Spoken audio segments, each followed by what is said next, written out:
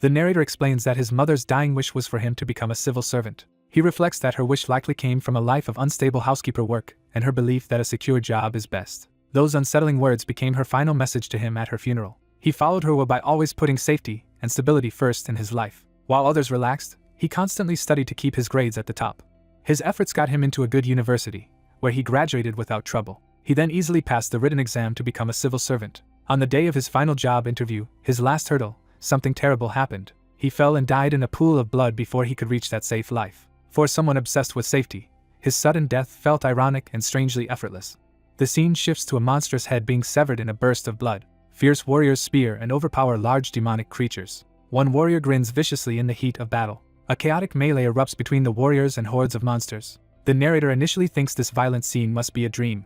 He realizes this battlefield full of monsters and fighters is not the world he once knew.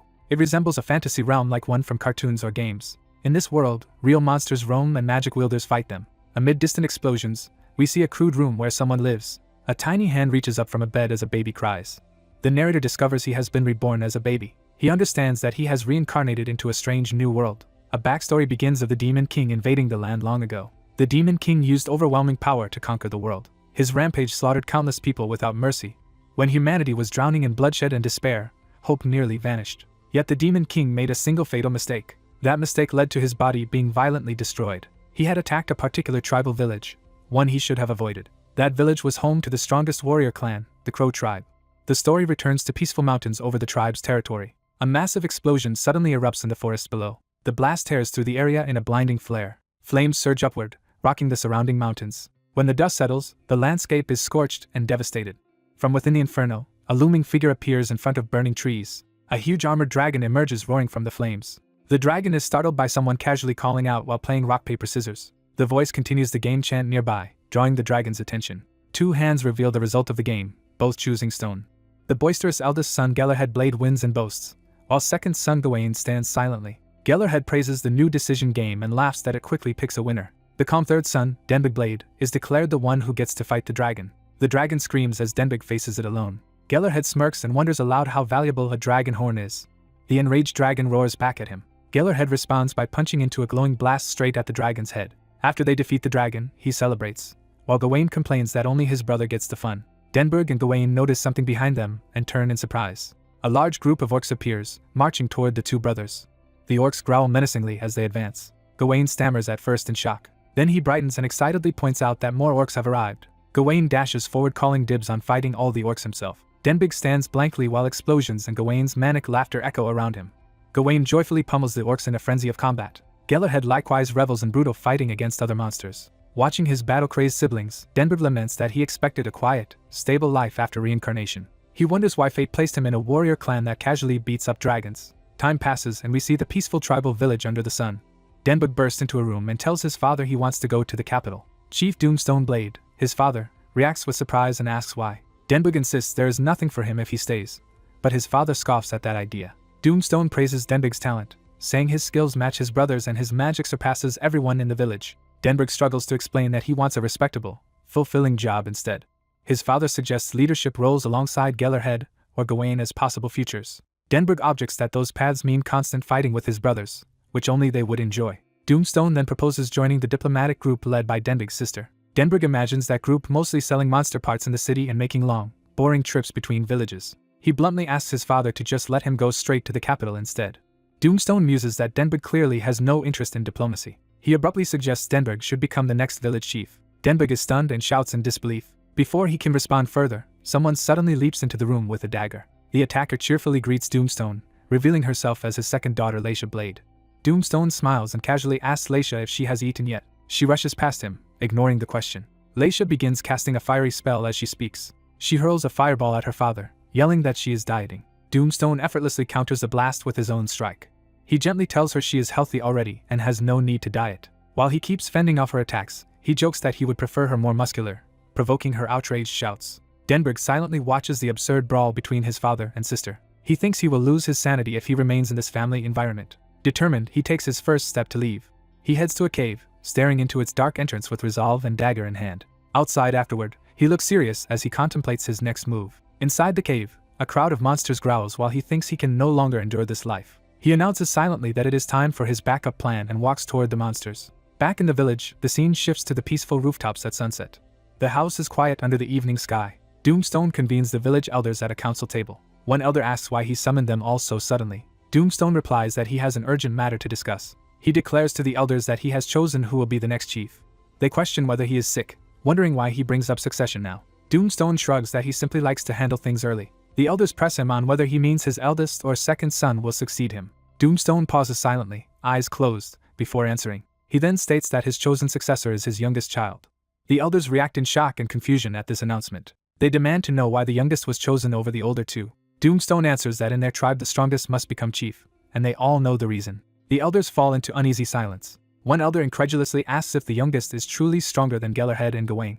Doomstone admits his son has shortcomings but says that in raw combat power Denbig ranks second in the entire village. An elder argues the eldest should be chief then and asks why Doomstone picked the youngest. Doomstone explains that Denbig is an unparalleled genius in magic. Another elder, sweating, reacts with disbelief. They protest that magic is only tricks and not worthy of leadership. Doomstone agrees magic is trickery. He adds that Denbig once used that trickery alone to capture a dragon. He reveals this feat occurred when Denbig was only 12 years old. The elders shout that such a thing is impossible. Doomstone calmly explains the theory of spell magic versus combat magic for them. An elder warns that using both kinds of magic at once could cause fatal energy backlash. Doomstone retorts that of course he already knows that. He says Denbig casually told him combining them felt as easy as reading while eating. The stunned elders are left speechless. A guard suddenly bursts in, urgently calling for the chief. The guard insists Doomstone must come outside to witness something. Outside the gates lies a huge pile of monster corpses under the setting sun. Doomstone demands to know who left all these dead monsters in front of their gate. Someone reports that there are more than 40 corpses. Another elder yells for help, saying they need 100 people to butcher the monsters before they rot. Leisha runs up shouting that Denbig has left behind a letter. Doomstone takes the letter and reads it in silence. The letter begins affectionately, addressing his beloved family. Denbig writes that he plans to leave the village and go somewhere new. He clarifies he is not abandoning them forever, only seeking work that suits him better. He notes he has taken some money and an identification card from the family safe. He explains that as repayment he hunted around 40 monsters, which should be worth much more than what he took. After reading, Doomstone calls over a guard. With a stern expression, he orders the guard to capture Denbig Blade and bring him back immediately. Meanwhile, Denbig races through the forest as leaves scatter around him. Cloaked, he sprints at high speed away from the village. He thinks to himself that by now they must have discovered the monster corpses. He reasons that monster blood will poison the air as the bodies rot, forcing most of the clan to focus on butchering them and reducing the number of people who can chase him. Denbig bounds across rocks and rivers, fleeing deeper into the wilderness. He runs on with a determined smile, confident in his escape. Memories of his sick mother urging him to choose a safe job resurface in his mind. He apologizes inwardly to his father for defying his expectations. Denbig resolves that he will now live this new life according to his own wishes. Back in the command tent, a map is unrolled on the table. Hestia and the others analyze paths, concluding Denbig likely took busy roads to hide his trail. Hestia remarks that despite his efforts, he still cannot escape her grasp. Smirking, she challenges her little brother to run as far as he can. Hestia Blade, the eldest daughter, vows that she herself is coming to capture him. A group of warriors begins marching, their footsteps echoing in unison. Surrounded by many clan fighters, a leader announces that they are now putting their pursuit plan into action. The commander orders a fast first squad to move along the designated map route. She instructs the second squad to track the fugitive by following his footprints. She assigns the third squad to seal every path entering or leaving the forest. A woman with a crow familiar listens as it perches on her arm. She entrusts the mission to the crow, which activates with glowing eyes. The crow flies off at her command to scout or relay information. She vows that Den's plan will not unfold the way he intends. Den sprints alone through the dark forest. He reaches a marked signpost on the path while running. His foot lands firmly as he continues forward. Den arrives at the second campground, 200 kilometers from the village. He reflects that this campground is the Foreign Affairs Department's resting site when outside the village. Den notes he covered a 2-day distance in 4 hours and estimates leaving the forest in 3 to 4 days. He worries that his second brother, the village's fastest, will quickly catch up. Den decides he must backtrack slightly and use unmapped routes to avoid pursuit. Flags fly over the village as the night search continues. A subordinate rushes in to report that they have found the youngest master's trail. Hestia asks where and hears that the tracks lead to the second campground. She learns the tracks abruptly end at that location and is puzzled. Hestia leans over the map to reconsider the situation. Studying the map, she notes the campground is surrounded only by forest and a cliff, meaning Den must circle around to exit. She reasons that since it is nighttime Den's visibility is poor, increasing his difficulty. Hestia asks the Foreign Affairs head whether any supplies are missing. He reports that only a blanket is unaccounted for, which surprises her. She reminds herself that Olympus Forest is a deadly land of magicians. She explains that although their village lies at its center, protective measures allow limited magic use there. Because magic in Olympus Forest constantly fluctuates, using spells is far harder than normal. Calculating his condition after hunting around 40 demonic beasts, she thinks Den will be too exhausted to rest comfortably. Looking at the map, she identifies only 2 potential resting spots near the second campground. She concludes Den will likely choose one of those locations to recover his magic. At a cave by the cliff, Den complains about the cold. Shivering inside the cave, he regrets not stealing more blankets from the camp. Wrapped in his cloak, he drinks from a cup to warm himself. He attempts to conjure fire magic in his hand. The spell fizzles, leaving only smoke in his palm. Den acknowledges his magic is not responding properly within the forest. He steels himself to focus harder and tries the spell again. With renewed effort, he successfully forms a strong ball of fire and exults. He uses the fire to heat his drink. Den contentedly sips the hot beverage. Feeling revived, he relaxes and savors the warmth. His hiding place is discovered as soldiers shout that they have found the youngest master in the cave. They rush him, ordering his capture, and Den braces to resist. Den dodges a fast attacker lunging at him. He counters with a blow to the attacker's shoulder. More assailants rush past while Den lands and regains his stance. Surrounded, Den is attacked from both sides. He lands a powerful hit squarely on one opponent's face. Den follows up with another punch, knocking a second opponent aside. He stands amid the falling enemies, having swiftly overwhelmed them. Den taunts that they should have brought more men if they really wanted to catch him. One injured pursuer nervously admits they probably should have. Outside, more searchers hasten toward the cave in response to the commotion. Den dashes away from the cave entrance into the forest. He speeds through the woods again, putting distance between himself and the search party. While running, he reasons that the soldiers' timely arrival could not have been coincidence. He deduces that Hestia is directing the hunt and understands his movements well. Accepting this, he recognizes he must move even faster to stay ahead. Meanwhile, torch-bearing searchers in the forest spot something and react in surprise. They are shocked that their forces have already advanced this deeply into the woods. Hiding behind a tree, Den insists he cannot afford to be caught yet. A crow suddenly screeches near him, startling Den. He tries to quiet the bird, but it keeps cawing loudly. The noise gives away his position and nearby soldiers shout that they have located the youngest master. As Den flees again, they call after him, begging him to stop. Messengers rush back to inform Hestia that the youngest master has been sighted. Hearing the report, Hestia smugly notes that her prediction was correct. She orders all soldiers to advance toward the target area in a coordinated formation. She commands that this order be relayed immediately to every soldier. A handler confirms via the crow that the Magne is still hiding in the area. Hestia orders an exhaustive search of every tree, rock, and forested spot. She stresses that this time they absolutely cannot let him escape. Numerous squads sweep through the woods as crows guide them overhead. Others enter caves with torches, checking every possible hiding place. Lines of soldiers scour the forest near the mountain and cliff. Night ends and the sun rises over the forested hills. Morning light falls on the village and its banners. Hestia waits tensely with officers inside the command room. She sits in silence, concerned about the lack of results. Her father appears and asks if Den has been found now that it is day, and she addresses him. Hestia reassures him that catching Den is only a matter of time, which eases him. Her father then notices something on the map or report that startles him. Studying the marked deployment circles, he notes that no troops guard the cliffs ahead. Hestia reasons that since only cliffs lie beyond, Den would have nowhere to escape and so left it unguarded. She suddenly senses a flaw in that assumption. He asks how many soldiers first encountered Den, causing the foreign affairs head to hesitate. The man answers that only 3 or 4 soldiers found Den. Hestia repeats the number to herself, pondering its meaning. She realizes Den easily could have defeated that small group, so he must have let himself be seen and then run away on purpose. The realization shocks her further. She now suspects Den deliberately exposed his location. She concludes he did this to concentrate all the troops in a single area. Den continues running, his footsteps pounding the ground. One brother races toward the unguarded cliffs, troubled that no one is stationed there. He wonders why Den would intentionally head for a dead end. At headquarters, Hestia mirrors that confusion while brooding over the map. A sudden thought hits her hard as she considers Den's real plan. She wonders in alarm if Den intends to use powerful magic out beyond the forest's bounds. Den keeps sprinting determinedly toward the cliffs. He emerges onto the open cliffside path overlooking the sea. His brother continues chasing, still questioning Den's destination. Hestia finally articulates that the far side beyond the cliff is nothing but a sheer drop, so why go there? The possibility strikes her again with growing certainty. She fears Den aims to use a particular dangerous magic once clear of the forest's constraints. She hesitates in worried silence. Hestia snaps into action and orders that word be sent to all soldiers immediately. She specifically directs every unit to rush to Olympus Cliff at once. The scene shifts to the bright, sheer cliffs above the ocean where the showdown will occur. Den arrives and sets foot on the sunlit rock at the cliff's edge. He stands calmly on the cliff, cloaked and looking out over the sea. Den glances down, thinking over his next move. Something catches his attention as he senses approaching pursuers. A sudden force sends him flipping through the air in surprise. Hestia and others accelerate down the path, closing in on him. Gasping for breath, Hestia declares that they have finally cornered him. Den greets his sister Nuna from the cliff with a strained smile. His second brother arrives furiously, leaping with sword drawn to join the confrontation. Enraged, the brother attacks Den at high speed, scolding him for using his brain to trick them. He warns that Den should stop before things escalate further and urges him to return. Den hesitates, indicating compliance will be difficult. Realizing talk will not work, the brother readies himself to fight in earnest. He unleashes a powerful sword technique, threatening to cut off Den's arm if necessary. Den stares wide-eyed at the incoming attack. The sword strike smashes into the cliff, blasting away a huge portion of rock. The brother lands amid the dust and debris, assessing the aftermath. He suddenly notices something unexpected. Den has already repositioned safely away from the shattered edge. Smiling nervously, Den remarks that he managed to dodge the attack. He then realizes the cliff beneath him is breaking apart. The ground crumbles and he tumbles off the ledge, screaming.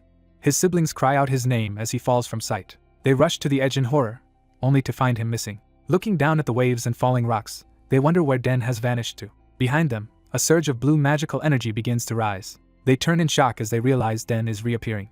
Back at the table later, Hestia berates herself for not realizing Den's true intention sooner. She understands now that once someone crosses the cliff they are technically outside the forest's magic limiting zone. Therefore Den, beyond the cliff, can now use his magic freely, surrounding himself in intense blue energy as he flies. Hovering in the air, Den reveals he has mastered flying magic, astonishing his family. He apologizes to Nuna and his brothers for leaving them this way.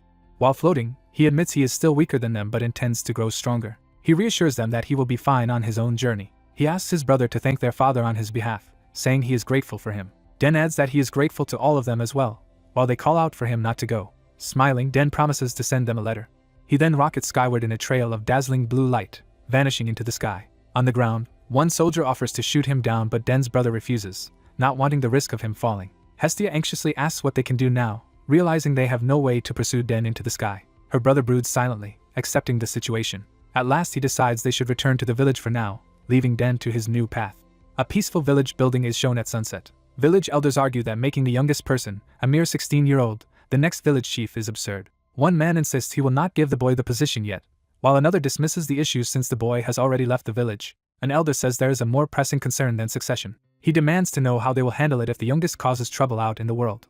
Others panic that with his current power he could potentially wipe out an entire country. They insist the boy must be brought back before he does anything dangerous. The current chief reminds them that capturing the boy is difficult now that his mana limit has been removed. A bald man retorts that the chief himself should just go and get him. The chief explains that if he personally acts, many nations will impose restrictions and keep watch on him. He worries his appearance could lead to high-grade containment measures or worse. Pressed on whether he will just sit idle, the chief silently considers what action to take. He tells the council he already has someone in mind to deal with the situation. Repeating himself, he firmly declares he has already chosen the person. The scene shifts to a different town with houses and a distant castle under a clear sky. The view narrows to a quiet stone street between the town's buildings. A cloaked boy walks alone into this unfamiliar town. We see the tired, slightly bruised face of the cloaked boy as he wanders the street. A close-up shows his blank, exhausted expression. He notes to himself that he has finally made it to a village. The boy pauses and looks around, unsure of what to do next. Surrounded by armored guards, he awkwardly wonders what he should do now. His expression turns flat again as he recalls what happened earlier. The narration rewinds to when he first thought he had arrived at the village. He had silently looked around just before the previous events. Moments later, he had been nervously asking himself what to do while being confronted by guards. A flashback begins to 10 minutes earlier, when cries about a thief rang through the town. A burly man runs down the street clutching a stolen bag while bystanders look on. The thief laughs and taunts his pursuers to try catching him. As he flees, he spots the cloaked boy standing ahead of him. The thief yells at the boy to move out of the way. There is a sudden, powerful impact in the street. The thief ends up sprawled painfully on the ground, his bag spilled. Furiously, he calls the boy a bastard for not moving, while the boy simply asks if he is alright. The boy apologizes, saying he could not see behind him, and checks on the fallen man. Townspeople shout that they have found the thief and rush toward him. The thief shoves past the boy, ordering him aside as he tries to escape again. As guards chase the thief and demand he stop, the boy dryly notes that no one would stop in that situation. Something about the scene catches the boy's attention. He glances back, sensing something off. The thief sprints away through the square with the stolen goods. Smirking, the thief calls the boy foolish as he thinks he has gotten away. The boy suddenly leaps in front of him and calmly demands his bag back, startling the thief. Cornered in an alley, the thief panics at the boy's sudden reappearance and is asked why he stole the bag. The thief angrily denies the accusation and brandishes a knife. Appearing behind him, the boy warns that it would be wise to return the bag peacefully. Instead, the thief charges with a scream, swinging his weapon. He then realizes the boy has vanished from in front of him. Confused, he looks around the empty alley. The boy appears again behind him and concludes that talking will not work.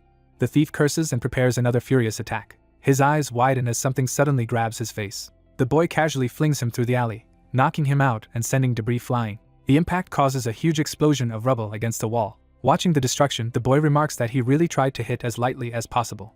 Approaching the injured thief, he apologizes for the pain as the terrified man begs him to go away. The boy laments that this is why he told the thief to give the bag back, when a shout ordering him to stop interrupts. A stern captain of the guard arrives with soldiers, warning the boy that any further movement will mean death. The boy tries to explain there is a misunderstanding, while the thief plays the victim behind him. Suddenly the thief bolts away in a panic, leaving the boy and guards staring.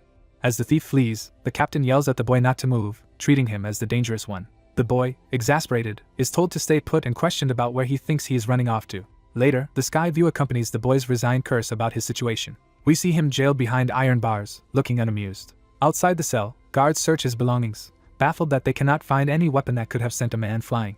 The captain questions the unfamiliar boy about where he comes from. Inwardly, the boy wonders what kind of situation he has gotten into, and whether he should simply escape. The captain instead asks him to show his identification. Relieved, the boy reaches into a glowing space, glad he brought his older sister's ID. He accesses a magical pocket dimension to retrieve the ID card. His hand emerges with a card drawn from the starry pocket space. He hands the altered ID through the bars, saying here it is. He thinks to himself that he changed the name on it with magic, so it should pass inspection. The captain reads the card, his face straining as he recognizes something shocking. Terrified, the captain apologizes profusely for failing to recognize that the boy is listed as a noble. He frantically orders the other guards to hurry up and escort the boy out of the cell. Outside, the sky over the town is calm again. The guards bow deeply to him at the gate, while he stares at the ID in his hand in silence. Reading it, he realizes in disbelief that his sister actually holds the status of a noble. He notes that while the ID is a relief, relying on it too much could bring trouble. His stomach growls as he looks at the card, reminding him of hunger. Seeing a bakery, he remembers he has not eaten a proper meal in 3 days. He asks the baker the price of a pastry, and is told it is 2 pelk. He checks his belongings, calculating whether he can afford it. He offers a shiny high-value coin and asks if he can pay with it. The baker is stunned to realize the coin marks him as the son of a count, and apologizes for his earlier rudeness. Embarrassed, the boy just asks for the bread, but the baker says such a coin is too large to make change for. Terrified of offending a noble, the baker instead offers to give him whatever he wants for free. Overwhelmed, the boy decides to leave while the baker repeatedly thanks him in relief. Looking at the coin, the boy wonders just how valuable this thing actually is. He reasons that someone in town must be able to accept such a coin eventually. Yet each shopkeeper apologizes that they cannot break such a huge amount of money. Others beg him not to demand anything of them because they cannot help with such wealth. One even says that giving his entire fortune would not be enough change and nervously invites the boy to take any goods except the building itself. Time passes to sunset behind distant mountains. That night in the rain, the boy sits hungry and dejected in the street despite technically having money. He complains that he has money but cannot spend it. He reflects that he still does not understand the local currency, and wonders how much this white gold coin is really worth. Regretting not studying beforehand, he sits in the rain when someone's footsteps approach. He looks up to see who has found him. The earlier thief returns with 2 huge, shirtless companions, looming over him. The thief demands compensation for being hurt earlier, and says taking the special coin would be enough. The boy stares flatly at him while holding the coin. The big men doubt that this scrawny kid could really have done such damage. Their boss insists he was indeed fooled by the kid and warns them to be careful of whatever hidden weapon the boy may have. The boy recognizes him as the previous pickpocket, which enrages the man further. Instead of panicking, the boy politely asks if they can break his coin into smaller change. The henchmen shout in shock when they realize it is a single platinum coin and question what kind of monster he is. One of them restrains the boss as the boy watches warily. Smirking, the thief declares he will keep the coin as payment and call their earlier conflict settled. He then demands the boy hand over whatever else he has, shouting when the boy seems not to listen. A new voice interrupts, asking whether grown men should really be bullying a child like this. A green-haired youth with a sword and umbrella steps up and orders them to stop. The boyish swordsman is asked who he thinks he is. The thugs tell him to move along if he does not want his pretty face damaged.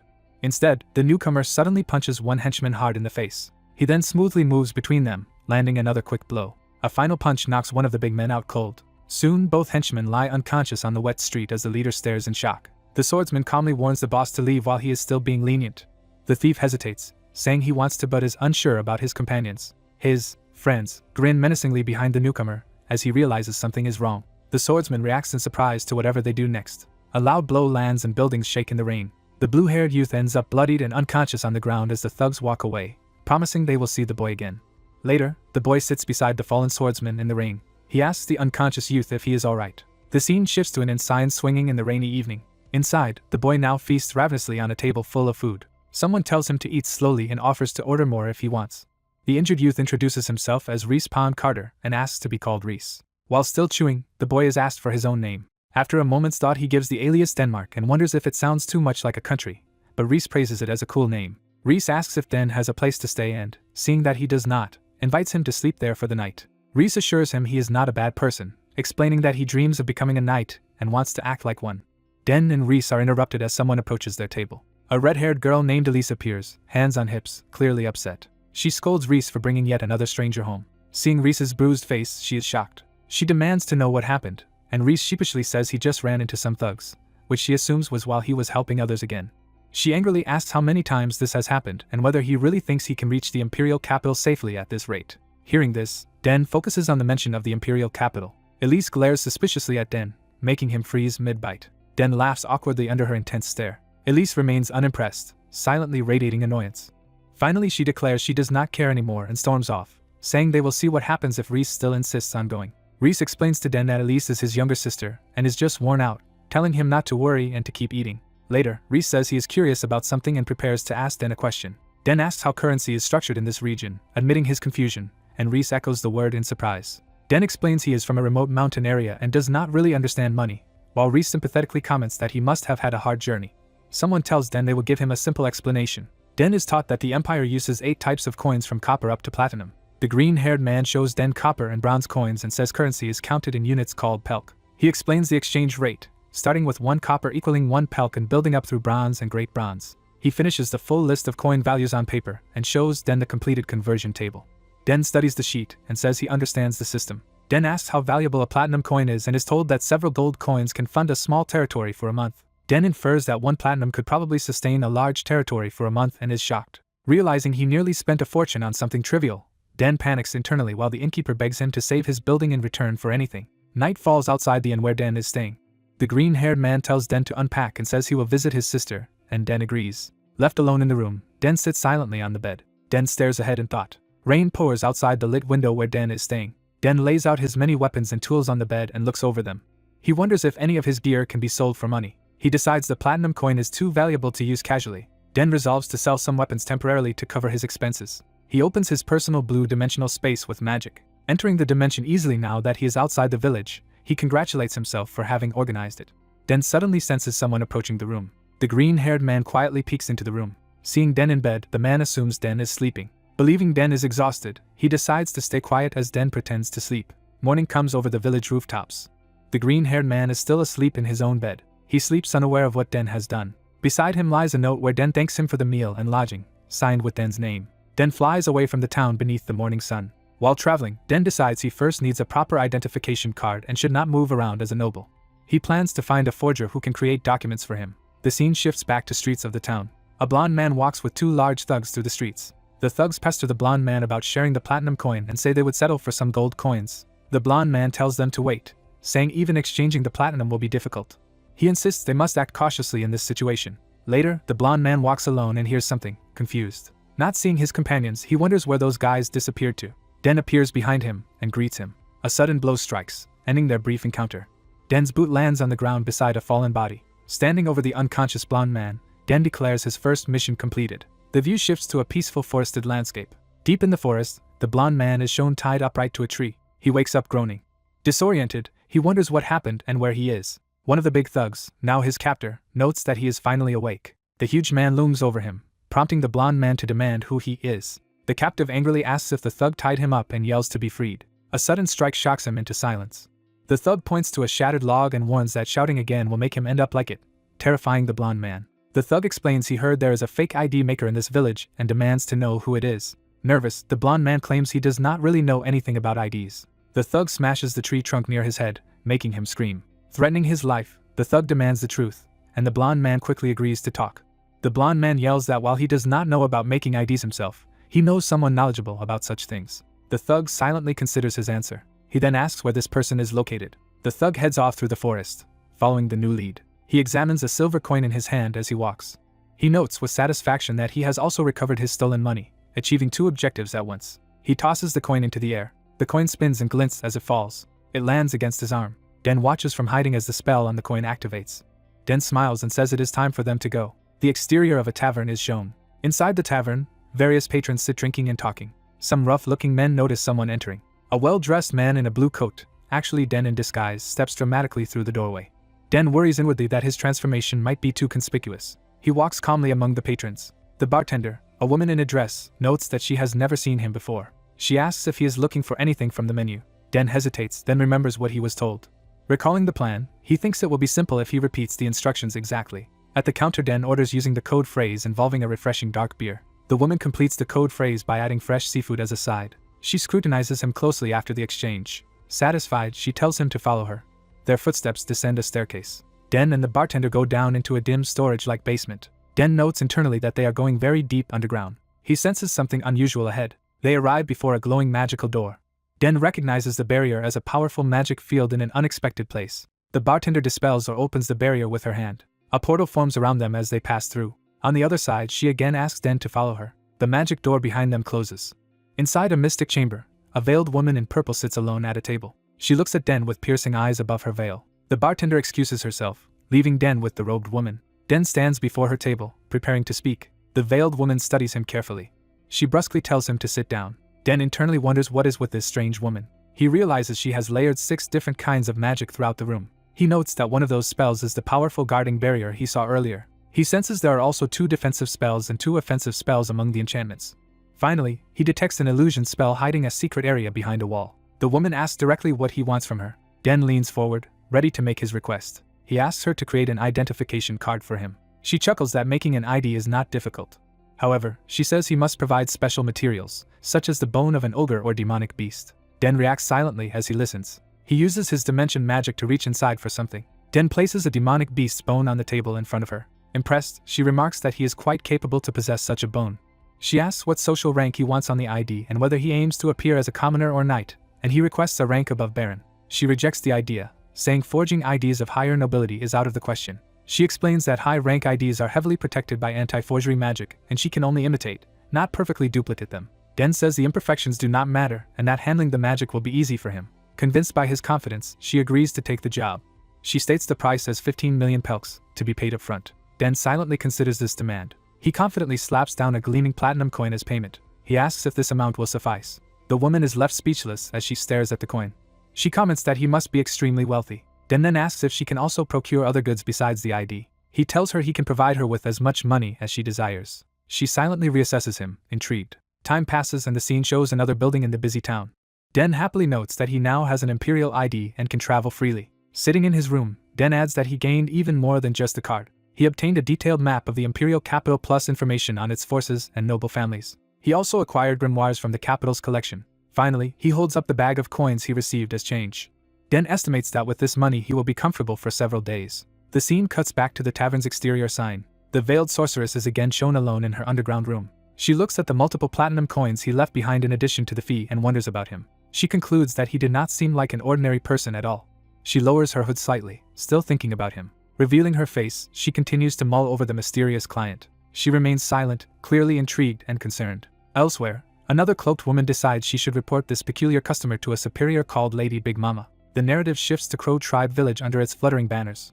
Inside, 2 leaders discuss the missing Den and admit that tracking him across the Empire's towns will be difficult. One notes that Den can disguise himself with magic, complicating the search. The woman urges him not to worry excessively. She adds that their uncle should have received Den's letter by now. The scene shows that very letter being read. An older man sits alone in an office, holding and examining the letter. He reads it carefully, his expression shifting. Realizing Den has run away from home, he mutters that the situation has become troublesome. The story returns to the sunny roofs of the town where Den currently stays. At a shop counter, Den purchases swords and scrolls, telling the seller to give him several items. The shopkeeper asks if the boy is going on a long journey, and why he needs so many things, and the boy answers that each item will be useful. Outside, the boy thinks the goods are overpriced and politely asks for a small discount. The merchant agrees to lower the total by reducing the quantity, and asks for 5 white copper as payment. Elise angrily haggles, insisting the price should only be 2 white copper. Her brother hesitantly says they should just pay the full 5, and she yells that their money troubles are his fault. Elise scolds her brother for wasting their limited funds on every pitiful person he meets, while he weakly protests. Inside the forge, the blacksmith says 2 coins is too little, but Elise stubbornly repeats her offer. Elise relents a bit, and asks if the blacksmith will sell for 3 coins instead. Elise and her brother are taken aback by something they suddenly notice. They realize the traveler Den has appeared again, fully geared up for a journey. Time passes peacefully over the village rooftops. At a restaurant, the siblings tell Den they were worried when he left abruptly that morning, and he evasively says he just had something to do. Elise snipes that at least he seems capable of feeling shame, while her brother tries to rein her in. Den changes the mood by offering to treat them to lunch and urges them to eat as much as they like. The brother asks if Den has managed to get money, and Den says he had savings from his hometown. Den reassures them to eat freely, while Elise stuffs herself in embarrassed silence. The brother then asks Den if he has somewhere to go now. Den admits that he is actually traveling toward the Empire as well. Hearing this, the brother cheerfully invites Den to journey with them, while Elise shouts in protest. Den thinks he could fly and reach the Empire in 2 or 3 days but decides that would waste too much energy, so he politely hesitates about joining them. Den worries he might be a burden if he tags along, and Elise bluntly says that he is. Her brother brushes off the concern, saying a new companion will make the trip more fun, while Elise angrily reminds him of their dire situation. Elise complains that they can barely afford the train to the Empire and fears Den might also expect them to pay his expenses. Den calmly says they need not worry because he has enough money and will not rely on them. He even offers to lend them funds if they need help. Elise freezes, stunned by the offer. Immediately afterward, Elise asks exactly how much Den can give them, and Den nervously tells her to just name the amount. The scene shifts to the Grand Imperial Palace. A high-ranking officer is welcomed into the palace by his friend Vladi von Blade. Emperor Beldiel and his dragon aide Orfina praise Vladi for his hard work defending the Empire from the demon lands. Vladi modestly replies that he only did his duty. Relaxed in his chair, he addresses the Emperor informally, prompting the Emperor to angrily order him to remove his feet from the expensive table. The Emperor continues to scold him for disrespecting such costly furniture, and Vladi casually apologizes. The Emperor complains about being overworked and asks why Vladi summoned him, while Vladi prepares to explain. Vladi reveals that their youngest nephew appears to have run away from home. The Emperor is surprised to hear that the boy actually ran away. Relieved the boy is not in danger, the Emperor laughs and notes that the fearsome Crow tribe would hardly be bullied. Vladi says he is not worried about others but that the tribe would happily wipe out a town if provoked. The Emperor says the true issue is that this runaway has been chosen as his elder brother's heir, shocking Vladi. They discuss the nephew's age, realizing he is only about 16, which seems remarkable. Vladi emphasizes that the boy is prodigiously strong. The Emperor recalls that the nephew single-handedly captured a dragon with magic at age 12. The Emperor silently contemplates this unsettling fact. The Emperor abruptly ends the meeting and prepares to leave. When Vladi asks where he is going, the Emperor says he must attend to his citizens. Vladi pointedly asks what will be done about their runaway nephew. As the Emperor departs, he coldly says that the boy is Vladi's family. He remarks that family problems should be handled by family members themselves. Vladi accepts the responsibility with a terse farewell. Left alone, Vladi quietly reflects on what has just been thrust upon him. He gazes up at the palace dome, musing on the word family. Meanwhile, a train clatters along the tracks. The steam locomotive speeds forward across the countryside. The passenger cars rush by in a blur. Inside one carriage, Elise, her brother, and Den ride together, resting in their compartment.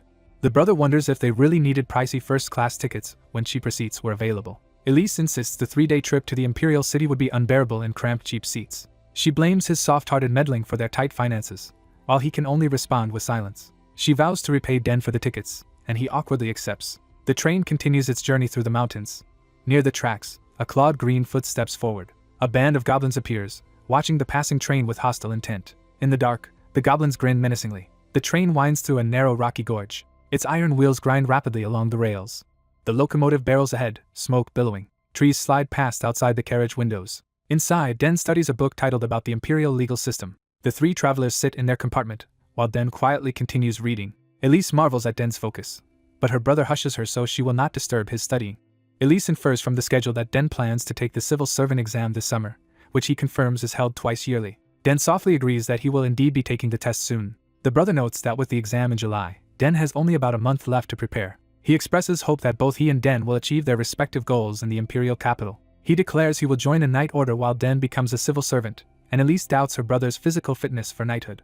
He insists he has the heart of a true knight, while Elise dismisses this as nonsense. Suddenly both siblings notice something amiss above them. Elise looks out the window curiously. She realizes the train has stopped unexpectedly in the middle of nowhere. The group notes they are far from the next station and wonders why they have halted. Den offers to step out and investigate the cause. As he peers outside, he sees goblins attacking the train. Determining what to do, Den steels himself. Something smashes through their carriage window in an explosion of glass.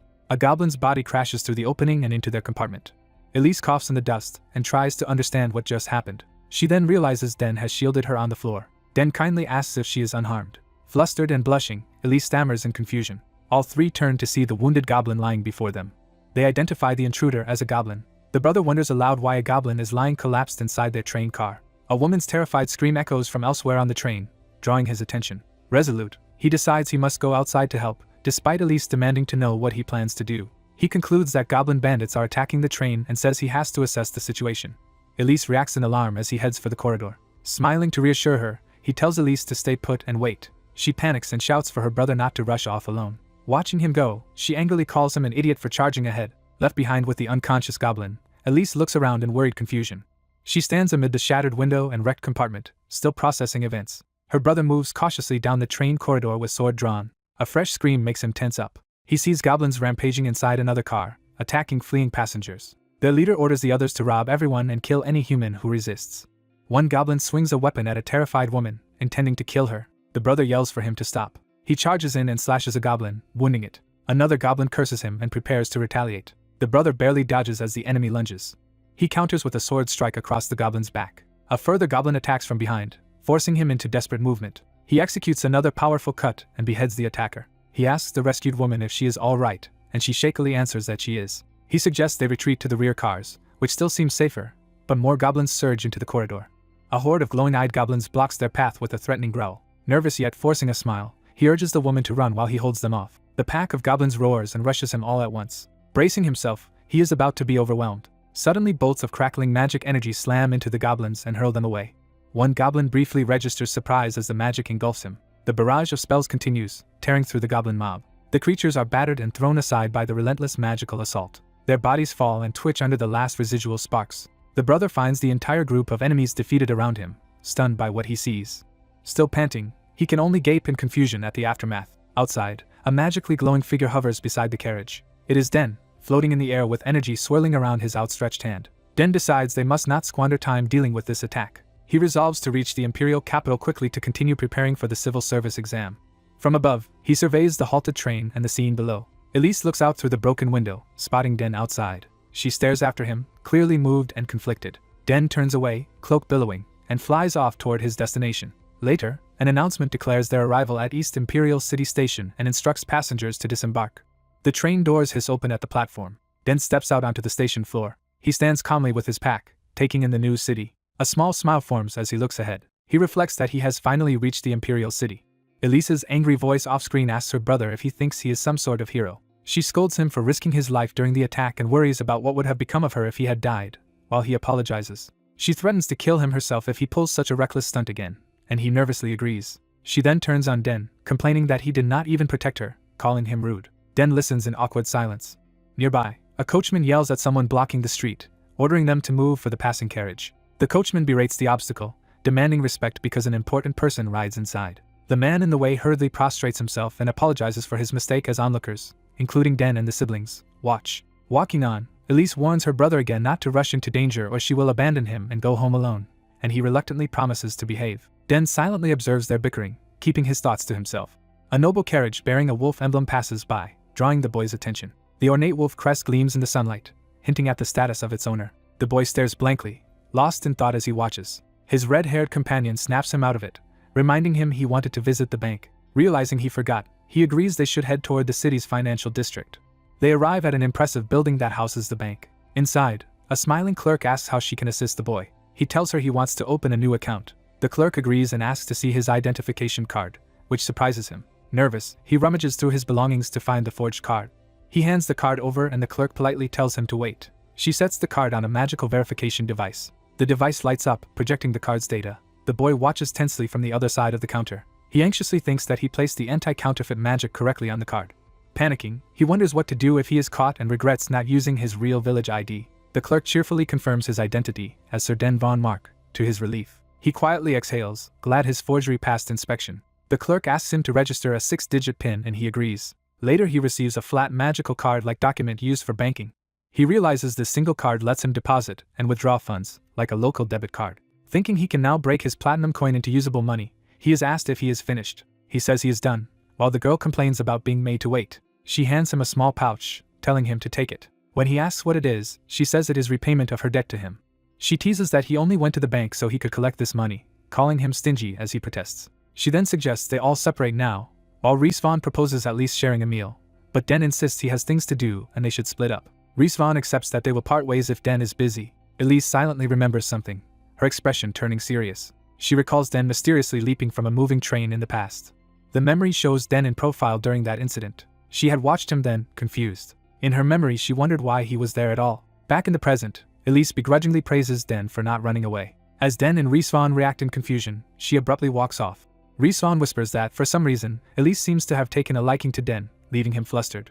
Elise shouts from ahead that they should hurry because she is hungry, prompting Resvon to rush after her. Resvon cheerfully suggests he and Den meet again someday if their paths cross. Den replies that he hopes Resvon passes the civil servant exam and joins the Knight's Order. The trio part ways in the street as Den turns to his own plans.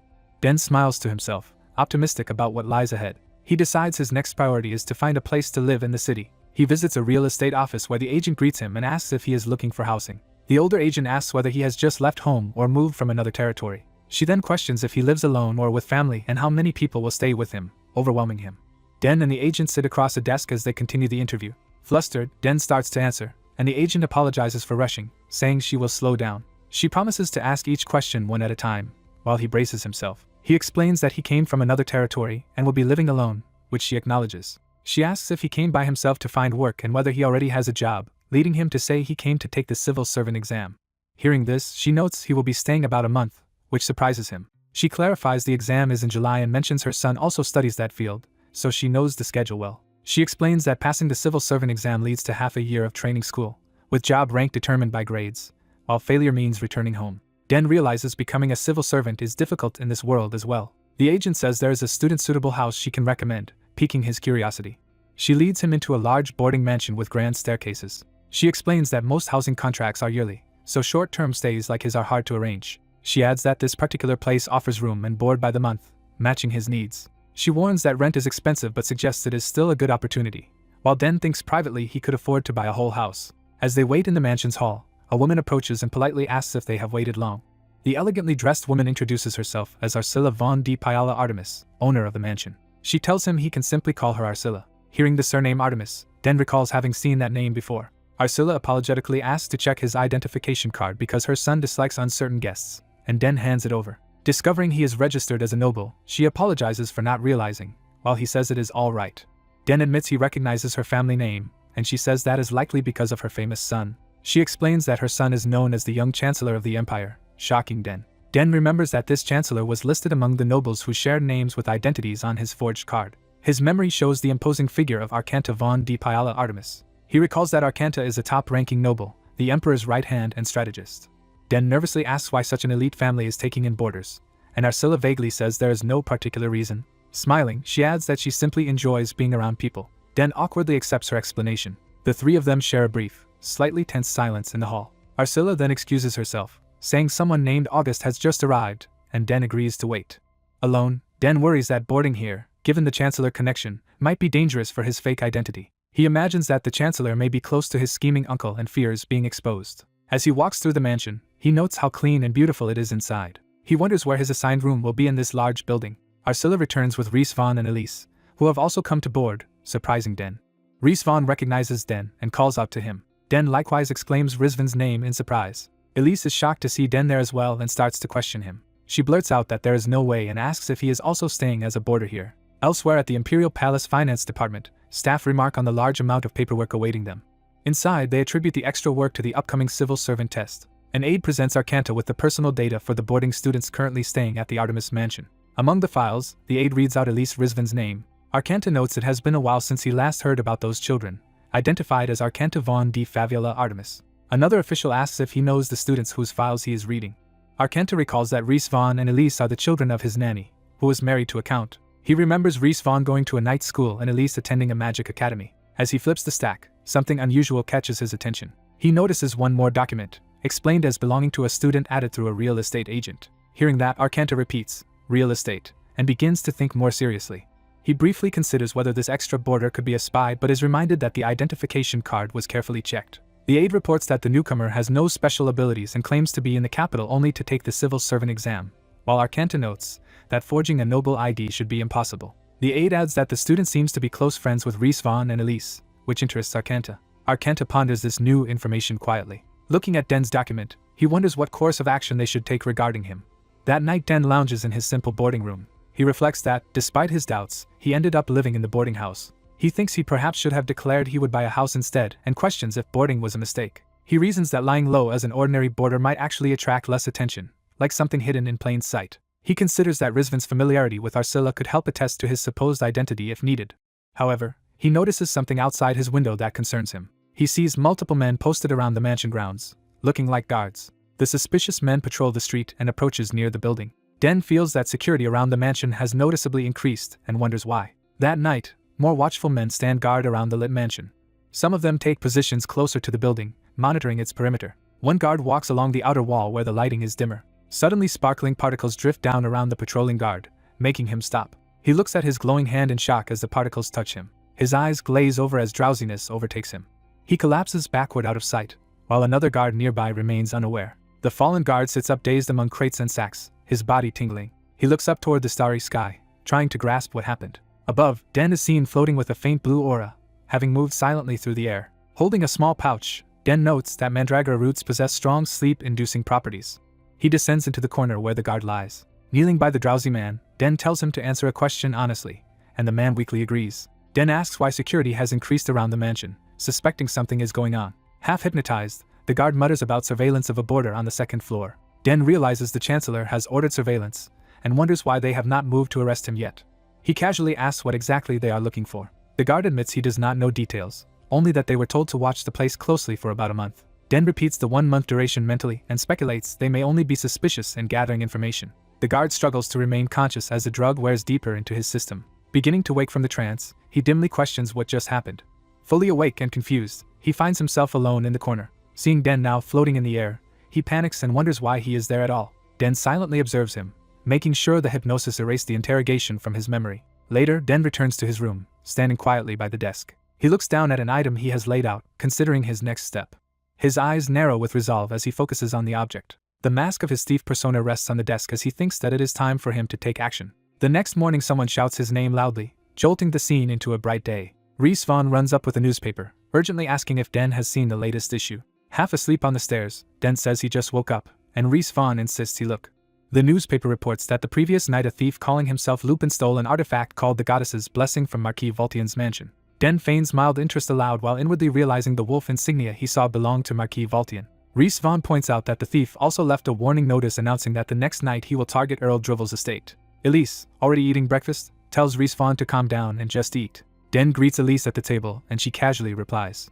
Rhys Vaughn comments that because of this theft, both the Knight's Order and the finance department will be extremely busy. Den says he understands the Knight's workload but asks why finance would be affected, so Rhys Vaughn explains that the stolen jewel will likely appear on the black market. Rhys Vaughn elaborates that since the finance department monitors money flows, they must work hard to uncover such illegal transactions. Elise tells him to stop talking and eat, while Rhys Vaughn argues that this is no time to sit around enjoying food. As Den nonchalantly eats, Elise insists he just focus on breakfast and notes how expensive it is, while he thinks about the theft of the Goddess's blessing. The young man sits silently, lost in thought. He arrives at the finance department's outer palace building to register for the civil servant exam. Inside the office, staff bustle with documents as he approaches the front desk. He asks the clerk to sign up for the civil servant test and is told to wait. The clerk apologizes, explaining they are suddenly overwhelmed with work.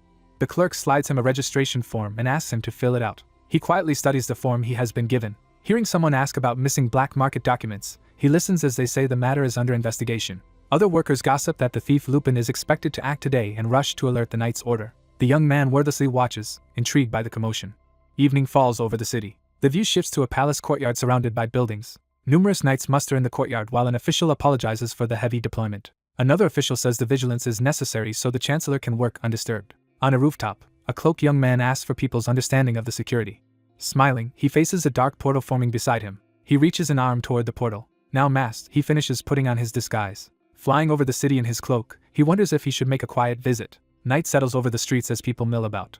Guards and bystanders stand watch near a lit building. From outside, someone observes a lighted window. Through the window, the cloaked young man can be seen inside. Two men outside look up, noticing something unusual. They exchange a suspicious glance. In a rented room at 2005, an illusory copy of the young man reports that nothing special is happening. Knights stand ready in the palace courtyard at night. Armed knights line the interior hallway leading to a guarded chamber. Inside the treasure room, knights stand watch around a display pedestal. The object under glass is identified as the Crystal of Endless Skies. Two knights debate whether Lupin will actually appear, agreeing their duty is to guard regardless. Another knight mutters that so many troops were summoned it looks like they are preparing for war. Their stern superior, Druval Earl, scolds them for chatting and asks if they came to play. Druval questions the knight captain's ability to protect the crystal, but the captain assures him all routes are blocked. Druval doubts the captain's confidence. He reminds all the knights how valuable the Crystal of Endless Skies is and threatens execution if they fail. A knight rushes in, shouting to the captain that there is a problem. The messenger reports that Lupin has appeared at Earl Margaret's manor, shocking the captain and Drew Val. A narration recounts that at 2100 hours all of Earl Margaret's silver and gems vanished from his safe. In place of the loot, a card bearing Lupin's name was left behind. The captain and Drew Val react in disbelief to the robbery and ask for the current time, which is 21:38. The captain announces they will split the knights in half, to Drew's alarmed protest. Drew Val yells that it is not even 10 yet and demands what they will do if Lupin comes here. The captain calmly argues that the timing proves the warning was likely a ruse but says half the order will stay, prompting Drew Val to shout him down. Drew Val rages that their sole purpose is to defend this place, while the captain tries to explain the situation. Drew Val furiously accuses him of insubordination. He ends the argument by ordering everyone to obey him without question. A single knight quietly slips away from the tense room. That knight, actually the young man in disguise, walks alone down a hallway. He smirks, clearly pleased with how events are unfolding. Elsewhere in the palace, another knight patrols through a hall of statues. A sudden magical flash fills that corridor. Footsteps sound as someone arrives. The masked thief Lupin steps into view, cloak billowing. He holds the stolen crystal in his hand and thinks about how easy it was. Remembering the earlier heist, he reflects that even with his strength he could not have fought all those soldiers, so he never promised to spare other targets. Suddenly he senses something and turns. He notices a door wrapped in glowing magical seals and wonders what is going on with that room. He realizes various protective spells have been cast on the door and suspects something important is inside. Confident in his own magic, he begins disarming the protections. He grasps the doorknob once the spells are neutralized. Lupin opens the glowing doorway and steps into the hidden room. Inside is a quiet office, which puzzles him. Looking around, he notes that it seems like an ordinary study. He glances back, still wary. He then spots another magic seal on one of the desk drawers. He dispels the magic barrier on the drawer with his hand. He opens the now unsealed drawer and peers inside. His eyes widen in surprise at what he finds. Inside the drawer lies a mysterious notebook, prompting him to question what it is. The next morning, someone calls out to Den from outside, asking if he has seen the newspaper. In the kitchen, Den looks up as his roommate rushes in excitedly saying Lupin successfully stole the Crystal of Endless Skies. Den casually responds while his friend adds that Lupin also took Earl Margaret's 1,000-year-old amethyst necklace. Den privately realizes the necklace he took was that legendary amethyst piece. His friend explains that the Imperial Palace is in chaos. He adds that the necklace was meant to be the third Imperial Princess's birthday present, causing Den to spit out his drink. Worried, the roommate asks if Den is okay and apologizes for rambling. Den internally repeats that the necklace was a present for a princess. He nervously wonders if this theft will blow up into serious trouble. That night, the scene shifts to the Imperial Palace. Inside, a maid runs down a corridor calling for the princess. The maid anxiously searches, asking aloud where Her Highness is. She calls again while passing storage crates and barrels. One of the wooden chests subtly begins to open. A girl's eyes peek out from inside the chest in silence. She climbs out, her pink gown and shoes appearing first. The girl, catching her breath, is revealed to be the princess. Text identifies her as the third Imperial Princess, Aurelia von Bahamut de Orwellian Altria. The maid finally finds her and exclaims in relief. Startled, Aurelia tells the maid not to follow her, but the maid pleads for her to wait. Aurelia hurries away as the maid calls after her. The princess looks back, worried. She then steps out onto a balcony overlooking the palace grounds. Gazing down from the balcony, she reacts in surprise. The maid shouts up to her in alarm, while Aurelia is left speechless. The princess stands on another balcony, clearly torn about what to do. She studies the balcony opposite hers, considering the distance. With a determined expression, she steels herself. She leaps toward the neighboring balcony, her heel pushing off the edge. Aurelia soars across the gap between balconies in her dress. Her foot stretches toward the far ledge. She smiles nervously midair, sweat beading on her face. Realizing something is wrong, she cries out in surprise. She reaches forward, panicking as she begins to fall. Aurelia plummets and screams.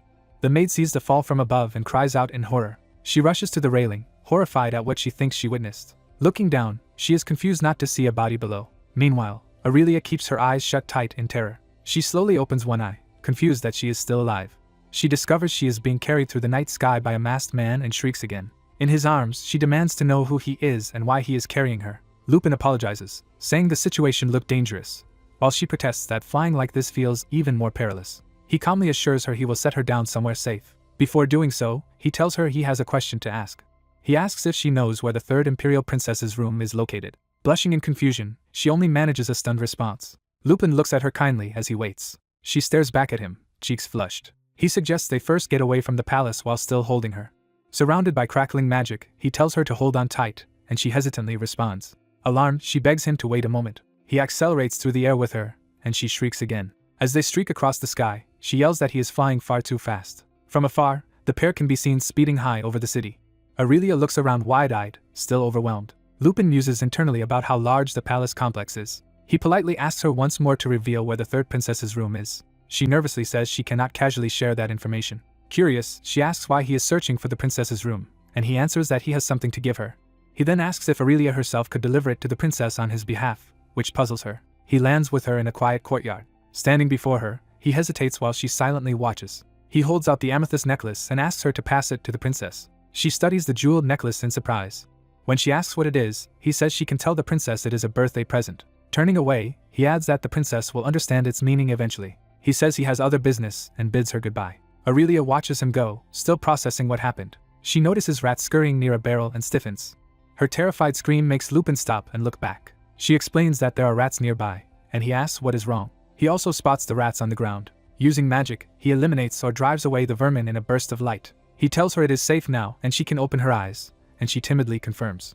Embarrassed, she apologizes, saying it is her first time seeing rats in real life, and he accepts that it is understandable. He repeats that he will leave now, but she hurriedly calls for him to wait. He turns back, confused, as she hesitates to speak. Blushing and still seated, she admits that her legs have gone weak and she cannot stand. Lupin stares at her in disbelief, asking her to repeat what she just said.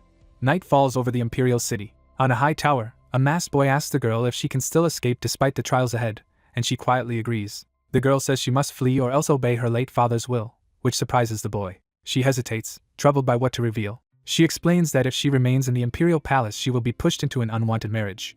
She adds that she has never even met the man she is to marry and firmly rejects the idea. The boy wonders why she cannot simply tell her father that she refuses to marry. Irritated, she insists the situation is more complicated, while he bluntly says she is choosing to run away, which shocks her. He interprets her plan as a lack of confidence to oppose her father, and she flusters, denying she ever said that. The boy tells her to fight against her father instead. He suggests extreme methods like starving herself or cutting her hair. He even mentions acting desperate enough to seem suicidal, which she says she could never do. He reminds her that it is her own life. He asks if she truly wants to live only by others' orders. He urges her to resist so she can live the life she desires. She falls silent, thinking over his words. Determination begins to form in her eyes. She finally says she will try to fight. Standing by the bell, she declares that she herself will choose whom she marries. She looks resolute, no longer wavering. The boy smiles, pleased by her decision. He offers to escort her back to the imperial palace, and she gratefully accepts. The scene shifts to the eastern region of the imperial capital. We see a tavern exterior where the next encounter will occur. Inside the tavern, a cloaked woman enters, drawing the patron's attention. The mysterious woman, veiled in purple, reveals herself more clearly. She approaches the bartender at the counter. The bartender eyes her suspiciously. He watches as she heads toward a back room. Her heels click as she descends to a lower level. Cloaked in purple, she walks down a stairway into a basement. A door opens slightly, light spilling from within. Inside waits a large nun-like woman, Big Mama, who greets the visitor. Big Mama welcomes her old acquaintance, Milphia. Milphia, introduced as the Granwell branch manager of the information merchants, asks if everything is going well. Big Mama complains about still being called Big Mama instead of Mom, and Milphia awkwardly agrees to adjust. Big Mama casually asks why the Granwell branch manager has come all this way. Milphia explains that a man recently came to buy information from her, prompting this visit. She hands over a record of what he bought, and asks Big Mama to review it. After reading, Big Mama notes that the man purchased data on nobles and the Empire strategist, and finds the pattern suspicious. She says she last saw the man boarding a train toward the imperial capital, concluding he is likely there now. Milphia recalls having recently heard an interesting rumor. Big Mama mentions hearing that a member of the Crow tribe was found hanged outside Olympus Forest. She asks Milphia's opinion, suggesting the pieces of a bigger scheme are fitting together. Milphia silently considers the implications. She answers that the hanging and the man's purchases are probably connected. Big Mama muses ominously about the Crow tribe. Back at the palace, the princess stands on a balcony, clutching her pendant. She wonders anxiously how many people will die in the coming events. The panel focuses on the purple pendant she holds tightly.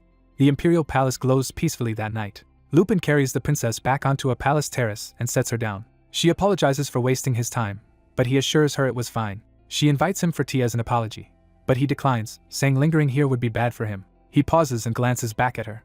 She looks at him while still clutching the pendant. Again the pendant is shown as she holds it close. Lupin is momentarily speechless. He simply wishes her good fortune in the future, and she answers shyly. A maid suddenly calls out, relieved to have found the princess. Lupin says he is leaving, while the princess hurriedly asks to at least know his name. He hesitates with his back to her. She repeats what she hears, his name, in surprise. He tells her to call him Lupin. She blushes and begins to respond. He leaps from the terrace, flying away into the night. Lupin soars toward the starry sky. From below, the princess watches his distant figure. She remains on the balcony, holding her pendant and thinking of him. She smiles softly to herself. Looking out over the night city, she quietly thanks Lupin. Morning reveals a grand official building in the capital. Inside, a superior checks on the investigation into Lupin and hears that it is still incomplete. The superior then asks for updates from the knight's side of the inquiry. Entering another room, he notices something unexpected on a desk. He picks up an unfamiliar planner and wonders whose it is. He begins leafing through the book, curious. He realizes it contains coded lists that seem to detail noble corruption. Meanwhile, footsteps hurry along a stone street. Lupin, now in civilian clothes with a backpack, approaches a large building where many people gather.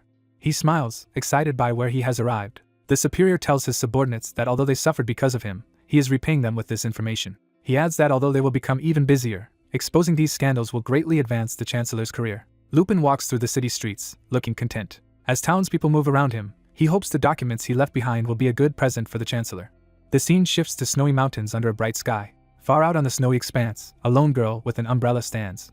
A close view shows the white-clad girl, Yuria, calmly holding her parasol in the snow. A silver-haired boy, Alfonso, runs toward her, calling her name, and she greets him. Ignoring her warning to slow down, Alfonso slips and falls face first into the snow. She scolds him for not being careful, and he protests that this is why they should move together. As she claims his fall was out of her control, she begins casting a healing spell on him. Alfonso rubs his face as the magic takes effect. He thanks her, but she tells him not to smile at her like that. She questions how he expects to become a knight when he is this clumsy, and he insists he can manage it.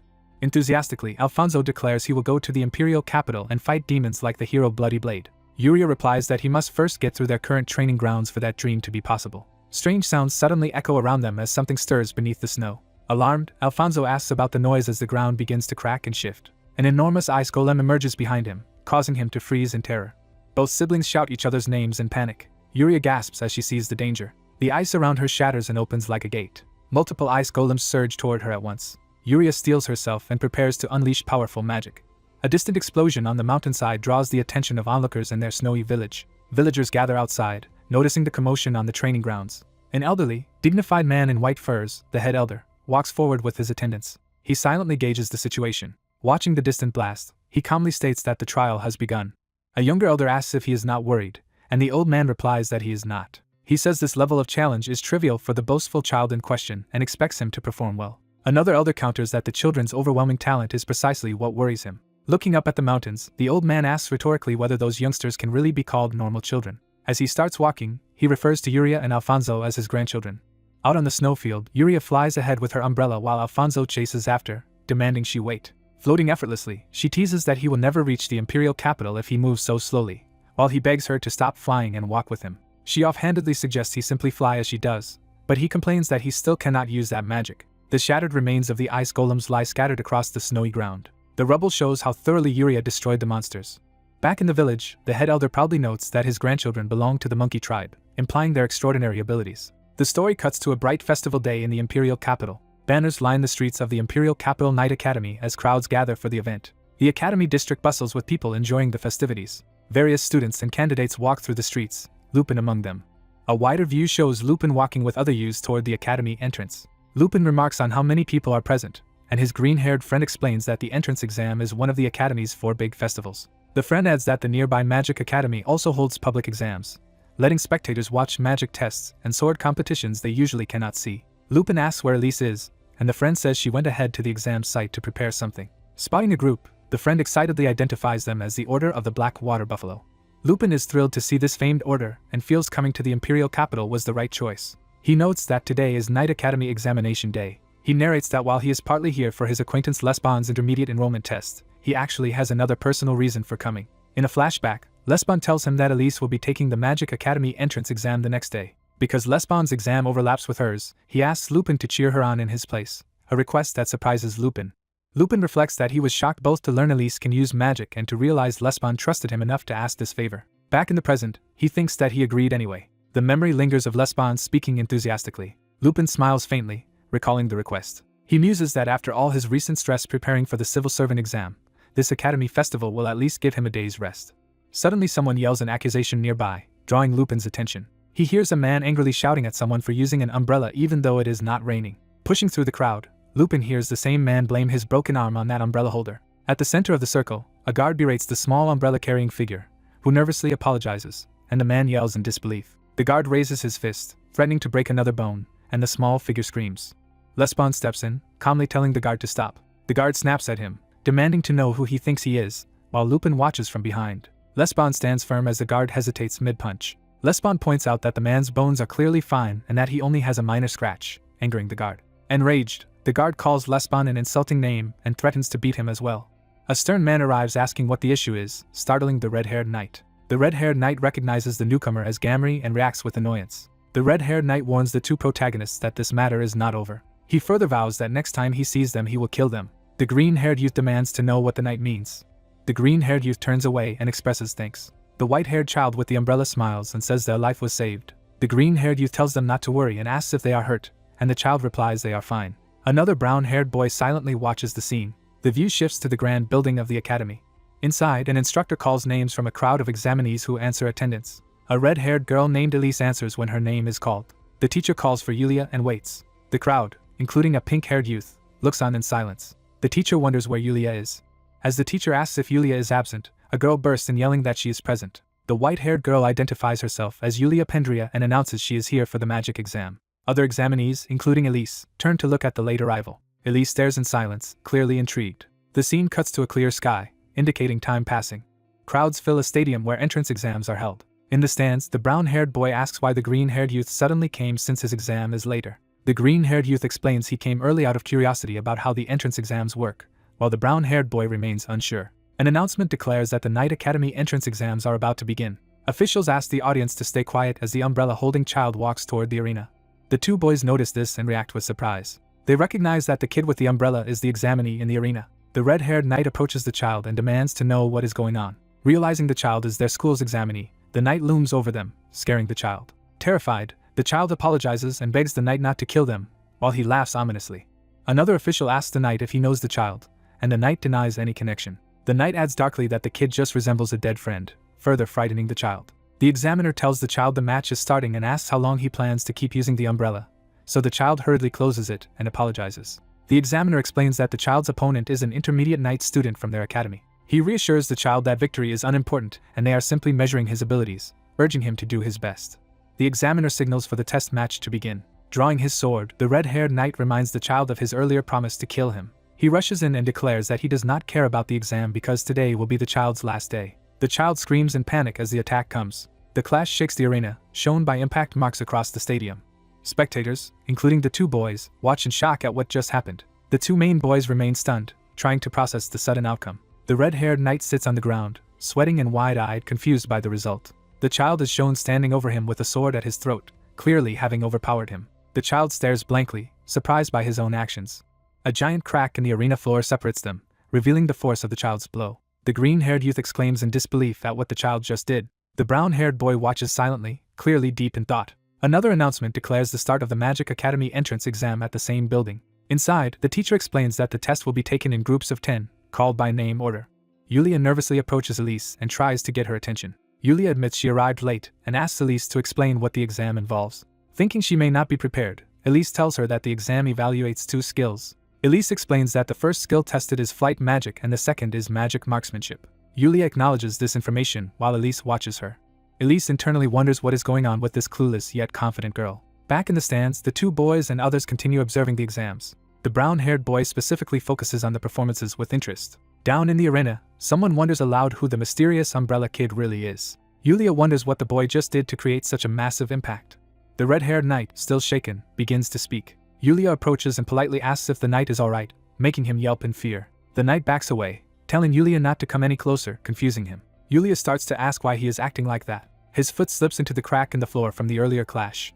Yulia falls hard, crying out in pain as the knight watches. The knight clutches his head, dazed, and wonders what happened. Yulia grabs her head and panics, shouting that she is bleeding as the examiner runs toward her. In distress, she cries that she is bleeding and urgently asks if it needs immediate healing. She adds that she cannot even stay under strong sunlight for long, baffling the watching knight. In the stands, the green-haired youth asks what is going on and whether the test has effectively ended. The brown-haired boy silently contemplates Yulia's odd behavior and strength. The boy reflects that the kid has a natural talent for battle yet seems unable or unwilling to use it properly. He thinks that if the kid actually learned formal swordsmanship, his power would be formidable. An announcement states that the intermediate night entrance exam will start in 10 minutes and calls applicants to assemble at Glory Plaza.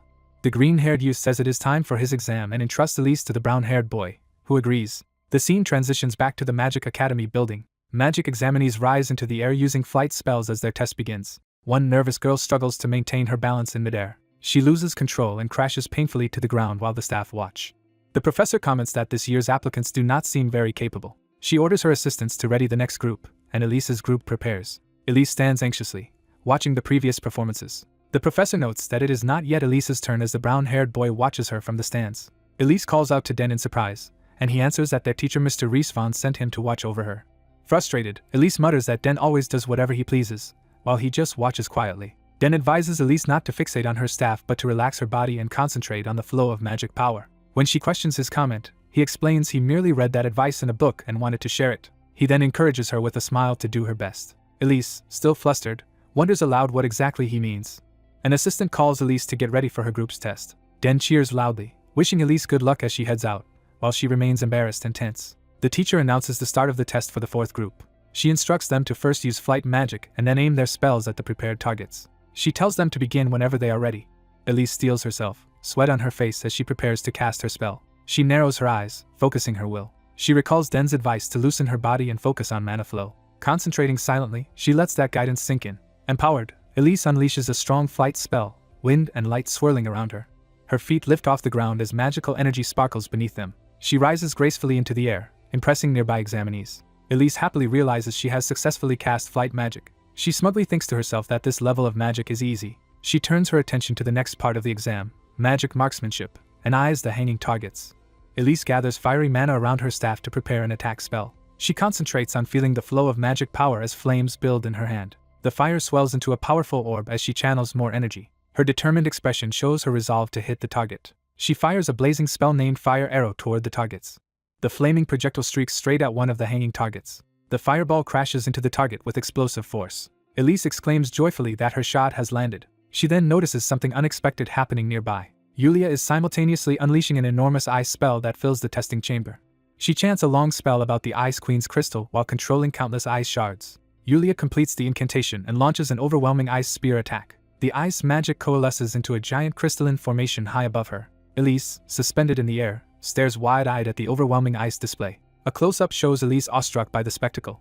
The professor urgently shouts for Yulia to stop because there is no protective barrier in place. Yulia, still floating beside the immense ice crystal, innocently asks if she passed, and the panicked professor hurriedly confirms she is accepted. From below, the brown-haired boy hears Yulia happily express relief at having passed. He silently observes the scene, processing her incredible power. Yulia notes in amazement that Elise managed to use exactly the right amount of magic without any mistakes. She realizes someone that skilled is also present and looks toward Den. Den remarks aloud that Elise is indeed very talented. Yulia approaches and reveals to Den that Elise is actually her older sister. Den reacts with surprised confusion at this revelation. The narrative returns to the night arena outside. In the night exam, Gamri lies beaten on the ground while a massive bald man stands over him. Gamri trembles on the floor, badly hurt. He groans in pain but tries to move. The scene re-emphasizes him lying defeated at the bald man's feet. The bald examiner, introduced as Moke of the Black Buffalo Knights, asks to confirm that the boy's name is Reese Vaughn. Moke tells Reese Vaughn that with his current abilities it would be best to give up and go home, as he cannot pass him. As Moke turns away, Reese Vaughn struggles back to his feet behind him. Moke hears him and turns back when Reese Vaughn calls out. Bruised but resolute, Reese Vaughn insists he can still fight and will not quit. Moke turns to face him as Reese Vaughn raises his sword again. Moke acknowledges Rizvan's name and listens. Reese Vaughn charges, shouting that a knight must not give up so easily. He dashes around Moke with renewed speed, continuing his assault. He presses another fast attack, throwing his full effort into the charge. Moke admits the boy's fighting spirit is commendable. Reese Vaughn braces himself, still breathing hard and wary. Moke then criticizes that Rizvan's sword movements are too exaggerated and strikes him again. The blow sends Reese Vaughn flying back across the arena. On the ground once more, Reese Vaughn grits his teeth in pain. Moke raises his sword overhead to deliver a decisive finishing strike as Reese Vaughn reacts in alarm. Reese Vaughn launches a desperate sword attack in the duel. He grits his teeth and pushes himself forward. His stern examiner focuses on him with an intense glare. Rizvan's strike clashes against the examiner's guard. The examiner counters fiercely, eyes blazing. Reese Vaughn is knocked back across the arena floor. The examiner remarks that Reese Vaughn abandoned defense to go on the offensive. He warns Reese Vaughn that failure with such a move would have cost his life. Reese Vaughn, bruised and panting, listens in frustration. He yells and charges again with twin wooden swords. Their weapons collide as Reese Vaughn attacks with renewed ferocity. Exhausted but determined, Reese Vaughn steels himself. The examiner remains calm and observant. Reese Vaughn screams and drives in close, landing several body blows. The examiner absorbs the hits and prepares to retaliate. With a powerful swing, he sends Reese Vaughn flying once more. Reesvan staggers up, groaning but still gripping his sword. The examiner questions where the previously calm fighter has gone. He tells Reesvan to relax and trust his own skills. Reesvan steadies his breathing, trying to regain composure. He silently focuses, expression tightening. He shouts and rushes in for yet another frontal assault. The examiner raises his blade to block Reesvan's overhead strike. He notes that Reesvan is repeating the same attack. Reesvan presses in close, surprising the examiner. The examiner grimaces, slightly pushed back. He realizes something and widens his eyes. Reesvan suddenly slashes past him with a swift, rainbow-tinged arc. The follow-through cuts the examiner's side, drawing blood. Reesvan ends the combo, sword extended, breathing hard. He looks up in surprise at what he has done. The examiner, wounded but standing, faces him in the sunset light. Looking down, the examiner anxiously asks if Reesvan is all right. Instead of answering, he headbutts Reesvan and sends him flying. Reesvan crashes down and skids across the arena floor. He looks up in shock as the examiner's sword hovers at his face. The examiner says the exam is not over and urges him to stand. Reesvan stares at the blade pointed at him, sweating. A bead of sweat runs down as he contemplates his situation. He admits defeat and declares that he has lost.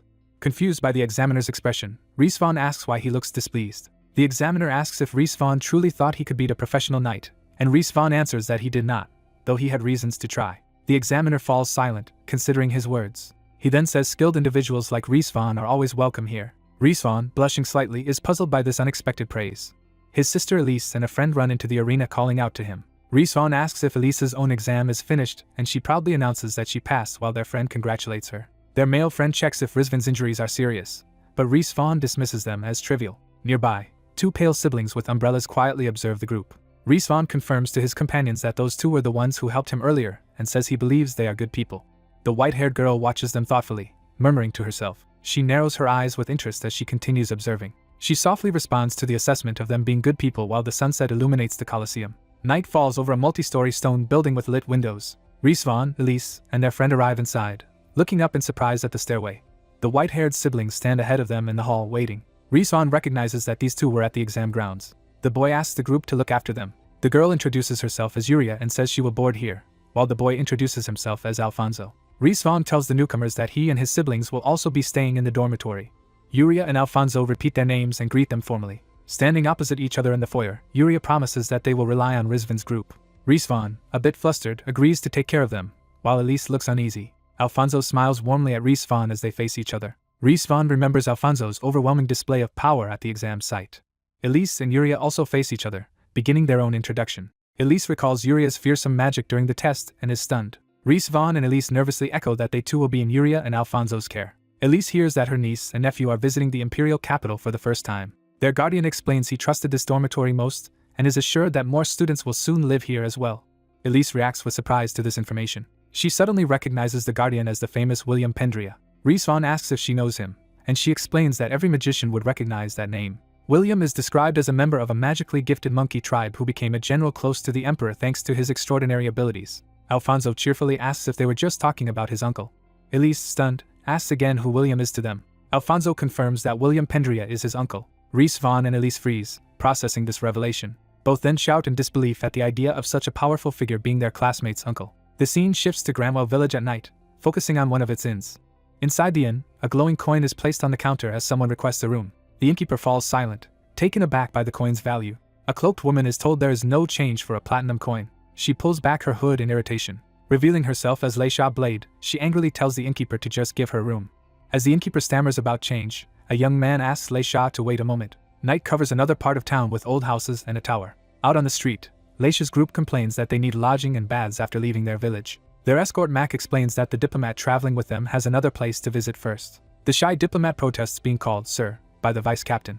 Introducing himself as Lancelot of the Crow tribe, he asks them to call him Lon instead. Mac notes that their money is too large for the village to handle and that no one can change it. Lon agrees that platinum is extremely valuable. Leisha bluntly asks what they should do now. Elsewhere, a man secretly peers at them from an alley corner.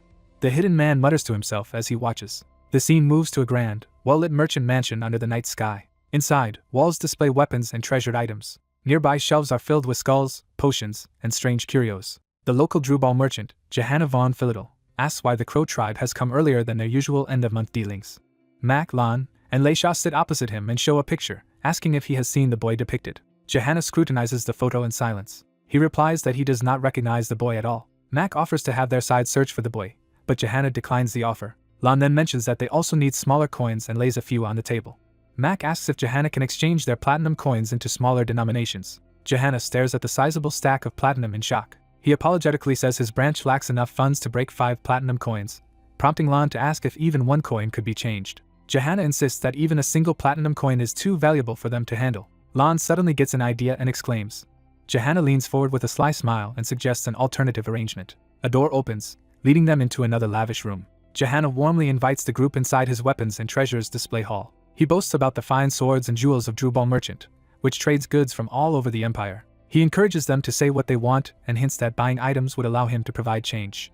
Leisha smirks and immediately chooses to buy a staff, surprising Lan. Johanna offers to show them his best, but Lan hesitantly says that is unnecessary. Confused, Johanna asks why, while Mac and Leisha remind Lan they still need small change. Lan quietly tells Leisha they should leave the shop for now. Night again spreads over the village rooftops. Outside, Mac asks why they left and why Leisha almost bought a staff she did not need. Leisha replies that they still need small coins. Lan explains that Johanna only pushed sales because he realized how rich they were. Mac explodes, vowing to kill the greedy merchant, but Lan stops him, reminding him that Drubal is their village's only trading partner. Mac decides instead to report the merchant's behavior to Hestia, while Lan curses their situation. As they walk away, Lan complains that trustworthy places are rare and again asks when they will finally get a shower. A burly man they pass suddenly flinches, catching Mac's and Leisha's attention. They watch the man hurry off, and Mac wonders what is wrong with him. The man runs through the streets clutching a small bag. He checks inside, amazed that he now holds 5 platinum coins. Grinning, he calls it a jackpot and clutches the bag greedily. Fantasizing about using the stolen money to give his mother a good life, he declares that he is rich, only to hear an unseen voice tell him to earn money honestly. Startled, he looks around with narrowed eyes. He then sees Lan's group blocking his path, and both he and Leisha react in shock. Panicking with a knife in hand, the man threatens to kill them if they come any closer. Mac rushes him, ignoring the threats, saying he has no time to listen. Moments later, Mac has the thief pinned to the ground, angrily demanding how he dared steal their money while the man begs for mercy. Mac grumbles that trouble always seems to follow them whenever they leave their village. As he adjusts his cloak, a rolled paper slips out and falls. The thief is pressed harder into the ground as the paper lands nearby. Lan picks up the paper, revealing the picture of the same boy and recognizing him. He shows it to the thief and asks if he has seen the boy before. Terrified, the thief admits that this is the person he once stole platinum coins from. Lan and Leisha exchange a serious look at this confession. Leisha, half amused and half exasperated, reacts with a disbelieving. What? The scene shifts to a grand building in daylight, likely the examination hall. A banner announces the civil servant recruitment examination is being held. Inside a classroom full of candidates, everyone bends over their written test papers. Among them, the brown-haired boy from the photo calmly works on his exam. He focuses intently on his answer sheet, continuing the test that has drawn the Crow tribe's search. A prestigious building stands under a clear sky, setting the scene in a peaceful city. Applicants gather indoors to check the posted results of the civil servant employment test. A group of young men anxiously watches the announcement board together. The brown-haired boy focuses tensely on the results being read. The board is revealed as the list of successful candidates for the civil servant exam. The name Den von Mark appears among the successful applicants. Den realizes he has passed and smiles with quiet satisfaction. That night, celebratory fireworks go off and someone congratulates him on becoming a civil servant. Den's 3 friends enthusiastically congratulate him on his success. Den happily notes that all of them got into the positions they wanted and calls for a celebration party. Madame Arshila welcomes them, explaining she already prepared a party for them inside. While eating, Alfonso loudly praises the food and Arya scolds him for being rude. Madame Arshila tells everyone to eat as much as they like, and the group gratefully digs in. Arya remarks that Alfonso has already adjusted to living at the boarding house, which pleases the green-haired boy. The green-haired boy asks Den if he will move into the official dormitory, and Den replies he plans to because it is cheaper. Arya agrees that moving is wise and jokes that staying would only mean putting up with her childish brother. Arya laments that she and Den only just became closer, but Den says they will still see each other often because the school is nearby. The green-haired boy notices Arya and Den are now speaking casually, and Arya explains she discovered they are the same age. Arya cheerfully declares that she and Den have decided to be friends, and Den shyly agrees. Eli angrily demands to know why Den is still speaking formally to her even though they are also the same age.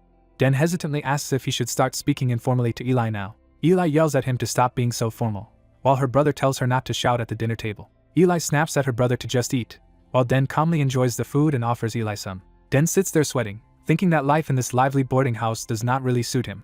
Looking at the boarding house under the night sky, Den wishes he could move into the dorm as soon as possible. At the administration office, a clerk apologetically tells Den the dormitory is already full. Den is shocked and asks the staff to repeat that there are no spaces. As the staffer moves on to procedures about the training center, Den hurriedly objects that everyone was supposed to be able to enter the dorms. The official explains it is unusual, but this year there simply are no empty rooms. He instructs Den to leave his name and contact information so they can notify him if a space opens up. Den silently processes this disappointing news, looking unhappy. The narrative shifts to a panoramic view of the sprawling capital city. Another view shows the grand imperial district with towering buildings and spires. Booths step forward, signaling the arrival of new characters. Two cloaked figures wearing an animal lion mask and bull mask stand together on a cliffside. The bull-masked man asks if their plan is not too sudden, and the lion-masked man calmly admits it may be. The lion-masked man addresses the bull by name, preparing to reassure him. Lion tells Bull that if he can seize control of everything, there will be no problem. Bull silently considers this remark. Lion mutters that wanting to grasp everything is greedy.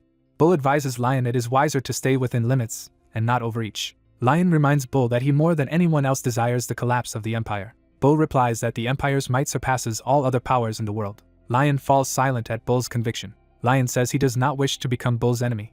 Yet he warns that if Bull obstructs his path, Bull should be ready for a confrontation. Bull again responds wordlessly, weighing the threat. Bull casually flicks away a stone, showing controlled strength and irritation. Bull reaffirms his stance with a stoic expression. Over the city, Bull decides he will not hinder Lion's actions so long as they do not conflict with his own convictions. The sky brightens, transitioning to a new day. An announcement declares that the Civil Servant Training Center entrance ceremony is beginning. Inside the hall, trainees are told to sit down for the ceremony. Den sits among rows of other new civil servants during the event. He internally notes with annoyance that he ultimately could not get into the dormitory.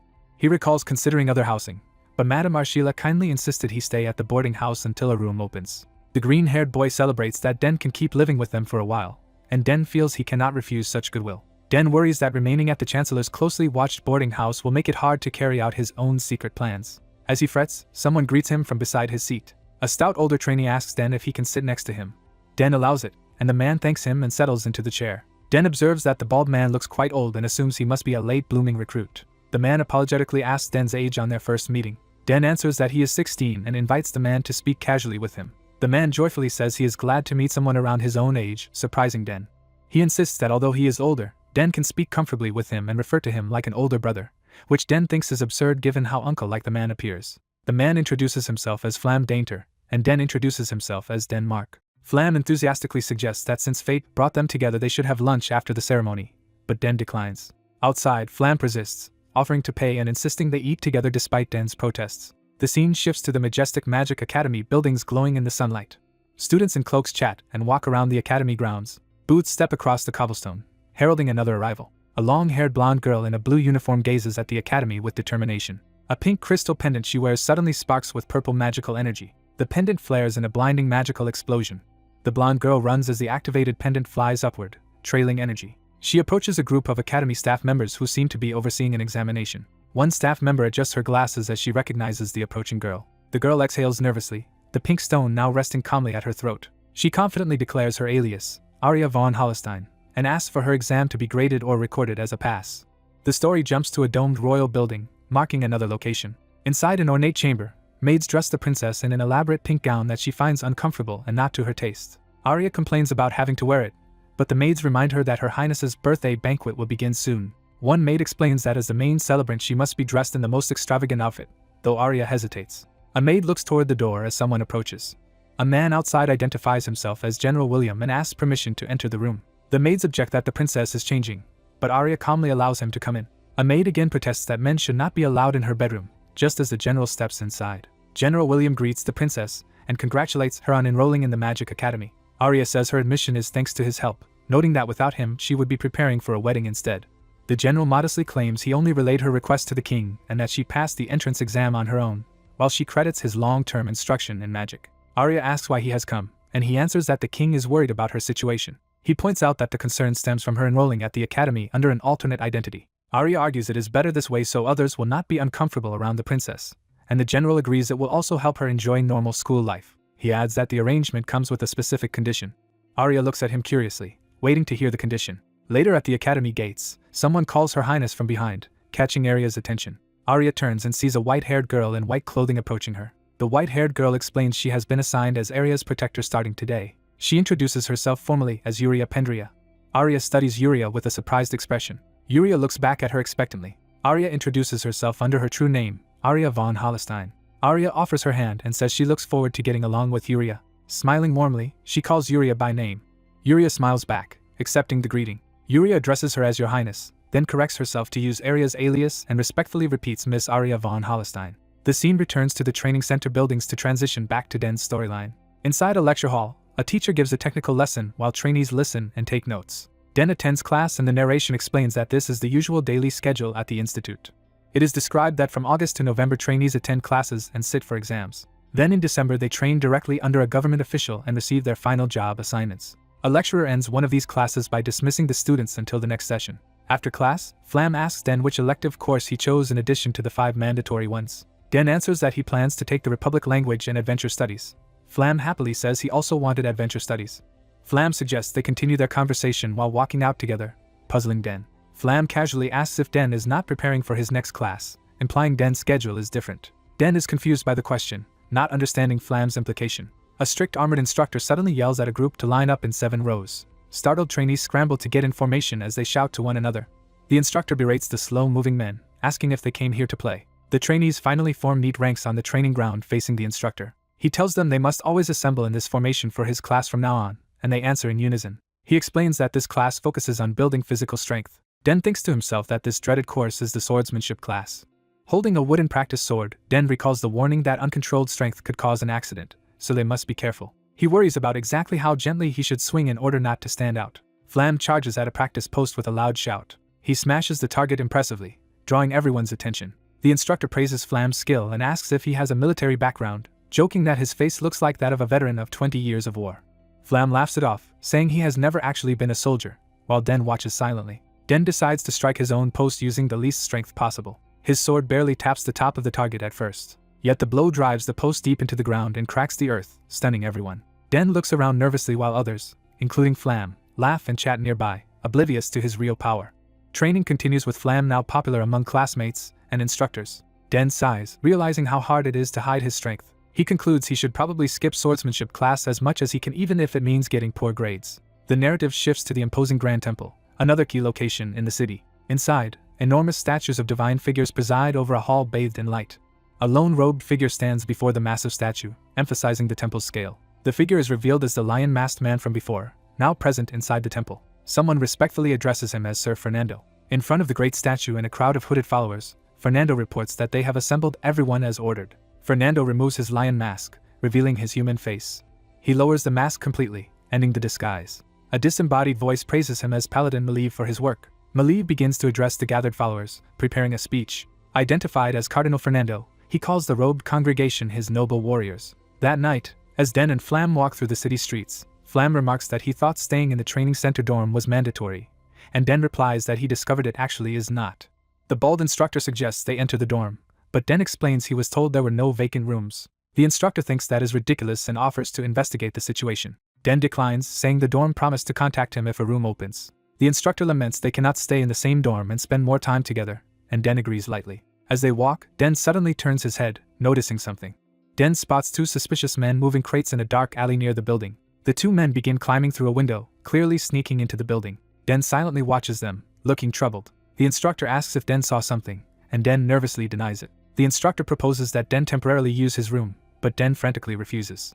Night settles over the Grand Temple-like complex. The scene shifts to a rooftop overlooking the city. A hand grips the edge of the roof as someone climbs up. 2 black-clad infiltrators crouch and stand on the roof, preparing their break-in. They move to a rooftop window and start working to open it. One thief uses a glowing staff to apply magic to the window from outside. Magic pulses around the window frame as the spell activates. The mage quietly removes the entire enchanted window with his spell. His partner signals approval as they prepare to enter through the opening. Inside a long corridor, the 2 thieves sneak along the hall. The pair exchange determined looks as they advance. They break into a run down the corridor toward their target. The mage raises his hand, indicating he will handle the next obstacle while his partner watches. Rings of security magic light up the corridor, and the mage says dismantling it will take time. The other man tells him to finish disabling the magic as quickly as possible. They arrive before a large closed double door deep inside the building. The heavy door slowly opens, spilling light into the hall. The 2 thieves step into the room beyond. They see a glowing statue displayed on a pedestal at the center. One thief announces they have located the prized golden goddess statue. The mage, unsure of its worth, is told it will fetch a very high price. The older thief explains that despite the temple losing prestige after mishandling the demon lord incident 120 years ago, the temple's treasures like this statue still guarantee great value. While they complain that protective magic was used on such a small object, and wonder how long removing the spell will take, someone unseen approaches. Masked Den appears behind them, bluntly asking if they intend to steal the statue, shocking the thieves. Startled, the two thieves demand to know who he is. Den casually remarks that the statue looks expensive as he examines it, further panicking them. The thieves watch anxiously as Den studies the protected statue. The magical aura around the goddess statue begins to surge and react. Den senses mana emanating from the statue and questions it. He reaches out toward the statue while the thieves look on in alarm. As Den touches it, the magic flares violently around his hand. Den comments that the statue has a strange attribute he has never seen before while the thieves stand speechless. One thief tries to attack from behind, shouting at Den again. Den turns his masked face slightly, noticing the attack. With a casual gesture, Den blows the attacker back into the wall with overwhelming force. The man lies embedded in rubble as his partner shrieks in fear at Den's power. Terrified, the remaining thief turns and flees for the exit. Den chases and tells him that people who do wrong must be punished, grabbing him. The thief screams as chaos erupts in the room. Elsewhere, an older man with long hair, later shown as a high church figure, senses the disturbance and looks back.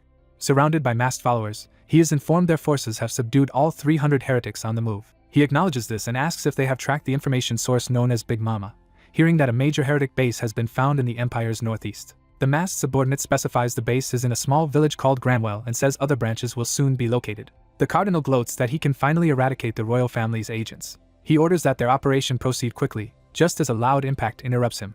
Hearing something, the cardinal turns in surprise. A massive crash shakes the courtyard as debris flies upward. Dust billows across the rooftop where he stands, obscuring his view.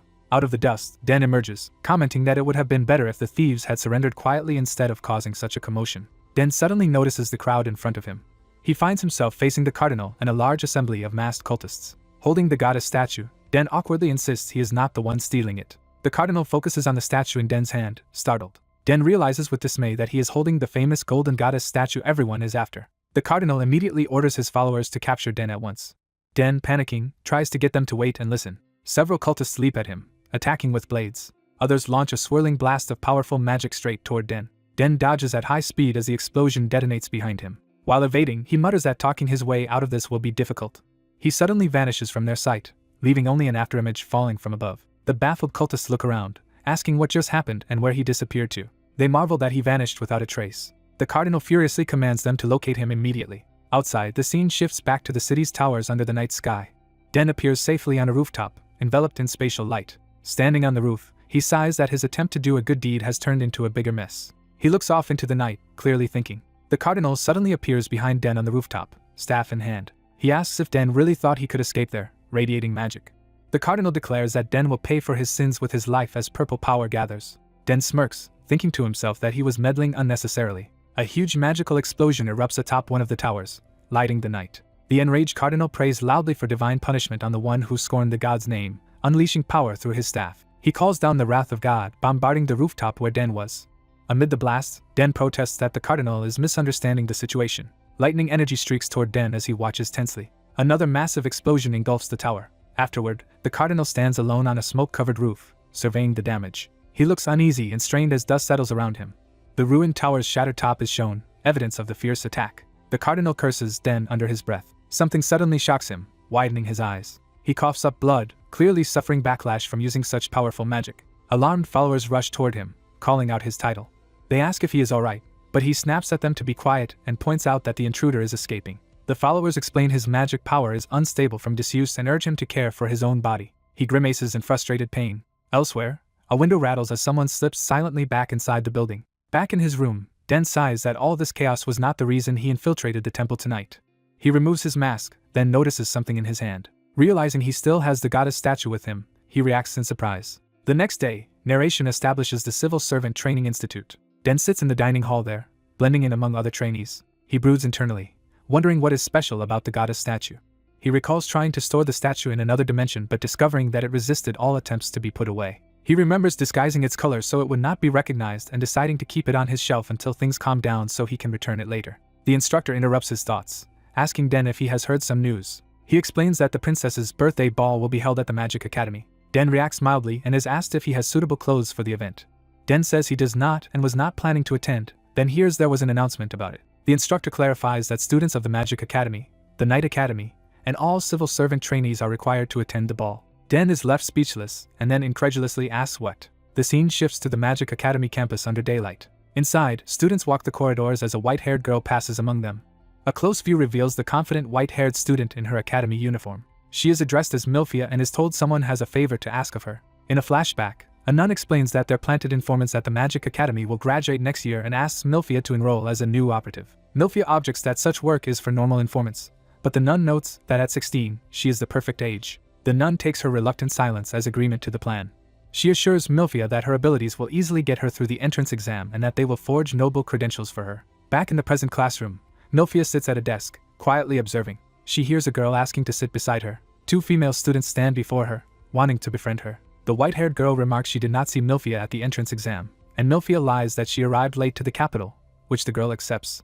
Another friend arrives and greets the white-haired girl Yuria, who in turn calls out to Elise. Curious, Elise asks who Milphia is and is told she is a fellow dorm mate named Elise, though the explanation is slightly awkward. Yuria, sensing tension, nervously insists they just call Milphia by the name Elise. Aria von Holstein formally introduces herself to Milphia and suggests they get along from now on, and Milphia agrees. Milphia watches the girls chatting together from a short distance. She looks serious and contemplative, hiding her thoughts. Elsewhere, a narrator notes that Yuria's white hair marks her as a member of the monkey tribe. The narration wonders why someone from the magically gifted monkey tribe would choose to attend the Magic Academy. Milphia recalls information from Big Mama's network that the Empire's third princess Aurelia is at the academy. She also remembers hearing that General William's niece and nephew attend and that Yuria is tasked with guarding them. Milphia silently watches the trio, evaluating them. She reasons that if Yuria is from the monkey tribe, then the golden-haired girl beside her must be the rumored third princess. Approaching Millet, the princess politely calls out to her. She admits she feels out of place as a first-time student and begins to talk with Milphia. The princess then warmly invites Milphia to join her for parfait after classes. Milphia is taken aback by the unexpected friendliness. She reacts with a surprised exclamation, clearly not expecting such an offer. Night once more settles over the temple complex. In a cavernous hall before a huge seated goddess statue, the cardinal rages about the chaos happening right before their planned rebellion. He berates his masked followers for letting the intruder escape. One subordinate urges Cardinal Fernando to calm down, but he angrily repeats the words back at him. Fernando snaps, asking if the subordinate even understands the importance of the goddess statue before daring to tell him to calm down. He declares that the statue is an artifact from the distant past. The masked man counters that they follow Fernando to build a brighter future. He warns that if the cardinal clings to relics of the past, he may jeopardize the crucial plans they have in motion right now. The masked leader silently contemplates something. The long-haired leader asks his masked subordinate if they have chosen their first target for rebellion. The subordinate answers that their first target will be the imperial capital's Magic Academy. The scene shifts to the festive day of Princess Aurelia's birthday ball. Crowds fill the decorated streets as the celebrations for the ball begin. A silver-haired girl approaches the festival alone. The silver-haired girl, dressed elegantly, walks through the admiring crowd. She looks around calmly, observing the surroundings. She narrates that a week has passed since she infiltrated the Magic Academy as an informant, and easily gathered information after meeting certain students. She has confirmed that Yuria is General William's niece, so Aria is likely the princess. She resolves to confirm Aria's identity during the ball. Elise greets the silver-haired girl, Milphina, commenting on her early arrival. Elise teases Milphia for dressing up despite claiming no interest in the ball, and Milphia shyly admits she has never attended one. Elise notices newcomers and assumes the silver-haired girl is Elise's friend. Elise introduces her older brother Lesbon and his companion Alfonso to Milphia. Elise explains Alfonso is Yuria's twin brother, and Milphia, thinking he is also from the monkey tribe, nervously introduces herself. Elise wonders where Den is, and Lesbon says Den went to the restroom. They soon spot Den hurrying back toward them. Elise notices Den's expensive-looking outfit, and he explains Lady Arshilla lent it to him. Den further explains that Arshilla insisted he wear formal clothes appropriate for a ball. Den looks up and notices someone. He sees Milphia approaching him with a composed expression. Milphia stands before Den, watching him quietly. Den, confused, reacts to her silent gaze. In the palace, maids praise Princess Aurelia's beauty as they finish dressing her. The maids ask how she likes her look, and she answers bashfully. Someone wishes the princess a happy birthday, catching her attention. General William and Yuria arrive, greeting the princess.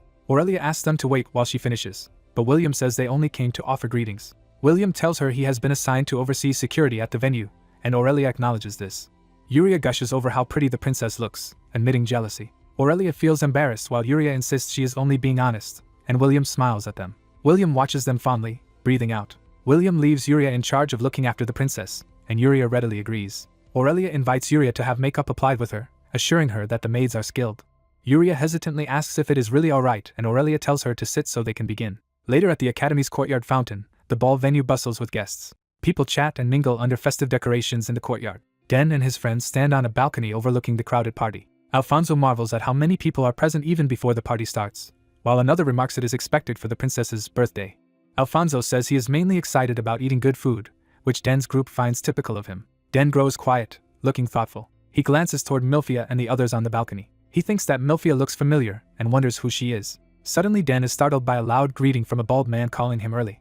Den nervously greets the man while Lesbon asks who he is, and Den explains he is a colleague from the training institute. Lesbon, Alfonso, Elise and the others politely introduce themselves to the bald man, who listens from below. The man is pleased to meet so many of Den's friends and comments happily about having companions his age, which surprises Alfonso and Elise. Elise asks the man's age and he replies that it is similar to Den's. He tells them they can speak casually with him, leaving Elise and Alfonso speechless. Yuria arrives and finds the group, remarking that this is where they have been. Everyone turns to see Yuria, who appears in a neatly tailored blue outfit. Yuria's brother and friends note how pretty she looks with makeup, while she shyly approaches them. Den tells Yuria that she looks pretty. He adds that she should wear makeup more often, smiling. Yuria blushes and responds modestly to his compliment. Aurelia calls out to Yuria from behind, drawing her attention. Den realizes he has not yet introduced Aurelia to his friends. Aurelia gracefully introduces herself as Aria, Yuria's friend. She says it is a pleasure to meet everyone. Yuria smiles happily as she stands with Aurelia facing the group. Den gazes at Aurelia in shock and confusion. The scene shifts to the grand buildings of the capital bathed in daylight. General William walks through the palace gardens toward a secluded building. He looks serious and slightly suspicious. He stops before a small outbuilding, watching it intently. The door to the building slowly creaks open. William enters the dim storeroom where someone is already inside. He approaches a shadowy figure sitting among crates and barrels. The figure with glowing eyes eats while watching him. William scolds the man for coming here before seeing Princess Aurelia. William demands to know what he is doing there. The man, revealed as Vladdy, continues eating his meat calmly. Vladdy jumps up, mouth full, and William tells him to swallow before speaking. Vladdy mumbles incomprehensibly while William waits in silence. William questions why Vladdy is eating here instead of at the banquet, and Vladdy replies that crowded places are bothersome. Vladdy tosses a piece of paper toward William. William asks what it is, and Vladdy says it concerns his runaway nephew. Vladdy explains the paper contains a drawing of his missing nephew so William will recognize him. As William examines the picture, Vladdy muses aloud about perhaps visiting Aurelia before leaving. William repeats that it is supposed to be a drawing of Vladdy's nephew, sounding skeptical. He thinks the drawing is so bad it looks like it was made with a foot. Back at the academy corridor, Aurelia and Yuria stand together before Den's group. Den stares at Aurelia stunned. He recalls that Aurelia is the girl he once rescued while masked. Den and Lesbon face Aurelia, with Den nervously reacting to her presence. Den senses that Aurelia's academy uniform is faintly emitting mana. He concludes that some type of illusion magic has been cast on the uniform. Lesbon asks what Den is thinking so hard about, and Den starts to deny anything is wrong. Den is startled by the sound of his own voice and worries it might reveal his identity. He fears that Aurelia may recognize him. Aurelia approaches, correctly identifying him as Den. Den asks how she knows him, and she says Yuria and Elise told her many stories about him. Aurelia warmly says she hopes they can get along from now on. Den answers awkwardly but accepts. The narrative shifts to the Great Temple, another imposing building in the capital. Inside the temple, robed figures gather before a covered statue as 3 leaders stand above them. The lion masked leader asks if preparations for their plan are complete and receives confirmation. He asks his subordinate Eagle about their goal, and Eagle states it is to kidnap the 3rd princess. Another subordinate asks Fox what achieving this will grant them. Fox replies that kidnapping her will give them a chance to kill the emperor and dominate his servants. The lion masked leader agrees and stresses that this rare opportunity must not be wasted. He orders the cultists to move out, declaring they will bring divine wrath upon the immoral nobles. The story returns to the castle where the festive banner still flies over the city. Guests fill the opulent ballroom of the birthday celebration. Amid the crowd, Den and his friends gather while Aurelia stands on the upper level. Den follows behind Aurelia and Lesbon, feeling uneasy. He looks conflicted and troubled. Seeing Aurelia enjoying herself with Yuria and the others, Den quietly slips away from the group. He walks down a hallway away from the festivities. He reflects on the improbability of meeting Aurelia again at such a place. He recalls that she likely does not recognize him because he wore a mask last time and decides it is safer to avoid her. Den's foot steps decisively as he commits to his decision. He climbs onto the rooftop of the academy to be alone. A dark magical sphere appears beside him. Den dons his enchanted mask, transforming into his Lupin persona. He explains that this mask hides his identity through magic, making recognition difficult. He thinks Aurelia will not find him as long as he keeps the mask on. Then someone approaches from behind. Den hears the presence and turns in surprise. Vladdy, masked and charging with a sword, suddenly attacks, forcing Den to block with magic and scream. Den recovers, demands to know who the attacker is, and braces himself. Realizing Den's speed, Vladdy acknowledges him as pretty fast. Vladdy says he came to check the situation, and Den recognizes him as his uncle Vladdy. Vladdy grins menacingly and challenges Den to dodge another attack. He launches a powerful strike that Den barely evades while crying out. Vladdy praises Den's performance, saying it is not bad. A panicked Den begs for a pause and asks if he has somehow offended his uncle. Vladdy calmly explains that Den did nothing particular.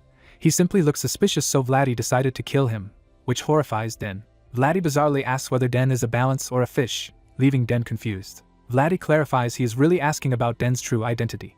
Den anxiously urges him not to rush for an answer. Vladdy warns he never asks the same question twice and unsheathes his sword again. As the sun sets over the city, evening approaches. The clock tower stands against the orange sky, signaling the coming night. Elsewhere, two cloaked figures wearing animal-themed helmets arrive at a vantage point. The cow-masked figure admits feeling uneasy about something. The scorpion-masked figure asks what is causing his unease. The cow-masked man says he is not exactly sure. He starts to say more, still unsettled. He finally voices a premonition that there will soon be bloodshed at the Magic Academy. The scorpion-masked figure praises his intuition and asks what he means. She states that she enjoys witnessing disasters. She adds that tragedies filled with misery and agony are her favorite, alarming the cow-masked man. She tells him not to worry too much about his premonition. She explains that their role today is only to watch events unfold.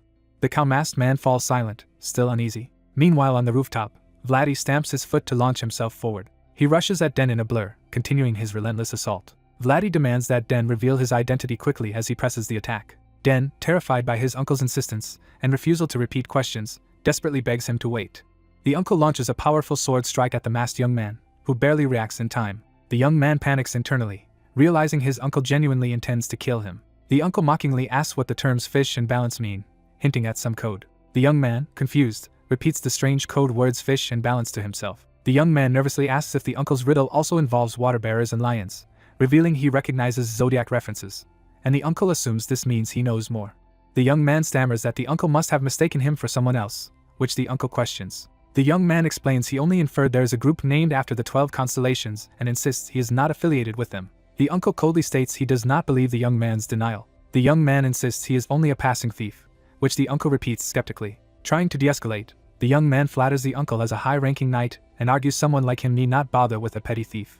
When the uncle prompts him to continue, the young man thinks with relief that the man is at least listening now. The young man argues that the uncle's duty should be protecting the ball rather than wasting time on him. He further suggests that, given the uncle's rank, he should be targeting far more dangerous enemies. Hinting, the young man points out that true threats would be those trying to sabotage the ball itself, just as distant explosions erupt. The uncle is startled as he notices multiple explosions rising from the city. The uncle confirms the explosions are the sort of enemies the young man meant, while the thief awkwardly agrees. Using the distraction, the young man politely excuses himself, assuming the uncle will rush off. As he turns away, the uncle calls out to the young man, still unwilling to let him go. The uncle sternly demands to know where the young man thinks he is going. The young man looks back in feigned innocence, asking what the uncle means. Inside the grand hall, nobles continue enjoying the ball, unaware of the chaos outside. Two companions of the thief, a small girl and a large man, indulge enthusiastically at the banquet table. Two academy girls admire a chocolate fountain, still carefree amid the festivities. Elsewhere in the palace, a lavish hallway with a closed door lies quiet before the event begins. A young woman in a pink gown, actually Princess Aurelia, waits seated beside her maid. The maid reminds Aurelia that everyone has gathered to see her and urges her to greet the guests. Aurelia notes her dress is under illusion magic so no one will suspect she is a student, accepting the precaution in silence. The maid complains that her own corset is uncomfortable after so long without wearing one. Aurelia requests permission to step onto the terrace for some fresh air. The maid allows it but warns Aurelia not to stay long since she must formally greet the ball soon, and Aurelia promises to behave. Aurelia moves alone to the balcony, enjoying the open air outside the ballroom. Leaning on the railing, Aurelia gazes thoughtfully into the evening sky. Night falls over the city while lights glow from the tall towers and buildings. In a memory or earlier encounter, the masked thief suddenly falls onto Aurelia, shocking her. The thief smiles gently at her, masked and cloaked. Aurelia looks up at him in wide-eyed amazement, clearly affected by the meeting. Back in the present, Aurelia smiles faintly as she recalls that prior encounter. On the terrace she wonders aloud what Lupin, the thief, might be doing now, unaware of danger approaching behind her. Cloaked figures assemble on the rooftop above while Aurelia remains oblivious below. A closer view reveals the masked cultists in identical hooded cloaks and faceless masks. Meanwhile, atop other roofs, the uncle and the masked young man sprint side by side toward the explosions. The uncle relentlessly chases the thief across the rooftops as they run. The thief realizes while running that he probably cannot outrun his uncle. He contemplates that if things go badly his uncle could kill him, so he decides to stay with the knight and wait for a better opening. Still fleeing, the young man calls back to ask the uncle a question, which the uncle grudgingly entertains. He asks why, despite the loud blasts, it is so quiet near the ball, and the uncle speculates that soundproof magic isolates the venue. The thief concludes that guests inside likely remain oblivious to the explosions. He reasons that security forces will have rushed to the blast sites to assess the situation for the ball's continuation. The pair continue running while the uncle processes this information. Seeing the devastation firsthand, the uncle exclaims in horror at the scale of the explosions. As he runs, the uncle wonders why these blasts are occurring at all. He then realizes the thief has slipped away during their chase and curses him angrily. The young man uses his agility to leap high across the cityscape, moving faster alone. While darting through the air, he theorizes the explosions may be a terrorist act, yet even the attackers themselves might still be within the soundproofed area. He further deduces that the explosions could be mere bait and that the true objective might be the ball. Mid-flight, he starts to suspect their real aim could be something even more specific. A chilling thought hits him and he anxiously trails off, sensing a connection. At that moment, cloaked figures address Aurelia by her real name, startling her. She turns to find multiple masked cultists standing directly behind her on the terrace. The cultists calmly order Aurelia to come with them. Aurelia, confused and wary, questions them with a puzzled look. The thief races through the night sky toward the palace as urgency mounts. He concludes that if the ball is the target, then Princess Aurelia is likely the terrorist's true goal. Aware he might be wrong but confronted with choices, he reflects that he could simply flee instead of intervening. He admits that the safest choice for himself is to run away and wonders why he should care about conspirators targeting the princess. Yet he also considers that the explosions might only be random terrorism, casting doubt on his theory. He pictures his friends happily attending the ball and realizes abandoning them could leave them to die. He reasons that although the blasts distracted the guards, they will eventually return, meaning the terrorists are probably acting inside right now, and he may not be able to save everyone. As he flies on in grim silence, his expression shows internal conflict about what to do. Resolving himself, he lands and begins activating a magical device. He reveals a triangular artifact called the Eye of Horus, preparing to use it. He laments that using such a precious item for this situation feels wasteful but prepares anyway. Accepting necessity, he activates the Eye of Horus as it glows red. The artifact's eye opens with a burst of purple power, releasing its magic. Its vision reveals the entire palace complex shrouded in purple, showing him what normal eyes cannot see. Within this magical sight, he spots multiple cloaked figures positioned around the palace exterior. He confirms his suspicion that the city explosions were only a distraction and notes the terrorists' numbers. With his own eyes now glowing purple from the artifact, he reacts to something else he sees. He focuses on a scene where Aurelia is surrounded in a circle by the cloaked cultists. Seeing her frightened and encircled, he recognizes Arya, realizing the princess is truly in danger. Aurelia confronts the cloaked figures verbally, warning them of the consequences of their actions. Believing them to be bandits, she offers them money if they stop, but they remain silent. Two cultists discuss knocking her out but acknowledge they already know that would be easier. One admits their magic does not work on her, which shocks Aurelia. Another cultist menacingly tells Aurelia to shut up and obey or face unknown consequences. He further threatens that if she speaks once more, he does not know what he might do to her. Indignant, Aurelia shouts back, demanding to know who they think they are threatening. Enraged, a cultist swings a fist at her, intending to hit her. Aurelia screams in terror as the blow approaches. She squeezes her eyes shut, bracing for the impact. When she dares to open one eye, she is confused to find nothing has hit her. She sees her attackers suddenly lying unconscious on the ground around her. One fallen cultist also seems bewildered as he stirs slightly. Aurelia hears a familiar voice greeting her by her alias Arya after having just rescued her. The masked thief, now cloaked, steps forward and asks whether to address her as Arya or Princess Aurelia, leaving her stunned. Remaining cultists notice Lupin standing with Aurelia and demand to know who is there. Lupin gently moves Aurelia behind him and tells her to stay back while he deals with the enemies. Two cultists charge at him, shouting to prevent the princess from escaping. They rush in, but something unexpected happens before they can strike. Lupin counters with a name technique, his kick blasting the attackers away. As one cultist calls out to Eagle 3 for support, Lupin mocks their bird-like code names. Another masked attacker charges furiously at Lupin with a drawn sword, cursing him. The cultist swings a heavy slash, demanding to know who Lupin thinks he is, while Lupin dodges casually. An attacker tries to finish Lupin with a downward strike, shouting for his death, but Lupin remains unfazed. Lupin flips gracefully over a sweeping sword arc, evading the blow. He lands a powerful named punch to an attacker's torso, dropping him with a cry. Watching from afar, cultists panic over the unknown fighter and order each other to capture him. Lupin remarks wryly that things have become troublesome for him. Another cultist unleashes a wide sword slash toward him as the fight continues. Lupin thinks he could easily end the battle with magic but hesitates to avoid drawing too much attention. Instead, he relies on physical techniques, smashing another cultist with a swift blow. Their swords clash violently as Lupin disarms one of the attackers. Lupin stands holding a sword, ready to continue, his demeanor calm. He reiterates that using magic here would cause an unwanted spectacle. The remaining cultists recoil, realizing his strength as they prepare to rush again. Lupin dashes through them at high speed, striking multiple foes in rapid succession. Several cultists scream in pain as his attacks land, leaving them gravely wounded. Their bodies fall around Aurelia, who watches in shocked amazement. Aurelia, still shaken but unharmed, looks at Lupin with gratitude and awe. Lupin warns that if they linger, more enemies will arrive, implying they should move. Aurelia begins to respond, considering what to do next. Lupin lightens the mood by suggesting they treat this as a date and leave together. Aurelia blushes in disbelief, asking if she heard him correctly. The courtyard lies strewn with bloodied, unconscious cultists from Lupin's onslaught. Aurelia cautiously steps forward amid the ruined battleground. Elsewhere, a more imposing leader wearing a lion-like mask appears flanked by cultists. The underlings nervously address this masked leader, calling him Sir Fernando. A wounded cultist informs Fernando that the troublesome masked man has appeared again. Fernando recognizes the description, recalling an earlier encounter with a man in a white mask. He narrows his eyes, quietly registering the significance of this revelation. Fernando declares that divine providence has given them an opportunity, and vows they will bring down the masked man with what he calls the wrath of God. Meanwhile, the city continues to burn, explosions and fires raging across the skyline. Rubble and smoke fill one blast site, showing the devastation left behind. Footsteps echo as someone steps through the shattered ground. The uncle arrives at the ruin, surveying the catastrophic scene. From his viewpoint, the blast crater and fallen stones show how powerful the explosion was. Seeing that only property was destroyed, he notes with relief that no lives seem to have been lost. He looks around sharply, sensing that something about the site is off. A strange mist or aura appears around him, hinting that he is being surrounded. Purple energy suddenly cracks through the ground around his feet, startling him. A ring of jagged purple spikes erupts from the crater, forcing him to leap back. A masked cultist charges at his exposed back with a weapon while he reacts. The attacker swings, but the uncle evades with a sudden movement. The cultist is shocked when his attack fails, eyes wide behind his mask. The uncle counters with a devastating body blow, sending the attacker flying.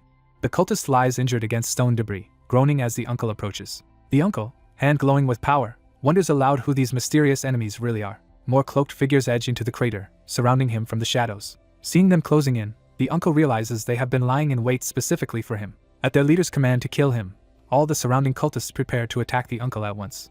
The mustached officer dodges a volley of arrows raining down around him. He notices a huge boulder-like mass descending above him. The officer smashes the falling rock with a powerful blow. The shattered fragments of the rock float and glow strangely, puzzling someone. The floating stones transform into chains of glowing, scythe-like projectiles that target a dark-haired man. One of the glowing chains wraps tightly around the man's wrist. Bound in multiple crackling chains, the officer glares defiantly. While he is restrained, hooded assassins rush in to stab him. The masked attackers shout that they intend to kill him. The officer silently sizes them up, unfazed by their threat. He clenches his chained fist, gathering strength. He breaks free and blasts one attacker away, rejecting their attempt to kill him. Another assassin charges in from behind with a sword as the officer turns. The officer curses the ambushers under his breath. A hooded mage attacks him with a fast blue projectile.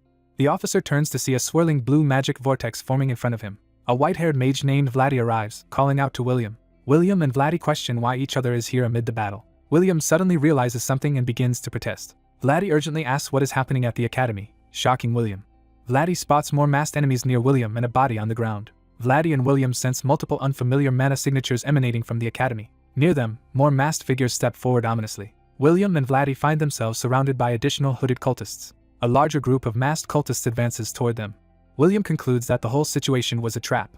At the academy city, robed cultists gather under the night sky. Several cultists quietly position themselves in formation in a courtyard. More hooded cultists approach the brightly lit academy buildings. Inside, a masked youth and a princess look out the window at the disturbance.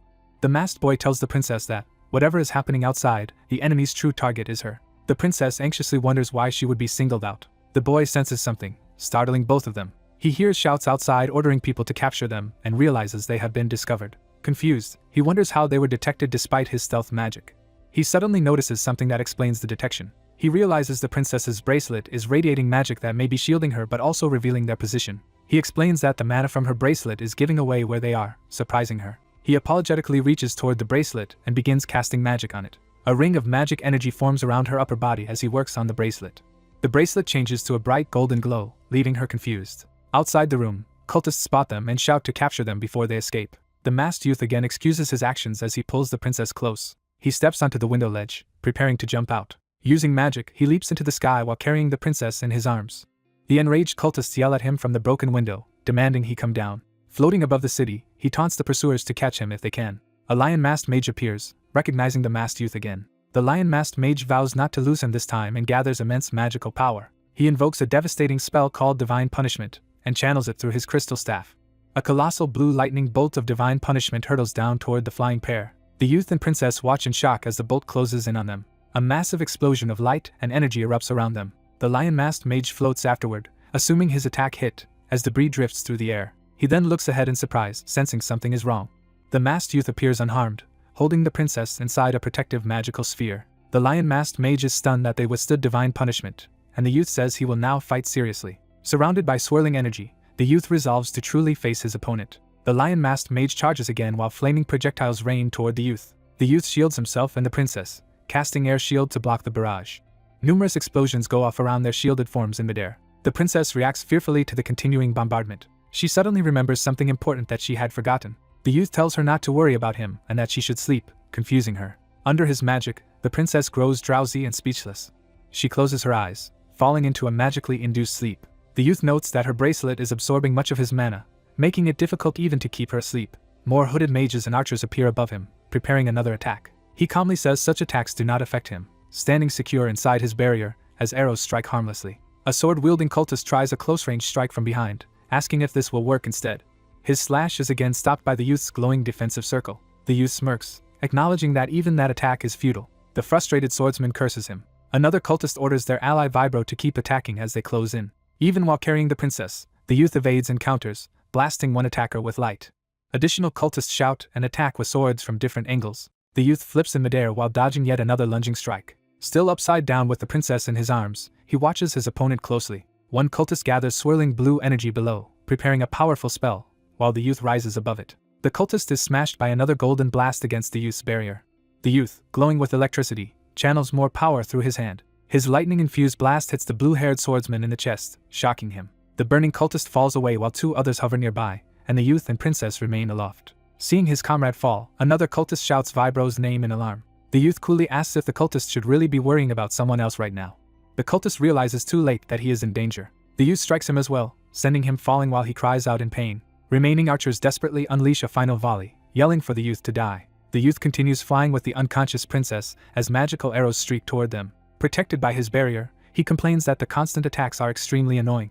He raises his hand and summons swift, blue energy currents. He mocks the enemies as small fry and sends their own arrows back down at them. The redirected arrows rain upon the archers, wounding and panicking them. More cultists are struck and electrocuted by the returning projectiles, screaming. A distant cult leader shouts for the youth to stop, furious at the slaughter. The lion-masked mage again invokes divine punishment, surrounding himself with an even larger blue manifestation. The youth studies the incoming ultimate spell, muttering about divine punishment. He charges power into a small orb-like talisman in his hand. He then hurls his empowered attack, declaring that the enemy should be the one to receive the divine judgment. The lion-masked mage reels, stunned that his divine punishment has been turned back on him. His eyes widen in silent shock as he faces the counterattack. The youth spiraling, golden attack surrounds him and the princess, speeding toward the lion-masked mage. The youth remarks that this next move should be much harder for his opponent to evade. In response, the lion-masked mage casts a mighty defensive spell called Wind Maiden, summoning a vortex of wind. Wind blades surge around him as he braces against the incoming power. Even with Wind Maiden, he winces and strains under the onslaught. He then uses a spell called Divine Retreat to blast himself away from the clash. Watching him escape, the youth admits the mage is fairly capable. He wonders aloud if the mage can also avoid his next technique. The youth prepares another fiery orb and launches it toward the fleeing enemy.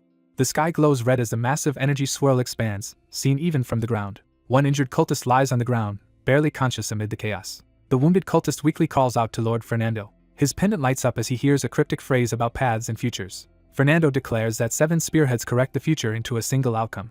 The youth counters that everything else will be erased, unleashing his finished attack. He names the ultimate spear technique Gibalg as he prepares to strike. A blazing spear of light arcs down from the sky toward Fernando. Fernando stares in terror as the attack closes in on him. The attack detonates in a blinding explosion of fire and light. From afar, Vladdy watches the sky filled with falling embers over the city. On the battlefield below, Vladdy and William stand among the defeated cultists. Vladdy shakily comments on the overwhelming mana he just sensed. William silently contemplates what they have witnessed. Smoke and sparks drift above the academy buildings in the aftermath. On the ground, Fernando lies sprawled where he fell. Groaning, he slowly regains consciousness. He forces himself upright, still badly shaken. Sitting amid the debris, he looks around in stunned disbelief. He reacts in horror to something he sees nearby. He finds Mario, one of his followers, fatally wounded on the ground. Fernando rushes to Mario's side, confused and distraught. Mario weakly addresses him as Lord Fernando. Mario begs Fernando to carry on and fulfill their organization's goal. Fernando angrily calls Mario a fool for sacrificing himself. Overcome with emotion, Fernando trembles and can only gasp. Other cultists run up, calling to Lord Fernando as he coughs blood. The masked youth flies past, carrying the princess while cultists scramble to heal their leader's ruptured abdomen. Hearing their panicked orders to protect Fernando and retreat, the youth watches them wordlessly. In his arms, the princess begins to stir from her enchanted sleep. She wakes up lying on the pavement, confused but seemingly unharmed. Sitting alone in the courtyard, she realizes the masked youth is gone. She looks around in surprise, trying to understand where he went. Vladdy and William run up, calling out to confirm her safety. Vladdy anxiously asks if she is unhurt, while she remains speechless and dazed. She quietly wonders where Sir Lupin, her masked rescuer, has disappeared to. Elsewhere in the city, ordinary townsfolk stroll under the peaceful night sky, unaware of what transpired. Among the crowds, a tall white-haired woman in blue walks purposefully through the streets. The same imposing woman continues forward, drawing attention as she passes. As others chat in the foreground, the white-haired woman walks away, leaving the scene with an air of mystery. Milfina walks silently, lost in thought. Her boots step purposefully along the street. She proceeds alone through the quiet alleyway. She continues forward, heading deeper into the district. A cloaked figure appears behind her, catching her attention. She narrows her eyes, sensing something wrong. She suddenly finds herself surrounded by armed assassins led by a cloaked commander. The cloaked leader greets her, addressing her as branch manager Milfina. The woman reveals herself as the Big Mama Agency's Imperial Capital General Manager, and notes Milfina is no longer a branch manager. Milfina coldly asks why the general manager has come here with an assassin squad. The general manager replies incredulously, implying Milfina should know the reason. A magical document materializes in front of Milfina. She grabs the paper and is shocked by its contents. The document shows Milfina and a lion-masked man together, startling her. Reading it aloud, Milfina realizes she is accused of befriending the princess at the Magic Academy and leaking information to a Zodiac member. Panicking, she denies doing anything like that, but the general manager retorts that the evidence is clear. The general manager declares that any excuses are useless and that a traitor's fate is already decided. She orders the assassins to finish Milfina off. Milfina desperately shouts for them to wait. She insists they are making a terrible mistake. Blood suddenly splatters through the air. Drops of blood hit the cobblestones nearby. Milfina, still surrounded, looks around in confusion. She stares, sweating, realizing something unexpected happened. The general manager staggers forward with blood on her. Wounded and coughing blood, the general manager is stunned. A photo of her and the lion-masked man floats before her eyes. A magic projection reveals her meeting with the lion-masked Zodiac, shocking her. A shadowy figure taunts her for thinking she could deceive them with simple magic. Big Mama herself appears, and Milfina is shocked to see her. Big Mama reminds the injured general manager of a traitor's inevitable end, while the woman pleads that it is a misunderstanding. Big Mama calmly bids the traitorous general manager farewell. The general manager screams for her mother as she is executed off-screen. A violent blow finishes the execution amid more bloodshed. Milfina stands before a large pool of blood where the traitor fell.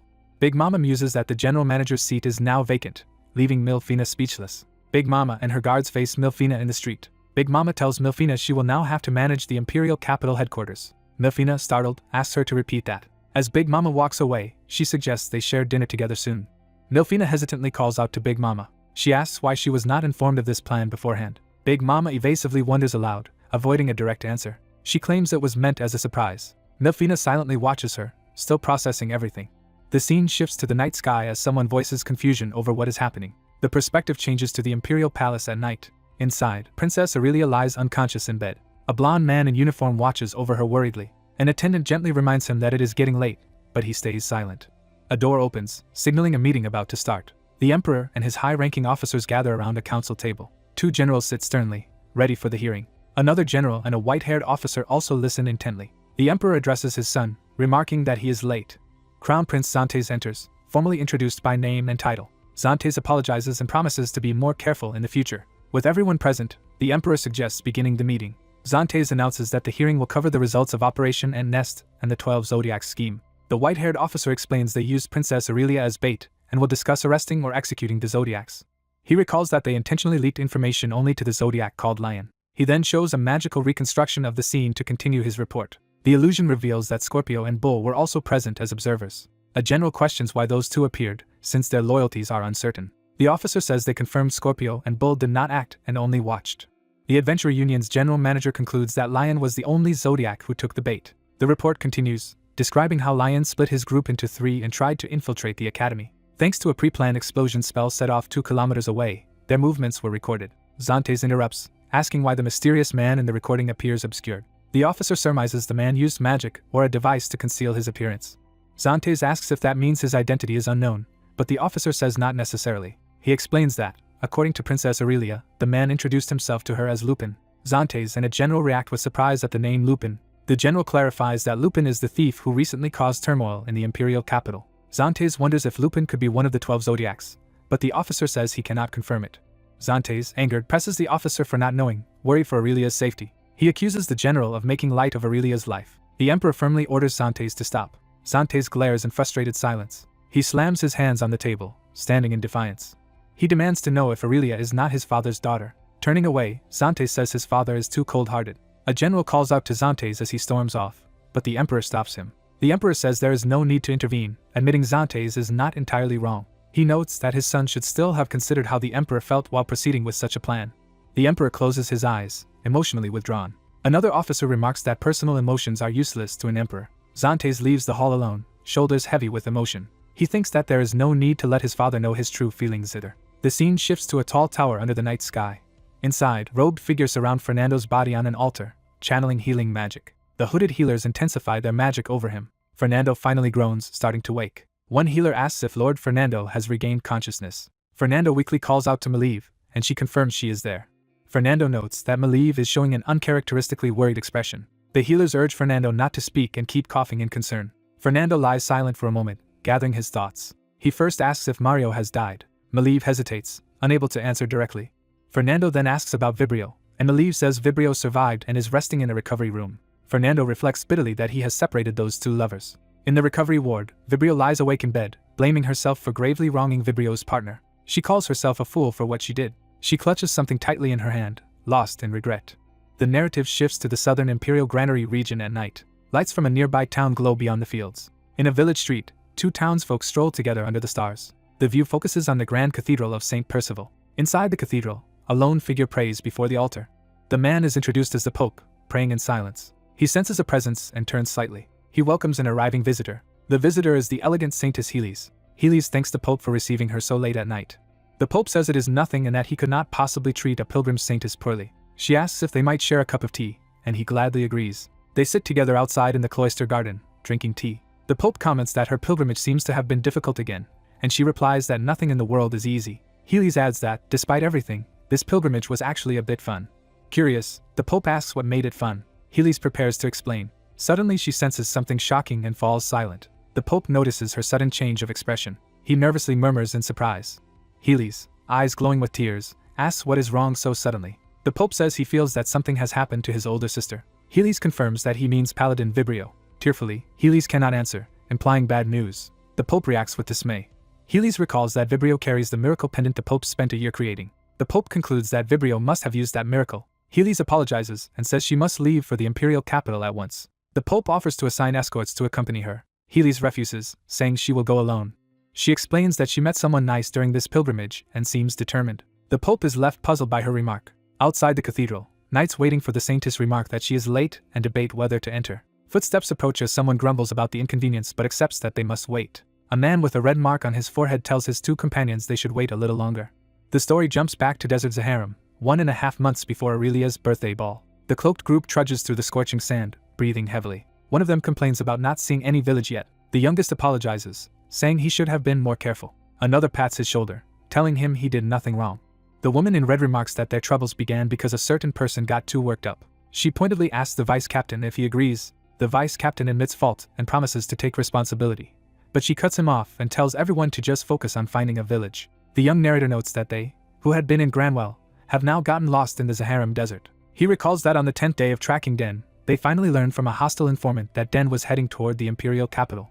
The narrator explains they hired a guide 2 days ago to reach the imperial capital by traveling to a big city with a train. A single platinum coin is dramatically placed on the table. The group offers the platinum coin as payment, shocking the guides. The narrator admits showing so much money was a mistake, because once in the desert the guides revealed themselves as bandits. The bandits were killed there, turning that stretch of desert into their graves.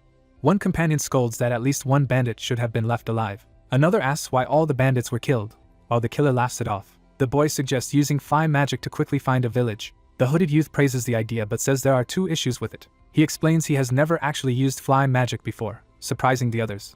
He then bluntly admits he is afraid of heights. The boy awkwardly accepts this explanation. The boy proposes using magic to detect underground water instead. They decide that water vein detection magic could lead them to an oasis village and want to use it immediately. Night falls over the desert. A caravan with camels and torch-bearing travelers arrives at the spot where the bandits died. Desert dwellers examine the 2 corpses by torchlight. They study the bodies and ponder what happened. One wonders if an assassin killed them, noting they show no signs of poison. Another says their hearts were destroyed in a single blow, concluding it was done by an expert.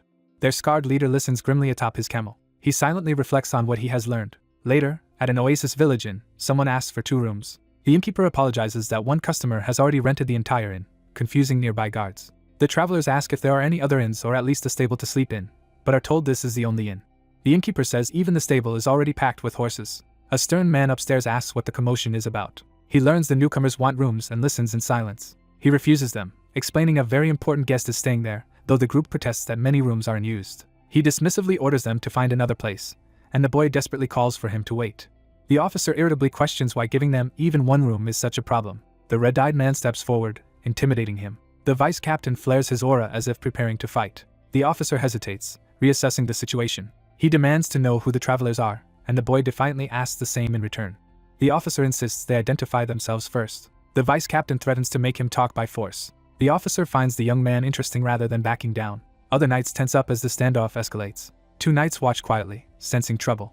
Their commander warns the vice captain to watch his words. He further cautions that careless words could be his last. The red-eyed siblings trade a silent, tense look. The officer sarcastically remarks on how warmly they are treating guests. The vice captain declares that sometimes fists are better than words and prepares to brawl, alarming his companion.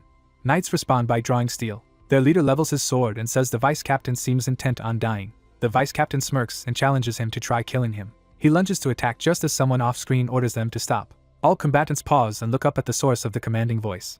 The officer and vice captain turn in shock as they recognize who has spoken. The saintess, Healy's, appears on the stairs, astonishing everyone. The red-eyed woman apologizes to the saintess for her subordinate's rudeness. Healy's calmly says she will apologize on behalf of her escorting knights. She then introduces herself to the travelers as Healy's. The red-eyed woman studies her in silence. Elsewhere, in a temple, someone reports that a ruby crystal has been stolen. An outraged man shouts in disbelief at the theft before a stained glass window. The hooded elder angrily emphasizes how valuable the crystal is. The muscular man assures him they will retrieve the ruby. He explains their latest report suggests the thieves took the ruby along with other valuables without realizing its specific importance. The elder asks if they have identified the culprits. The man prepares to answer under the colored light. He confirms that he has. He describes the suspects as 3 young siblings with crimson eyes. Back at the inn, Healy's again offers to apologize for her men's behavior. She repeats her friendly introduction as Healy's. She later tells the trio it is their group's fault they had nowhere to stay that night. Healy's apologizes, saying she should have considered their situation sooner. The boy says it is fine as long as she can lend them a room. Healy's reminds her knights they are servants of God. She scolds them for showing selfishness instead of sharing divine mercy. She orders them to apologize immediately, cursing at them in sudden fury, which shocks the boy. Her magical punishment forces the knights to prostrate themselves on the floor as the trio watches stunned. The boy nervously says such harsh punishment is unnecessary. He then concedes that if the knights made a mistake, they do deserve some punishment. Healy's offers to cover the trio's lodging expenses as an apology. She warmly tells them they may stay in any room they like. The siblings are left speechless by her generosity. Night passes at the inn. In another building, the scarred man from the temple reads a written report by lamplight. He silently studies the document. The report summarizes that the suspects are a red-eyed trio of 2 males and 1 female. It adds that they possess a platinum coin and hired a guide, drawing attention whenever they look for one. The report notes that would-be thieves who targeted them keep turning up dead and that the trio has acquired all the ritual materials, including the ruby. The scarred man reflects on this information. He wonders if the trio intends to interfere with his organization's plans. Morning comes to the inn. Lancelot stretches and happily remarks that he slept well. Still stretching, he notices something odd. He realizes his companions have already left the room. He goes downstairs to look for them. Someone calls out to Lancelot as he appears. The knights cheerfully invite him to join them for breakfast. Surprised, he asks what happened, and his sister says the knights turned out to be good people after talking. Their commander formally apologizes for the previous day's behavior. He says had he known they were from the Crow tribe, he would have lent them rooms and jokes that everything ended well. Lancelot quietly asks his sister if she told them about the Crow tribe, and she implies the vice captain revealed far more. The vice captain happily drinks with the knights, and she explains he got so excited that he told them their whole story, from being scammed to getting lost. She then reveals that the woman from last night was the saintess of Grand Temple Percival, shocking Lancelot. Lancelot, amazed, repeats that Healy's is the saintess chosen after 80 years. Just then Healy storms in, demanding to know who is drinking beer so early in the morning. The knights panic and address her as saintess. She warns there is a long journey ahead so they should drink in moderation, and they hastily comply. Healy's orders everyone to pack up and prepare to depart. Lancelot nervously apologizes to her for their ignorance the night before, and she addresses him by name. She says she overheard that they were scammed and lost their way. Lancelot admits that is true. Healy's then asks if they would like to accompany her group on their journey. Lancelot stares at her, taken aback. Still stunned, he repeats his confusion. Time passes as the caravan leaves the oasis village. In another village, armed riders arrive, intimidating locals. One rider aggressively questions a villager about a red-eyed trio, but the man denies seeing them. The scarred commander questions another person, who also claims ignorance. He studies the villager silently, unconvinced. Soon after, doors at the inn slam open ominously. Desert raiders enter the inn as the frightened innkeeper greets them. One raider suddenly presses a blade near the innkeeper's head. The innkeeper cries out while seeing many armed men and their leader behind the raider. They threaten him, saying time is short and he must answer quickly. The commander asks again if a red-eyed trio has passed through. Terrified, the innkeeper admits he knows who they are referring to. Under shouted demands, he blurts that he has indeed seen them. He tells the raiders the trio left the village a short while ago with the Saintess. The commander is surprised to hear the Saintess is traveling with their targets. Meanwhile, Healy's caravan crosses the desert. The red-eyed siblings ride camels alongside the Saintess's carriage. Suddenly, a magical alarm flares from the carriage. Inside, Healy's cools the siblings with wind magic, and they comment how refreshing it feels. She thanks them, saying the magic saves her from the heat, and Lancelot modestly calls it simple magic. Lancelot asks if she can also use holy magic, and she says she can but rarely does. She explains that Saintesses are forbidden from using magic for personal comfort, as it would hinder their ascetic training, which he acknowledges. Lancelot guesses she is on a pilgrimage and asks if it is acceptable for them to accompany her. Healy gladly accepts, saying their company relieves her loneliness. She informs them they will soon arrive at the holy land of Zaharim. Suddenly the carriage lurches as something happens outside, startling everyone. The red-eyed woman senses danger. The vice captain also turns toward the disturbance. He smashes a window and looks out while knights react nervously. He demands to know who the approaching enemies are. A massive dust cloud appears outside, alarming the escorting knights. They see an army of desert bandits charging toward them in an ambush. The escort commander orders everyone to prepare for battle and protect the Saintess. The scarred bandit leader declares he does not care about the Saintess herself. He orders his men to capture the red-eyed trio specifically. The bandit horde surges forward with weapons drawn. The knights form ranks and brace for the overwhelming charge. Knights around the carriage shout and fight as the battle begins. Their commander grits his teeth and pushes forward into the fray. A desert warrior tries to assassinate a knight by swinging his blade down while yelling for him to die. The knight counters with a swift slash, wounding the attacker. The knight orders his men to protect the Saintess at any cost. Cloaked warriors surge together as a large-scale battle erupts. The knight's forces clash fiercely with the opposing cloaked fighters. A swordsman braces himself as many enemy raiders charge toward him. Lines of masked raiders advance across the desert in formation. A group of robed magicians appears, readying their staves. The magicians channel blue energy into their crystal-tipped weapons. The magicians unleash a massive fireball spell that rains burning meteors from the sky. The enemy ranks are engulfed as the fireballs fall among them. Two knights stare in shock as the flames streak past. The fireballs detonate in a huge fiery explosion amidst the enemy. The raiders mock the holy army, gloating over the devastating barrage. A caped woman stands before glowing golden magic circles, surprised by what she sees. Revealing herself as a powerful mage, she calmly questions if that weak attack is all they have. She steps forward within the golden barriers, stunning nearby raiders and inspiring the knights. Smiling confidently, she tells the raiders they should have known who they were fighting. Explosions tear through clustered raiders, sending bodies flying and causing panic. A warrior plants his flaming orad foot, about to join the fray, remarking on enjoying the fight. An axe-wielding man from the Crow tribe appears, saying he has been eager for real combat. Nervous raiders try to rally themselves, insisting they should not be intimidated by the small enemy group. They decide to use sheer numbers to overwhelm the Crow tribe fighter advancing on them. Grinning, the Crow fighter invites them to have fun as he hefts his axe. He dives in, sending explosive fiery slashes that tear through the enemy line. The female mage gathers crackling purple lightning in her hand. She releases the lightning in all directions, blasting many raiders at once. Distant knights watch, awed, as the enemy is electrocuted and scattered. Two knights realize they are fighting alongside the feared Crow tribe and comment on their strength. Their commander cuts in, telling them to save their admiration and leads a portion of the army away.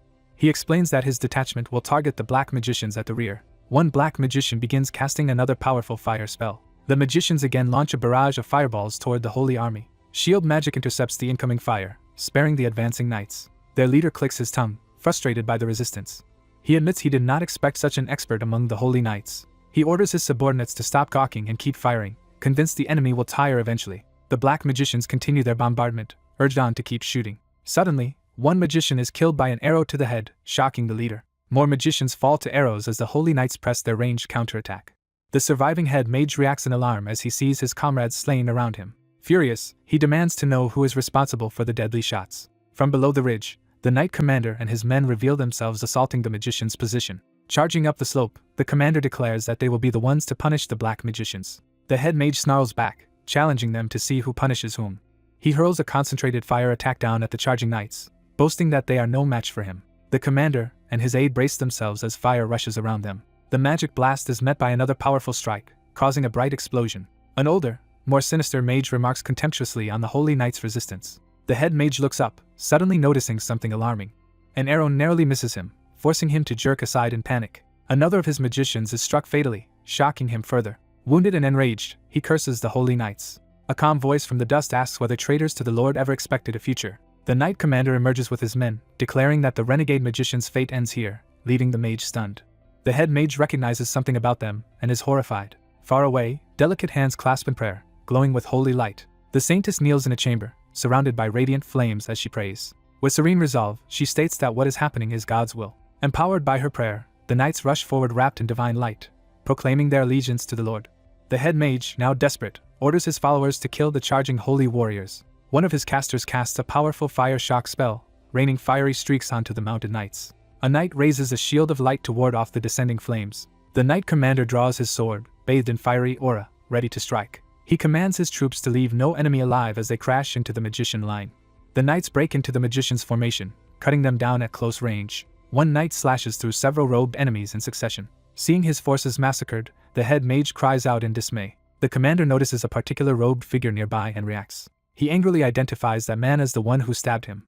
He whirls toward the new threat with grim determination. A scream and shockwave mark another powerful clash somewhere on the battlefield. Blood drips onto the sand, showing the cost of the recent blow. The commander looks down to see a sword lodged in his abdomen, groaning in pain. As he staggers, he sees a bare-armed warrior approach. He recognizes him with stunned words. The scarred warrior advances, asking why the commander is here. The commander retaliates with a counter-slash that wounds the warrior, who gasps. The wounded warrior then stands over the kneeling commander, raising his sword to finish him. He coldly tells the commander to die. The commander, barely conscious, hears a voice command the attacker to stop. The red-scarfed warrior freezes mid-strike, towering over the kneeling commander. He is suddenly knocked away by a powerful blow, surprising both of them. Using shockwaves, he tries to regain control of the fight and reasserts his presence. He stares intensely at his new opponent, reassessing him. Addressing the axe-wielder, he assumes this man must be the leader of the Crow warriors. The axe-wielder smiles, saying the warrior will have to play with him now. The red-scarfed fighter studies him carefully. He smirks, recognizing someone he has been seeking. He declares he has finally found Red Eye, revealing the axe-wielder's epithet. Elsewhere, another knight continues cutting down raiders amid the chaos. Sunlight pours through a window into the saintess's chamber, as a sacred box glows. The praying saintess's hands continue to radiate holy power. In her room, she remains on her knees, bathed in divine light sustaining the battlefield blessing. Sweat on her face shows the strain as she keeps praying for the warriors. On the battlefield, holy light suddenly bursts from the commander's wounded chest. The glowing wound rapidly begins to mend. The gash closes completely, healed by the saintess's magic. Another knight notices the miracle as the commander straightens, wrapped in holy flames. The ally remarks that his wounds are gone, realizing the saintess has blessed them. The commander explains that the saintess likely cast the same blessing on the red-scarfed warrior as well. That warrior silently contemplates this, expression hardening. The commander warns Red Eye to be careful because the enemy is not easy to defeat and is asked if he knows the man. He identifies the scarred warrior as Malaysia, known as the Black Knight. He further explains that this Malaysia is famed as the king's soldier. Red Eye repeats the title thoughtfully, clearly intrigued.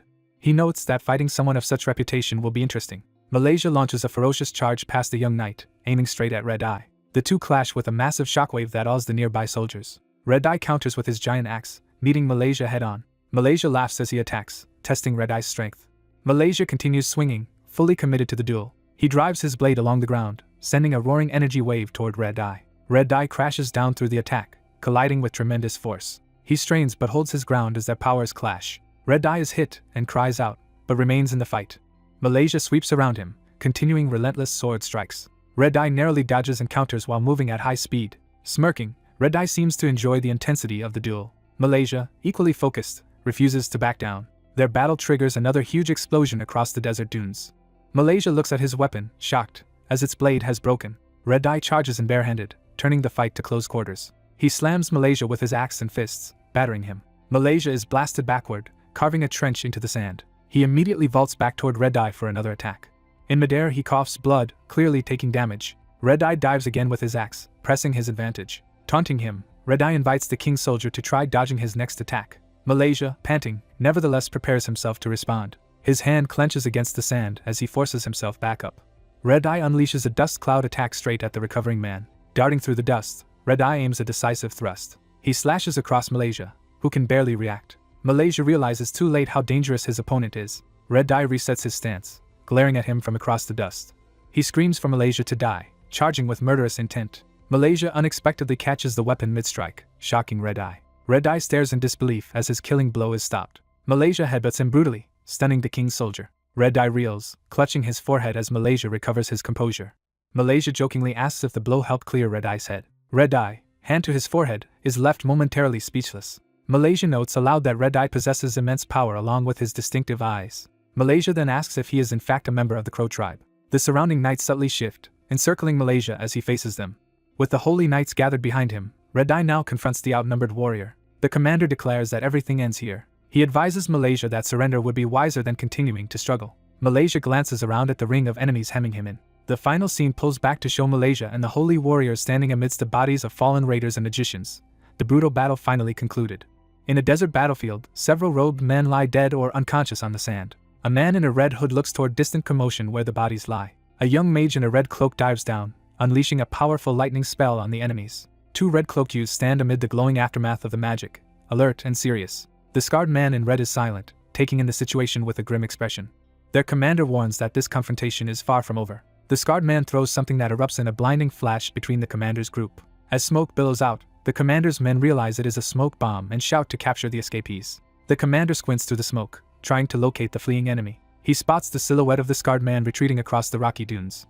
Elsewhere, a desert scout blows a horn to signal his comrades. Bandits and robed fighters react to the horn blast in alarm. Their leader orders a full retreat, and the desert raiders begin withdrawing. The raiders rush past the caravan guards, disengaging from the fight. 2 young guards watch the sudden retreat, confused about what is going on. Their superior explains that the enemy leader has ordered the withdrawal, and the soldiers address him respectfully. He calls out to Mel and Zeke, drawing the 2 younger men's attention. The commander orders them to track the retreating enemy but to run if things become too dangerous. Mel and Zeke accept the dangerous assignment without hesitation. The commander watches them ride off into the desert, brooding in silence.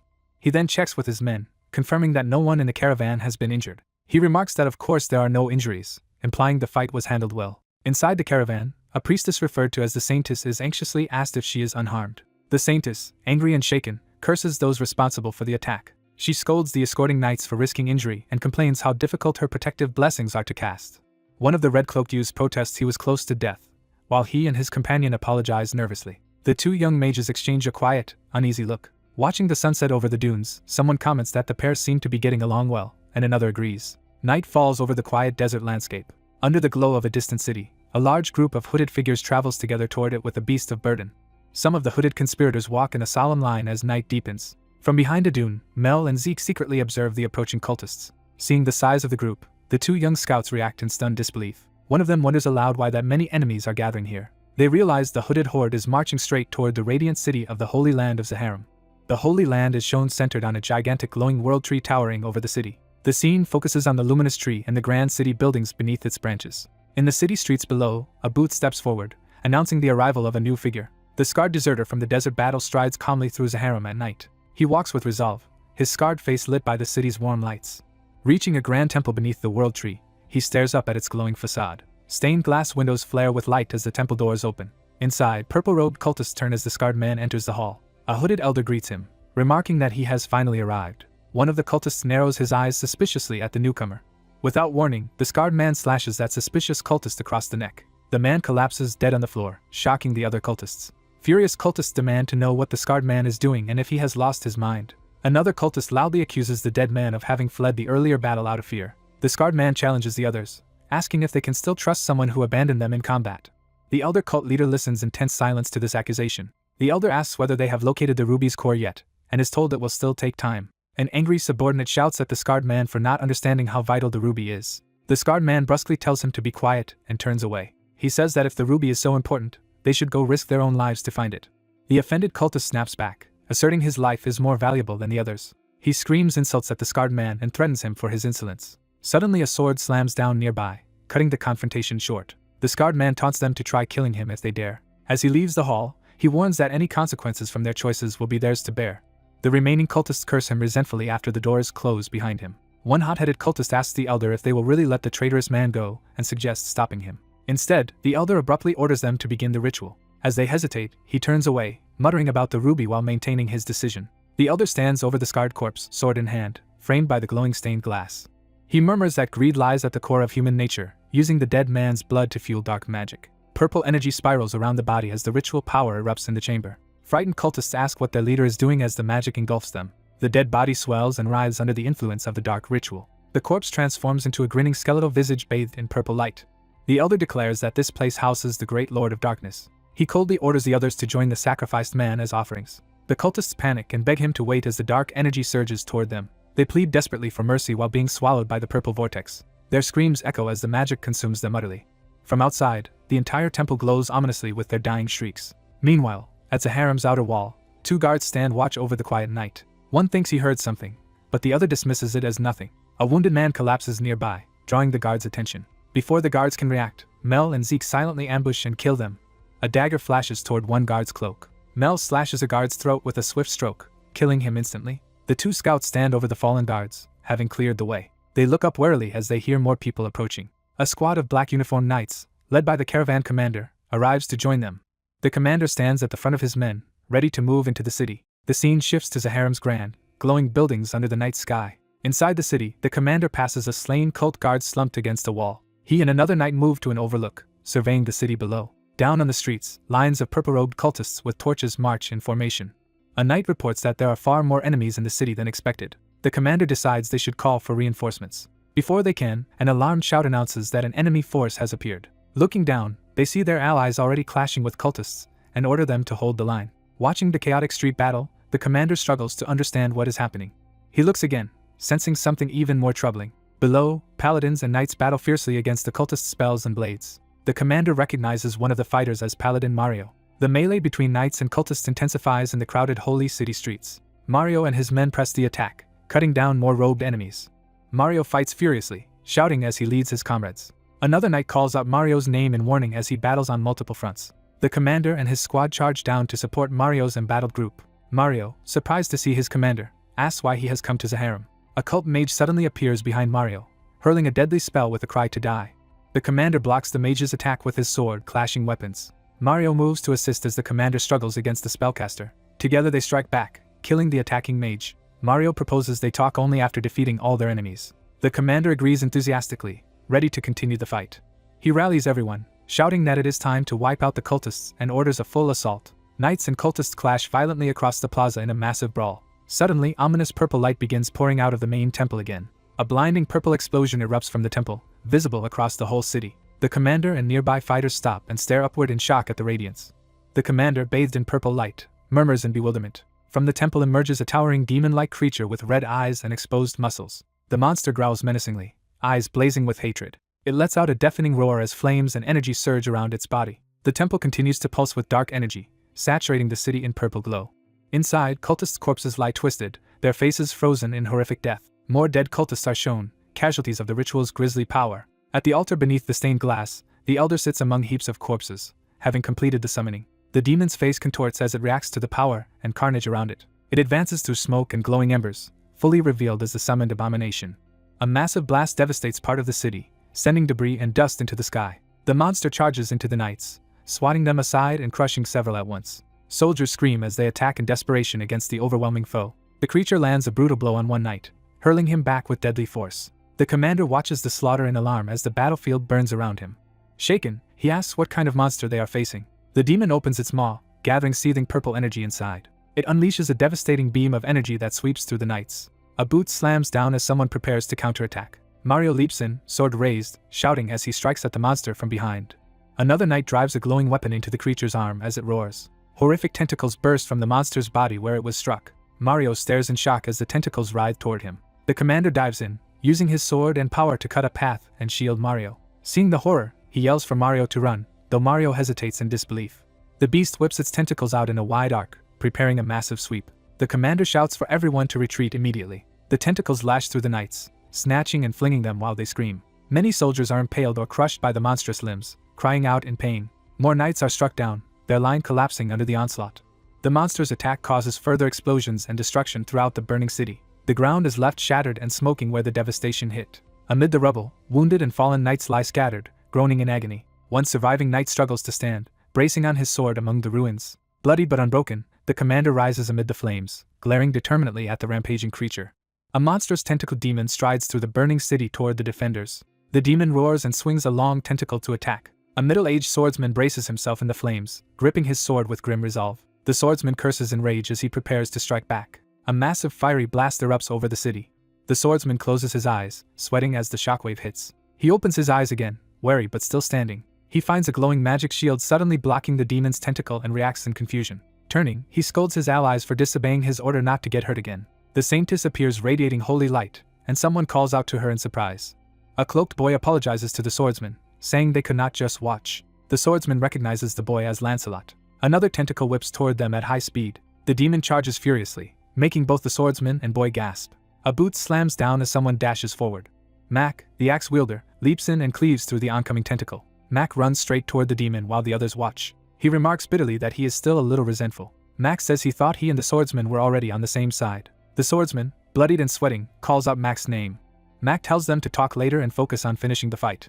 The fire mage shouts that he wants to get this over with so he can finally wash up, channeling power into his staff. He unleashes his spell Firestorm, engulfing the demon in a raging inferno. The demon howls in agony as the flames consume him. A towering vortex of fire swirls violently around the demon.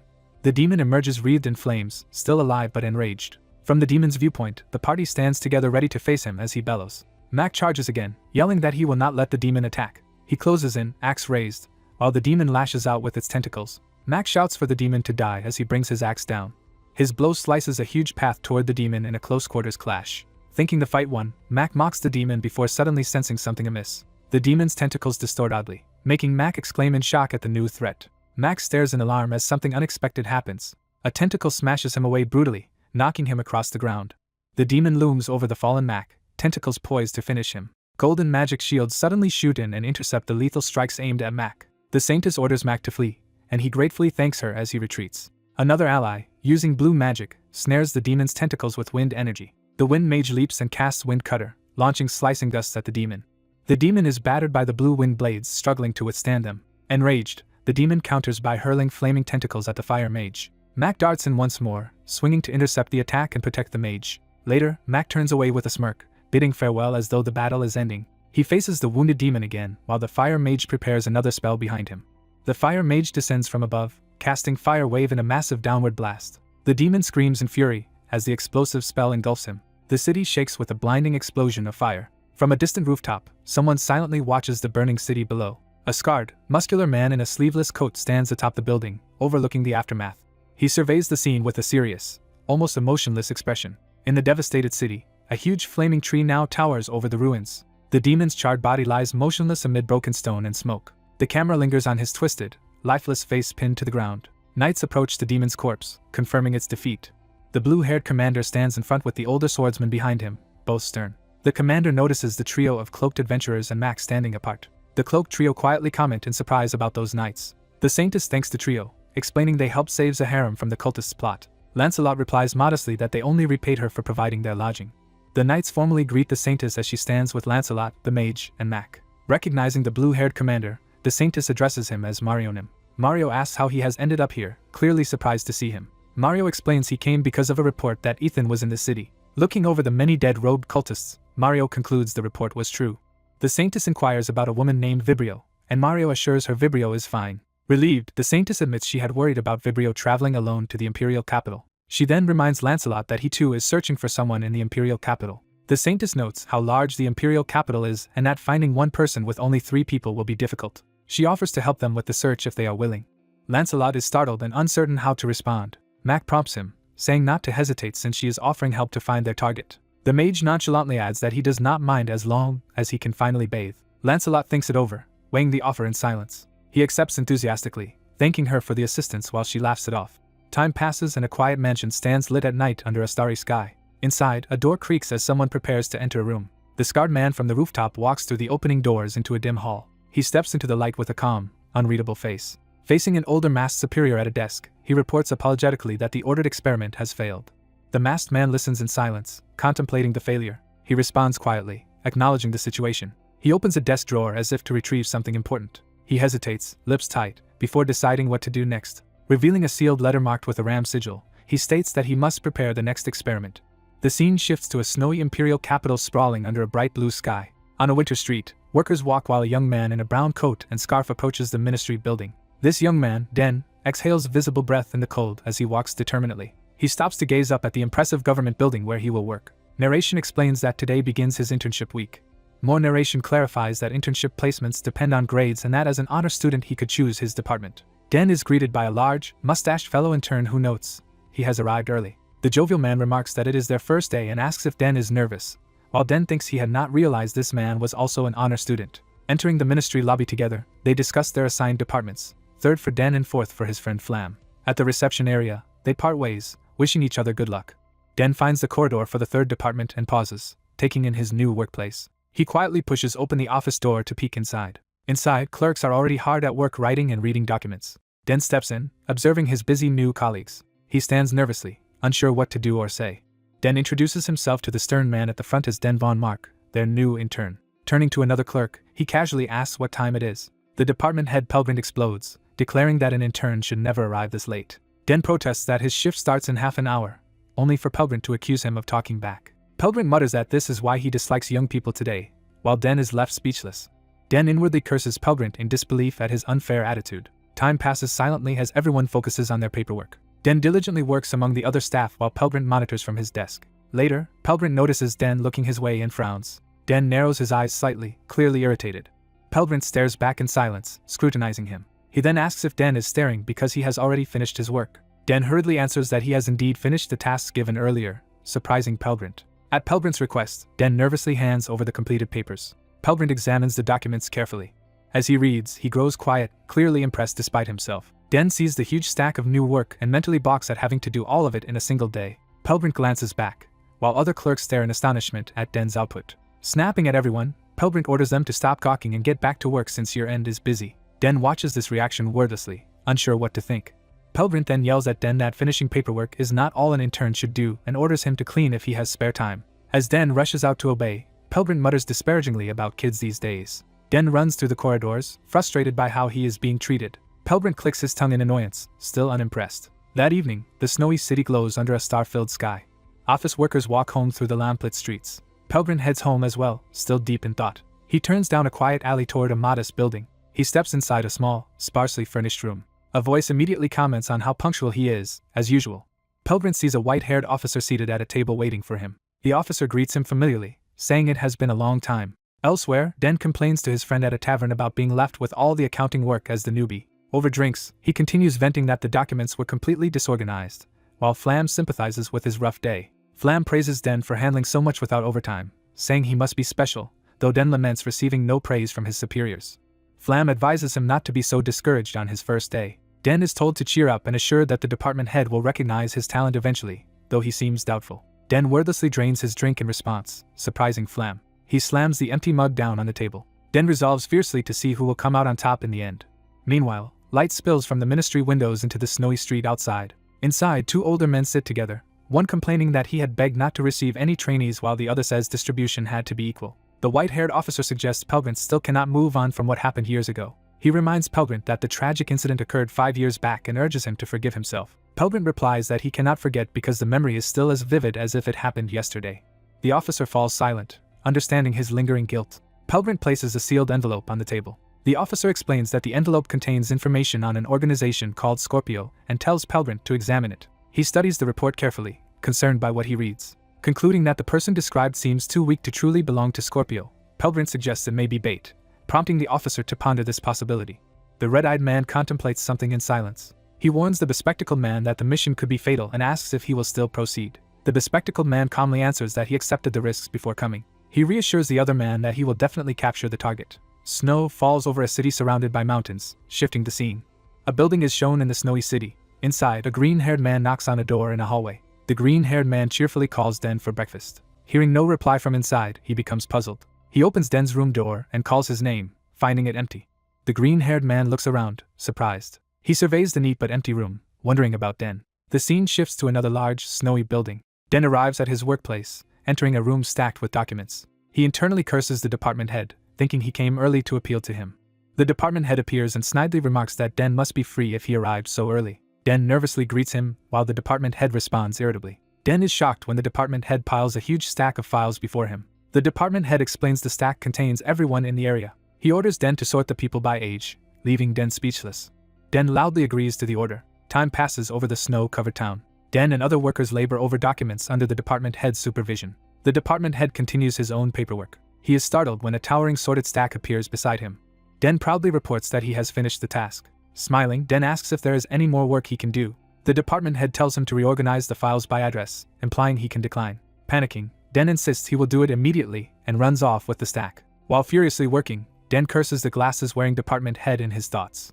A clock shows time passing as he keeps at the tedious job. Eventually, Den slams another finished stack down before the department head. Grinning, Den declares the work complete and inwardly challenges the department head.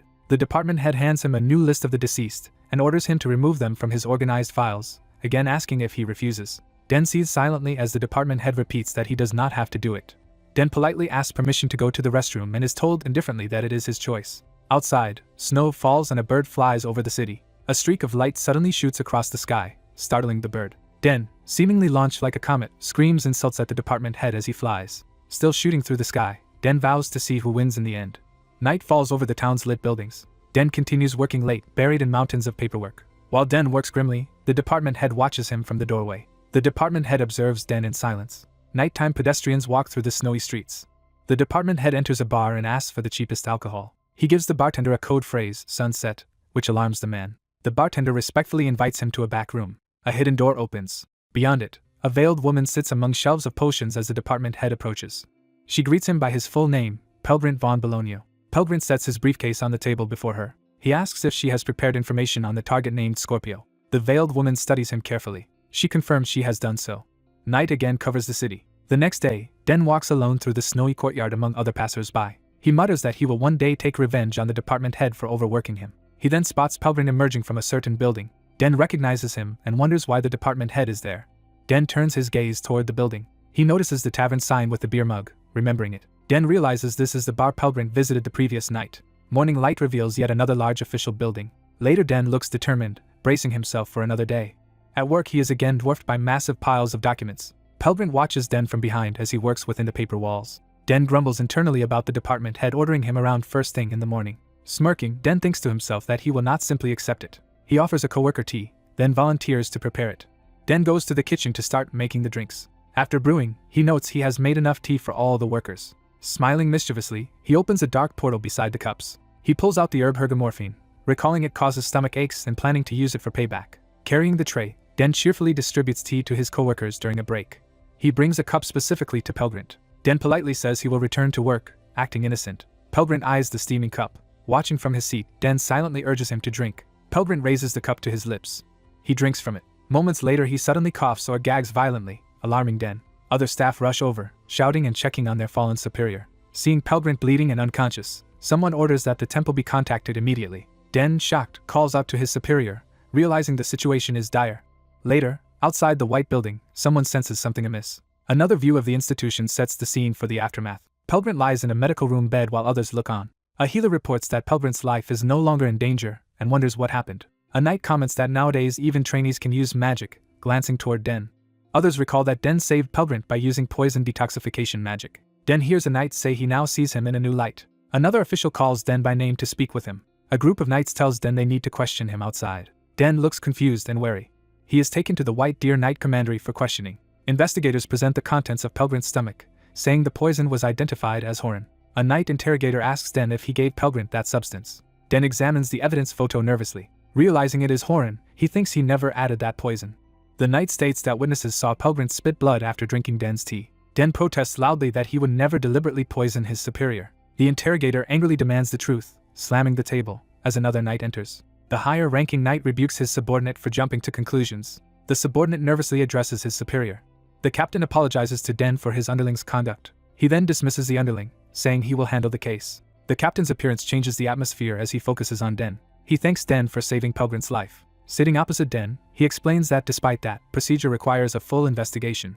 He mentions another substance discovered when Pelgrant's stomach was cleaned. The captain explains they identified it as hergamorphine. He points out that it matches the herb found in Den's tea. The captain asks Den to clarify what happened. Den hesitates, sweating. Den admits that he did put hergamorphine in Pelgrant's drink. He confesses that days of stressful treatment and heavy work drove him to secretly add it just to give Pelgrant diarrhea as petty revenge. The captain silently absorbs this explanation. He then asks how Den obtained the herb. Den answers that he brought it from his rural hometown. Den further explains he needed it for alchemy practice and notes the herb is legal. The captain muses about alchemy and concludes that explains how Den saved Pelgrant. Den asks when he will be allowed to leave, but the captain hesitates. The captain says that due to regulations in a poisoning case involving a high-ranking official, Den must stay in custody for a while. Den listens thoughtfully, not arguing. He then says he has a request. Den asks for 1 day of freedom to find the real culprit himself. Curious, the captain asks how Den intends to do that. Den explains that though horin normally acts quickly, there is a method to slow its effect. The captain is intrigued. He repeats the idea of delaying the poisoning to confirm his understanding. Den considers his next words carefully. He explains that coating specially treated Horan can delay its arrival in the stomach. Den concludes that by identifying everyone who can perform that advanced method, they can narrow down the culprit. The captain questions how Den could know who has that capability. Den confidently replies there is a way to determine it. The captain, puzzled, waits for his plan. The scene shifts back to the bright day outside the commandery. Den waits in the courtyard, granted time to act. He steels himself for the investigation ahead. He heads toward the same tavern Pelgrin visited.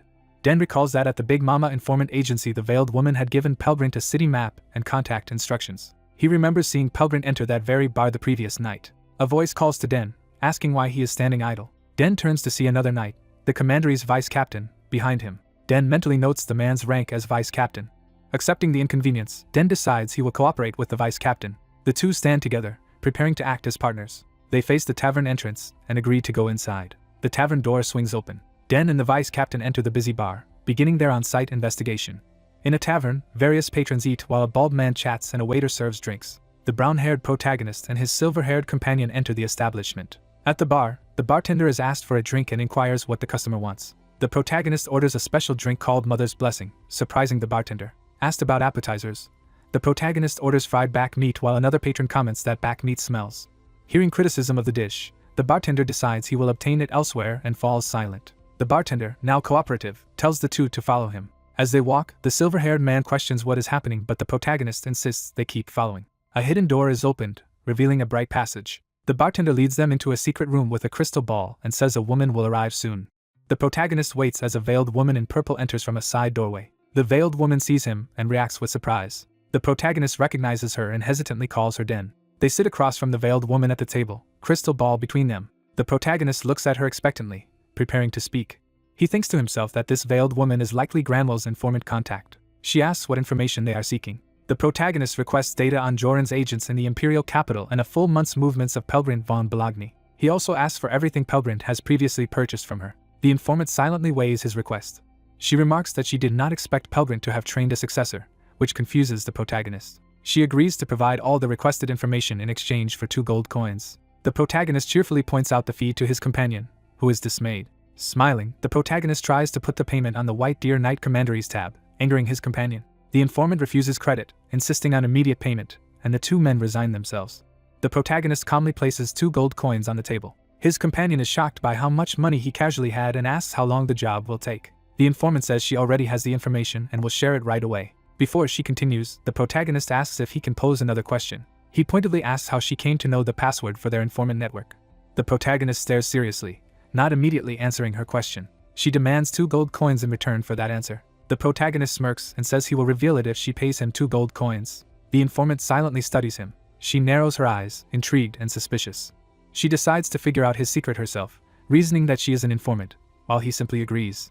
After they leave, the door to the secret room shuts. The veiled woman sits alone with the crystal ball, thinking. She wordlessly reflects on what just happened. A nun enters and asks if the boy seemed familiar to her. The veiled woman, now unmasked, tells the nun he is an acquaintance from Magic Academy who appears to be investigating Pelgrin von Bologna's murder. The nun confirms Pelgrin was an elite imperial spy and begins to deduce what that makes the boy. The woman silently considers the implication. She reasons that since he knew Pelgrin bought information from them the previous night, he is very likely Pelgrin's successor. The nun repeats the idea of a successor in surprise. The white-haired woman notes something odd, pointing out he used the ordinary informant method instead of the royal one. She says she needs to learn how he discovered the password. The nun forbids her from getting involved with the boy. The woman asks why she must stay away. The nun curtly tells her to obey without question. She states that this is a direct order. The younger woman suppresses her objections. She kneels and pledges to obey the order. Later, in a park, the protagonist sits reading documents while his companion stands nearby. The protagonist studies the pages with growing interest. He confirms that the documents detail Pelgrin's every action over the previous month, dispelling his doubts. He concludes Pelgrin was someone even professional informants regarded with caution. He then asks his companion for a map of the imperial capital. Reluctantly, the companion hands over his official map. The protagonist quickly grabs it, prompting his companion to protest that it is executive equipment. Worried about being punished if it is lost or damaged, the companion frets as the protagonist examines it. Ignoring the panic, the protagonist begins roughly drawing and marking on the map. The companion yells at him, but the protagonist calmly asks him to be quiet. The silver-haired man insists they must catch the criminal, half choking on his frustration. The protagonist keeps analyzing the map silently. He notes from the informant's data that 36 people in the capital collaborate with Horan traffickers and marks them. He recalls that Horan is a powerful poisonous herb requiring special magic containment. He reasons that even with containment, the poison's strength limits how long it can be carried safely. Combining carrying limits with the minister's route, he narrows the suspects to 3 specific people. He identifies those 3 top suspects as Karpal, Dwen, and Bairn. His companion suggests they head out to follow this lead. The companion nervously asks where they are going as the protagonist walks off. The protagonist replies that they are going to catch the criminal. Their search brings them to Karpal's grand workshop building. Inside, the alchemy workshop lies quiet, full of equipment and shelves. The sturdy front door of the lab stands intact. Outside, the protagonist uses magic to rip the door off with a shout, startling his companion. Seeing the blasted door, the companion scolds him for overdoing it. Karpal confronts them, outraged that they destroyed his door. He storms forward, demanding to know what is going on. The companion apologizes nervously while the protagonist flashes the White Deer Knight Commandery token and announces their affiliation. The deputy chief is stunned that the protagonist somehow obtained his knight token. The deputy chief yells in disbelief about the stolen token as the protagonist calmly asks Karpal to confirm his identity. Karpal acknowledges who he is and asks why the knights are here, so the protagonist says they received a report of drug production. Karpal denies everything, insisting his workshop is clean and innocent. The protagonist replies that they will have to verify that and begin searching, prompting Karpal to panic. As they investigate, the deputy chief quietly accuses the protagonist of using the seriousness of drug crimes to threaten Karpal, and the protagonist notes he understands how severe the penalties are. The protagonist chides the deputy chief for not searching diligently enough. The shelves and cabinets stretch overhead as the inspection continues. The two methodically walk the aisles, checking bottles. The protagonist pauses, eyeing some particular containers. He recalls that sealing Horin's toxins requires acid from a giant nepenthes and ice troll blood. He reasons that even with magic, the pungent smell of such ingredients would be impossible to fully hide here. Doubting this location, he wonders if the drugs are not actually present. Then he notices something odd near a table and reacts. Karpal watches tensely as the protagonist investigates further. The protagonist asks Karpal to step aside, claiming he senses something behind him, which Karpal nervously denies. The protagonist calls the deputy chief over to inspect the spot. As the deputy chief presses the wall, Karpal panics, shouting that there is nothing there. Karpal orders them to stop just as a hidden mechanism is triggered. The deputy chief opens a concealed space, and both men peer inside. They stare in stunned silence at what they find. Inside the secret compartment lie stacks of erotic books, and someone remarks sarcastically that Karpal has excellent taste. Karpal trembles with mortification and anger at this discovery. From outside, his furious roar tells them to leave immediately. Later, the deputy chief rubs his forehead in exasperation at how things turn out. As they walk away, the deputy chief lags behind complaining about Kiek, while another knight calls for him to catch up. The deputy chief threatens to abandon the protagonist if he steals the token again, vowing prison, while the protagonist casually brushes off the threat. Annoyed, the protagonist does not answer respectfully. The deputy chief presses for a response. The protagonist instead focuses on the map and announces they have reached the second suspect, Dwen's workshop. He knocks on Dwen's door. A suspicious hooded man cracks the door and asks who is there. The protagonist confirms it is Dwen's workshop and states they have come with a purpose. The hooded man adjusts his glasses, eyeing them warily. The protagonist suddenly forces the door, shoving Dwen back into the room. Inside, as the protagonist walks in, he states they received a report of drug production and circulation here, shocking Dwen. The protagonist feigns surprise at the mention of drugs to bait Dwen. Dwen angrily rejects the accusation and orders them to leave at once. The protagonist notices a magically sealed door within, remarking on Dwen's heavy use of security magic. He charges the barrier, dramatically shouting "Open Sesame."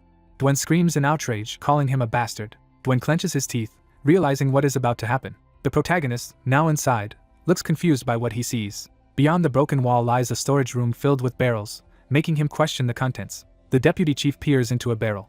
Inside is a swirling purple liquid, which he hesitantly identifies as drugs. Dwen grimly admits they have been caught. Surrounded by armed henchmen, he notes only the 2 knights came, hinting at overconfidence. He orders his men to kill the intruders. The deputy chief draws his dagger, cursing that they did not anticipate hidden thugs.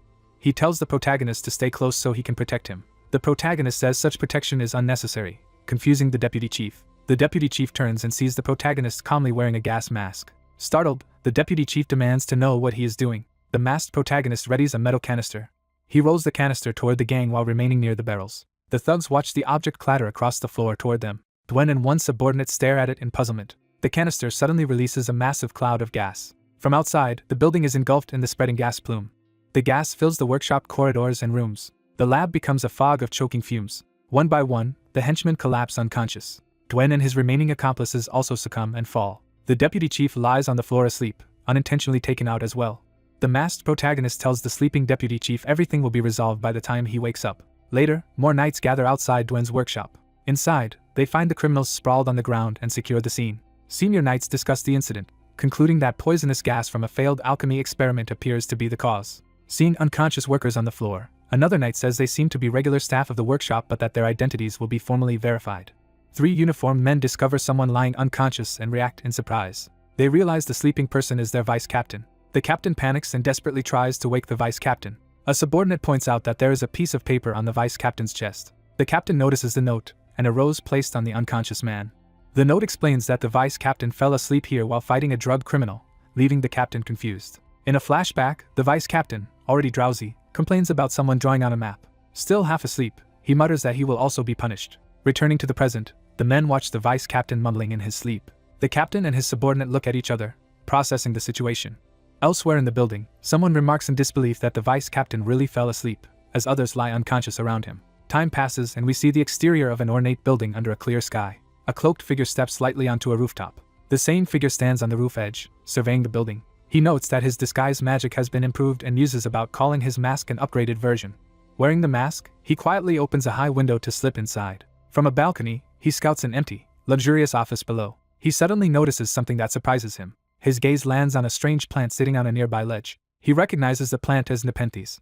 Alarmed, he wonders how the dangerous plant survived when he thought it had been killed. Overhearing from above, he listens as 2 men below discuss that a civil servant trainee has been arrested as the suspect, hoping to pin all crimes on him. The conspirators say that if the scapegoat takes the blame, they will not need to flee, though they admit the outcome is uncertain. A refined man reassures them that even if things go wrong, their master will provide new identities. One conspirator laughs, pleased by this assurance.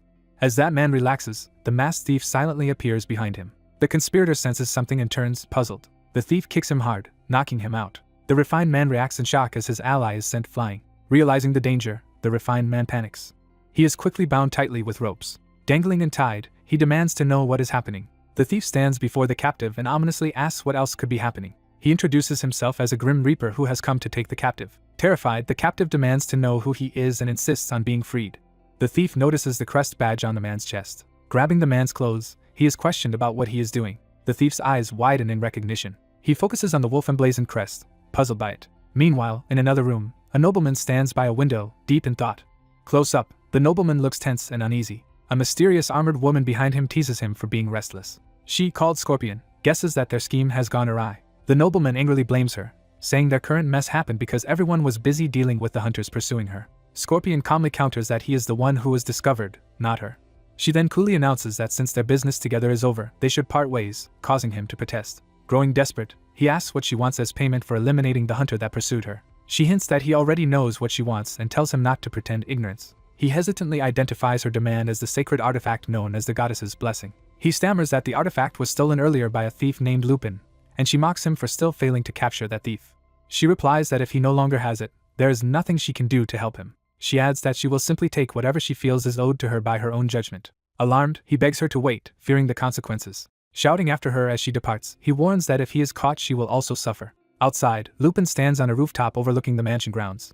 He gazes out over the city from the roof, cloak billowing. He concludes that the mastermind behind the incident is Marquis Valtine. Later, Lupin interrogates the tied-up refined man, who confirms that Marquis Valtine ordered him to learn alchemy and poison Feldrand. The captive insists he merely followed orders and knows no more details. Begging for release, he asks Lupin to let him go.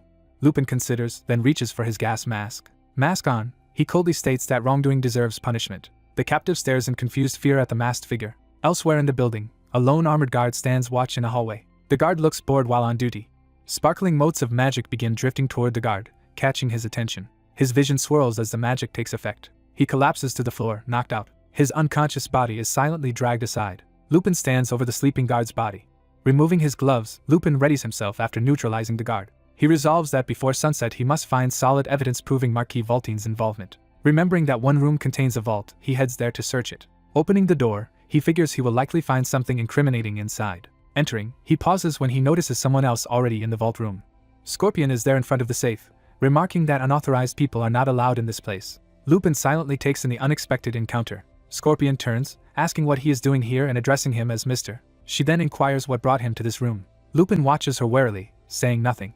Scorpion is surprised, thinking she had sensed no one in the room until now. Lupin says he did not know someone was inside, while Scorpion giggles that neither expected the other, calling it the same situation. She claims prior ownership of the room and declares it her territory since she arrived first. Lupin smirks and replies that they will see about that. Amused, Scorpion asks if he is trying to provoke her. She warns that his challenge might be something he will regret. Lupin internally debates whether to simply beat her up. He decides against fighting her directly, thinking it could end badly. Instead, Scorpion proposes they go elsewhere and compete to see who can seize more from the mansion. She then suggests an alternative idea. Placing her hand on the safe, she notes that they both have specific goals. She proposes they exchange items if each holds something the other wants, claiming this is more efficient. Lupin hesitates, considering her proposal. He admits it is an efficient arrangement, which pleases Scorpion. Lupin sets the rule that in 1 hour, each safe's contents will belong to whoever claimed them. Scorpion agrees and says they will reconvene here afterward to show each other their haul. Lupin silently accepts the terms. Scorpion smiles, seemingly satisfied with the deal. Lupin sprints away through the corridors to begin his search. He dashes at full speed down a long hall filled with windows. Scorpion muses that they never discussed what would happen if they both targeted the same item and assumes that would lead to a fight. Lupin, running, decides he has no choice but to gather as much evidence as possible. Time passes until night falls over the sprawling estate. Back at the infirmary, the vice captain starts to wake up, groaning. The captain greets him, asking if he is awake, and the groggy vice captain recognizes him. The captain checks on his condition, and the vice captain, confused, asks how the captain is present. The vice captain notices the rose and note still on his chest and is bewildered. The captain explains that others said the flower and note were attached there with magic. A narration reveals that magic was cast on the flower to partially resist sleep spells, and the note describes him as dying while fighting a drug lord, leaving him stunned. Trying to focus, he asks what happened overall and where Den von Mark is. The captain begins to answer hesitantly. As they walk the halls, he reflects that the intruders used a sleep bomb and wonders what they were thinking. They worry about public outrage if people learn the real criminal was right under their noses. The captain suggests framing the case as a drug trafficking incident and rhetorically asks how anyone could catch a culprit who uses sleep bombs. He adds that the mysterious ally promised to find the real criminal by today, so they should wait. The vice captain silently contemplates that statement. The scene shifts to Marquis Valtine's mansion, where events are unfolding. Inside the vault room, Scorpion waits alone before the safe. She hears someone approaching and reacts. Lupin returns a bit late, and Scorpion asks whether he found what he wanted while he stays silent. Lupin thinks to himself that he has already secured evidence against Marquis Valtine but is still curious about what Scorpion acquired. They agree to start their exchange, facing each other again. Scorpion snaps her fingers to activate magic. A large dark sphere appears in her hand, opening a subspace portal. Lupin realizes she is using a subspace storage spell. Various jewels and valuables pour out of her subspace. Surrounded by treasures, Scorpion invites him to name what he wants. Lupin studies the floating items in thoughtful silence. He notes that the collection even includes battle fairy items and rare magical reagents, all extremely hard to obtain. She reminds him that he must also show what he retrieved. He acknowledges this. Lupin opens his own blue subspace portal. Scrolls and documents burst out from his portal and swirl around them. Scorpion observes that his haul consists mostly of written documents. She asks whether he has certain specific grim-sounding texts, and he replies that he has all but one of them. After examining them, she remarks that his collection is quite good. She tells him to choose whichever of her items he wants, and he prepares to do so. Lupin reaches into his portal to select his desired prize. Later, having finished the exchange, he climbs out a window, saying he will be on his way. Behind him, Scorpion comments that he is just as efficient as she is. Lupin pauses at her remark and asks what she means. She tells him he is the first person ever to take so many valuable items from her. Smiling, she bids him farewell and says they will meet again. Lupin slips out the window as magical energy dissipates behind him. He briefly looks back, puzzled by the lingering magic. Night fully envelopes the city, lights glowing from Marquis Valtine's complex. In an office, the captain works late at his desk by lamplight. He senses something and looks up, alerted. Turning, he finds the earlier conspirators bound and dumped on his floor. Seeing them trussed up, the captain exclaims in shocked disbelief. One conspirator glares while tied, and the captain, honoring his promise, notes that he said he would deliver the criminal. The masked man informs the mustached official that he has located the targets. Time shifts to Copper Station, where people wait along the railway platforms. A steam locomotive stands ready inside the station. Someone steps down beside the train onto the tracks. A trio in cloaks, including a boy and 2 adults, arrive at the station together. The woman in red smiles pleasantly as they stand there. Looking over a snowy city, someone remarks that this is where their beloved youngest resides. That evening, the mustached man hands over evidence and the captured criminal and accomplice. With the case turned over to the White Deer Knight Commandery, their work will continue it. Despite his efforts, the protagonist is bewildered that something still went wrong. He narrates that he was unexpectedly jailed for several days. His lodging house friends visit his cell, teasing him until he decides not to accept more visitors. Soon afterward, Felgrand regains consciousness. Felgrand has little to say when they meet, but he offers the protagonist a smile. Only later, on receiving training result papers, does the protagonist realize what that smile meant. He discovers he earned a perfect training score. Seeing Felgrand beaming kindly, he wonders if his teacher was always this pleasant. The scene shifts to the training center, where the next stage begins. Trainees gather in a lecture hall as the protagonist enters. He finds a seat among them, settling down for the briefing. On the desk he notices several documents with photos. Those papers are invitations from various magic towers, such as the green and stone towers. He explains that after office training ends, trainees proceed to training in the magic towers. That is why everyone has assembled in the hall, to receive tower assignments. Narration explains that within the Empire, magic towers serve as workplaces for mages. These towers are government-supported centers where magical research is conducted and supervised. Government officials are dispatched there to oversee the mages. Their role is ensuring that magical research does not threaten the nation. The bearded teacher greets the protagonist and asks if his situation turned out well. The protagonist thanks him for visiting earlier, and they agree matters could have ended badly. They fall silent as the instructor for assignments enters the classroom. The instructor announces that 23 magic towers have applied to host trainees this season. She explains that some of these are famous great towers, while others are relatively unknown. To ensure fairness, she says placements will not be based on grades. Instead, everyone will be assigned randomly. The bearded teacher notes this must disappoint the high-scoring protagonist, who responds vaguely. The protagonist assures him he is not worried, claiming to have good luck. Internally he corrects himself, thinking that his sharp eyes matter more than luck. He reveals he can see through the opaque lottery box using transillumination magic. Using that vision, he deliberately selects the ball for the esteemed Red Magic Tower in the capital. He announces his assignment to the Red Magic Tower. His older roommate Flam also draws the Red Magic Tower and rejoices, believing his dream foretold it. The protagonist muses that it is actually Flam who benefited from his manipulation. The story jumps to a snowy capital city under clear skies. Footsteps echo as visitors approach an imposing compound. The Crow tribe trio stride confidently toward the gates of the large residence. The woman confirms this grand place is where their uncle lives. They marvel at the immense mansion beyond the front gate. The tattooed man urges the boy to stop gawking and enter, making the boy flustered. As he starts opening the gate, someone urgently shouts for him to wait. The boy rushes forward with his hand raised, panicking. The man accidentally wrenches the massive gate off its hinges, shocking the boy, who cries out to the vice captain. All three visitors are startled by what they have just done. The view pulls back to show them facing the now damaged gate and mansion. Suddenly a bright blue flash erupts nearby, startling them further. The boy and woman stare at the magical flare in alarm. The woman glances back seriously while the boy sweats nervously. Armored knights rush in and surround the Crow tribe visitors. The lead knight demands to know who they are. Growing angrier, he shouts at them, asking what they think they are doing. The boy hastily explains they are from the Crow tribe and came to meet Sir Vladdy, pleading for calm. The knights question why they tried to force their way in, and the visitors insist they only tried to open the gate. Before things escalate, a voice orders everyone to stop. A steward rushes out from the mansion telling the knights to lower their weapons. He apologizes to the captain, calling it their mistake and asking why the visitors have come. The steward admits they received word of the Crow tribe's visit months ago and had simply forgotten. He invites the guests inside, saying Sir Vladdy is expecting them. Night falls over a different district of the city, its towers and houses lit by warm lamps. People walk the snowy streets under the winter sky. A hooded figure waits alone in a narrow alley. The cloaked person greets an approaching companion with a quiet acknowledgement. The second hooded figure steps into the alley, their face hidden in shadow. That newcomer swiftly halts in front of the first cloaked figure. Watching them, the first remarks that the other arrived as expected. The newcomer comments that the other sensed him despite his attempt to hide his presence.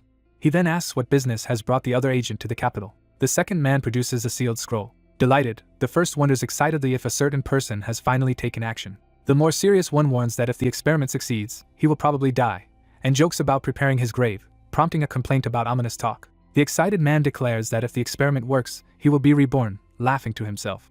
The scene shifts as Flam pulls up his hood, preparing to act. Another cloaked man, with a facial scar, quietly wishes Flam good luck. Far away, snowfall swirls around a lone tower rising from a frozen landscape. The narration identifies this structure as the Red Magic Tower. Inside, trainees are welcomed and congratulated on earning a place to train at the Red Magic Tower. The instructor tells them that although the practicum lasts only a week, they will learn many new things. As the lesson begins, the narrator warns them not to touch anything carelessly because of potential danger. The instructor scolds the just-arrived protagonist for being late, noting the assembly was scheduled earlier. Questioned about the current time, the protagonist sheepishly answers that it is already past 9. The instructor declares that lateness will result in point deductions, and the protagonist reluctantly agrees. His bearded colleague asks why he is late on the first day, and the protagonist vaguely says something came up. The instructor catches them chatting and penalizes them both with further deductions. The protagonist reflects that these penalties explain the bad dream he had earlier. Internally he is pleased, thinking his low performance here will prevent him from being assigned to the palace. He reasons that if he received high practicum grades, he would likely meet his uncle Vladdy at the palace, which he wants to avoid. Resolving his strategy, he decides he must deliberately earn the lowest possible grade to escape palace assignment. Later, in a storeroom of magical tools, the instructor explains that all sorts of arcane instruments are kept here. He says trainees appointed permanently to the Red Tower will frequent this room. When a student touches an item, the instructor shouts that nobody is allowed to handle objects here without permission. He warns that such behavior will cost points and could result in expulsion, making the student hastily apologize. The protagonist thinks this stern instructor is very strict despite his odd appearance, and feels that this strictness benefits his plan. He privately nicknames the man Strict Squid and hopes he stays just as severe. The tour moves to the Chimera Research Facility, introduced as the tower's pride. They are told life magic studied here might one day cure diseases or extend lifespans. The protagonist silently observes a winged land chimera asleep in its cage. He notes to himself that now he finally understands what a chimera looks like. Walking through the facility, he compares it to a zoo from his previous life. After the tour ends, the instructor invites any remaining questions from the group. Later, the stern instructor walks alone down a corridor of the tower. A close view shows his impassive, hooded face. He stops outside a large door deeper within the tower. He knocks on the door politely. Inside, the tower master hears Edward request permission to enter and grants it. Edward steps into the office, apologizing for troubling the busy tower master. The Red Tower master confirms Edward oversees the chimera breeding room. Edward nervously affirms this, and the tower master tells him not to be so tense. The master asks whether Edward is familiar with a particular specimen numbered 46A10346. He comments that the creature's growth seems unusually fast and wonders if Edward changed its treatment. Edward insists nothing different or special has been done. The tower master ponders this answer skeptically.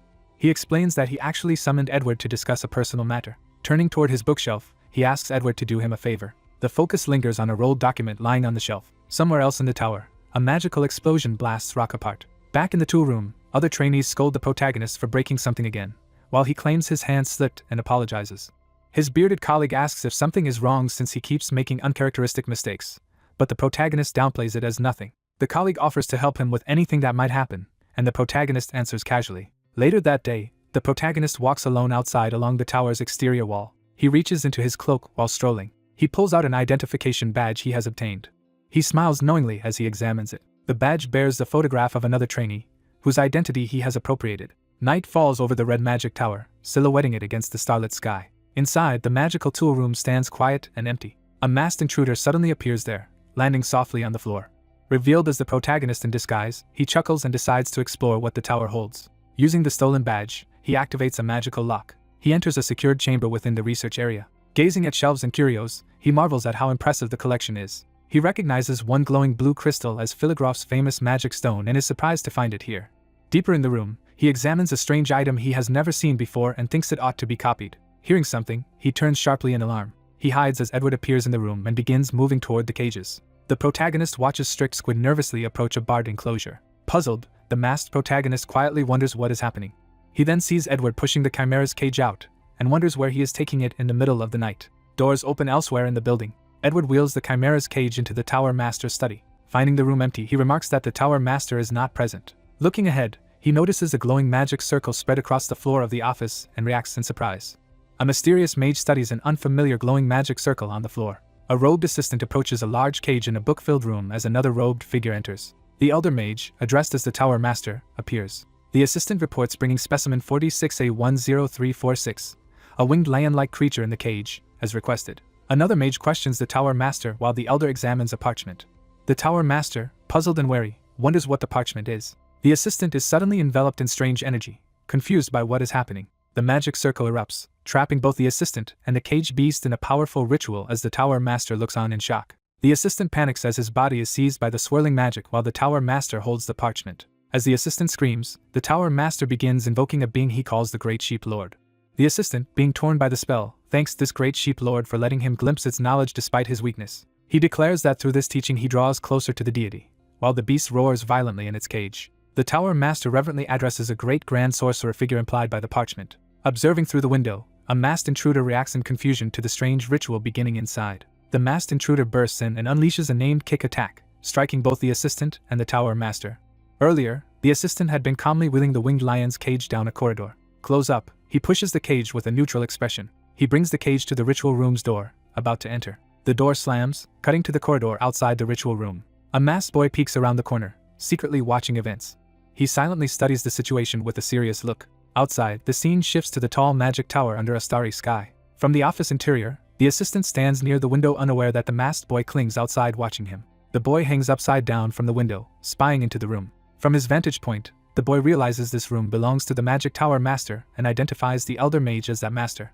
He senses something off about the mana flow within the room and grows suspicious. Focusing on the glowing circle, he recognizes the ritual as dark magic. Hearing a scream from inside, the boy looks in alarm as dark energy flares. Inside, the ritual's energy whirls around the beast and assistant, while the tower master reads the parchment, and the boy reacts in disbelief. The tower master ecstatically praises the holy sheep deity as the magic intensifies. The assistant proclaims he is one step closer thanks to the teaching while writhing in the spell. The tower master begins addressing a great mage again, but is interrupted as the situation changes. The intruding boy crashes in with another hectopascal kick, knocking the assistant away from the ritual circle. The assistant lies battered on the floor, dazed from the blow. He collapses unconscious while the tower master still holds the parchment amid fading energy.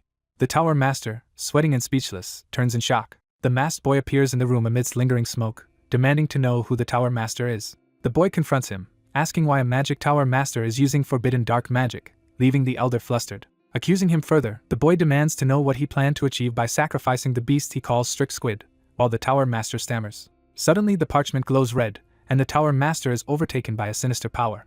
Red energy from the parchment surges into the caged beast and fills the room, startling the boy. The winged lion becomes possessed, its eyes glowing red as it roars in rage. The beast continues roaring, fully enraged and empowered. A blast of red energy shoots from the tower, signaling the unleashed power. Smoke and shockwaves fill the area, obscuring figures within.